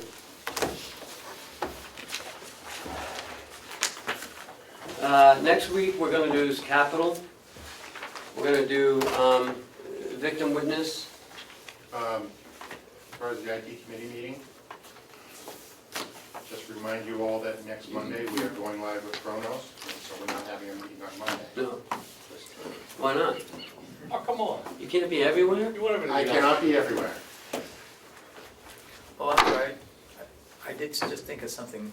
The purchase order software was, I believe that was approved for this, to be purchased this fiscal year. If it is not purchased, it will be encumbered, taken in next year. Okay. All right, just double checking on that. And as far as the fiber optic is concerned, the additional Was done last stress year. on the system. Last year's budget. We're not live with the fiber yet. The This year's fiber's in place, all my hardware is in place. I am working with the state and waiting on them at this point. I need to, They need to program our new connection to their connection for, to communicate with spots. We have 3 spots, sections if you will, that dispatch uses spots, jail uses spots, as well as their fingerprinting machine, which is part of that same state network. And then we're also adding in, I'm sorry? County attorney spot? And the county attorney, we're pre-programming that so that when they go live, they'll have it. So I'm waiting on them to do their programming before I can go live with it here, but I'm ready. I'm waiting on it. Okay, so that's coming soon. It is. I'm We're ready. hoping by the end of the year we'll be live, Really? as far as the whole campus being connected. Okay, I mean, as it is, I can, from my cage, I can actually communicate with hardware over the fiber. My equipment is in place. all right, great. Thank you. Okay. Next week, we're doing victim witness, capital, revenue, medical, dental, and the big pot of money for the raises. And that's on Friday, Tuesday, On Tuesday next week. not Wednesday. No, it's on the It 15th, changes. Tuesday the 15th. I would like to also recommend that we meet on Tuesday the 22nd, because it's right before Thanksgiving. Do you have a problem, if does anybody have an issue with that? That was brought forth by Commissioner Babson, thought that'd be a better idea. Does make sense. I don't have a problem with meeting that. I don't. Okay. Write it down in your book. You bringing the Forget. turkey? No. Okay. And so that's the plan, to get everything pretty much firmed up next Tuesday. That was my Then- next. Yep, the next Tuesday, then the following Tuesday is when you are gonna look at it, because you need to sign it before it goes to Concord on the 30th. So that'll give you some time Right. to look at So everything. next Tuesday's budget worksheet, you're gonna give us a clean budget worksheet that has all the numbers in it, all of the numbers in it, so we can see the proposed tax Yes. rate. Yes, Okay. yep, Or amount to be raised by taxes, not the rate. yes. All right. Because Chuck will have those numbers, right? And Right, so that'll be next week, and then we'll have a whole week to Digest it. pull out, pull our hair out a little bit. And if we need to make adjustments, we have we have Tuesday the 22nd to make those adjustments. Because then we can meet again on the 28th or 29th. I mean, the 29th or 30th, I can't see that far. Yes, well, the 29th will be another Tuesday, the 30th is Wednesday. Right, so if we go back to our regular Wednesday meetings, then if we need to change anything, we can, and then you can sign it. But 99.9% will be done on the 22nd. Okay. So. Unless you see some weird thing that you want to change. Okay, is it also possible for you to have the Department of Revenue form also crosswalked over so we can Oh, look at he'll it? have that filled out by then, right? By the 30th, you'll have that done. I hope so, because you need to get it into Concord by the 1st. Right, well, yeah, the thing we actually sign and send is that form, but part of the process is to make sure that this gets crosswalked Yeah. properly onto that form. Yep. You know, before we sign it, so Yep. I just thought it might be nice to have that before the 30th. Right, you'll have that on the 22nd too, right? No? What you do on the 22nd, at the end of that meeting, then. That's when you make your changes. That- So he can email it to you, and then you'll have maybe Friday, Saturday, Sunday, Monday, Tuesday to look at it, and then on Wednesday, when you come on the 30th, you'll have all your, whatever change you want made, you can do it. Or if you have questions. I don't think I mean, presumably I won't have to there won't be any changes made at that point, it'll just be making sure that the numbers are jiving. Form is filled out. Before it's filled out. Just 'cause I think no, maybe I don't have to sign it, we all You do? sign the other No. one. We all No. sign it, that Use other it. one's the one that I only sign. You as the clerk signs it, I believe. I think, that isn't the one in December he signs? I think the one in December, just the clerks. Yeah, just you sign it, because that happened last year. Yeah. Yeah. Okay. Your neck is out. Exactly, that's what the crosswalk is. That's why he's so concerned about the previous sign, he'd be like, yeah, whatever. I just wanna make sure that, Do you have a date when the delegation is gonna meet in December? No, it needs to be before the second Tuesday, so, So it's probably the 12th. the second Wednesday in the RSA. yeah, so maybe the 5th or 12th. It's either the- Last year was the 8th. it's either the 5th, oh God, I hope it's not the 5th. No, it can't be, it needs to be, How about the 12th? the chair of the county delegation shall set the time and place for the first meeting of the county convention to be held during the week of the second Wednesday. So it has to be that week of the 12th on. Oh, there you go, so it will be the 12th. So it Yeah. will be the 12th. 12th or any day during that week, but Yeah, they- normally it's Monday. During the week of the second Wednesday of December, in each even numbered year. Okay. Okay. And then it sits for 28 days, and then we'll have our first delegation meeting in January. No action can take place until after the first Right. meeting. Well, it's gonna sit for 28 days after that. Yeah. So the 12th, 7, 14, 21, has to be mid-January. Any questions? By that time, the new commissioners will be. Oh, yeah, they'll be already in. Commissioner Babson knows all the answers, so he can Right. explain it to the other two very Absolutely. easily. Yeah, so we're gonna go Tuesday, then back to our Wednesdays on the 30th. And then we'll keep it Wednesday, hopefully, until then. You got one more thing on the agenda, Which one? resignations. Yeah.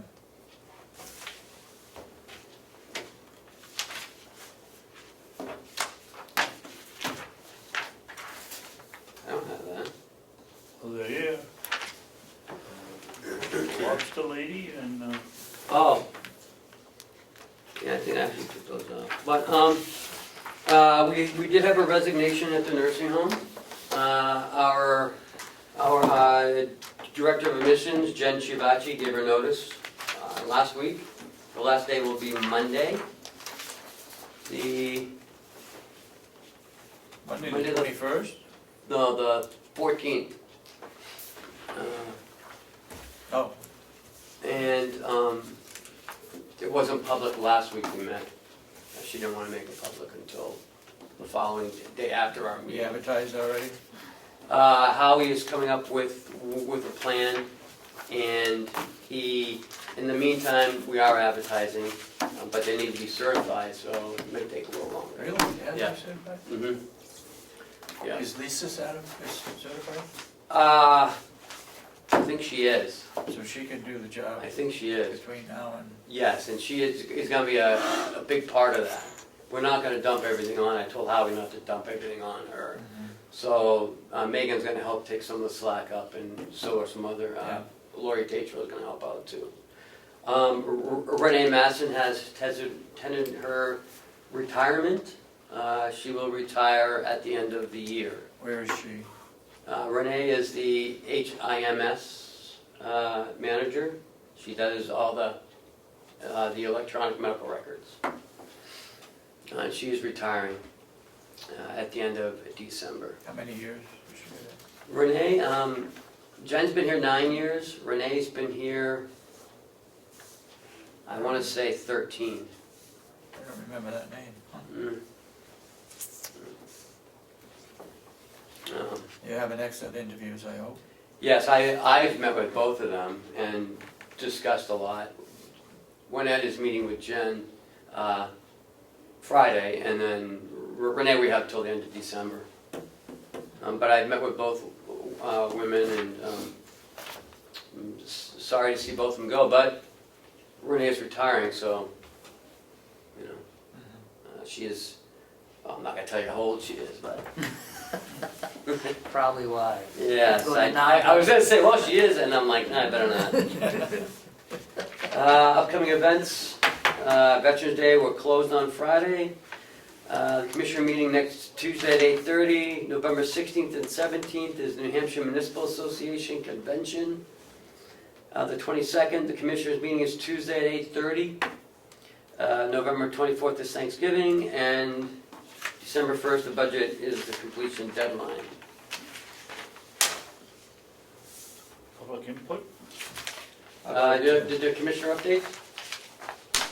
Yeah, you must have a commissioner update, don't you? No, I just took care of it with the ad and the Republican ad saying the farm lot 400,000. That was my only comment. You actually get a response back. I did? Mm-hmm. Is it to me? Yes. I'll Well, it's read to one. you and to me and to David. So, just want to let you know. Who's it from? Representative Avellini. Okay, I'll read it when I get downstairs.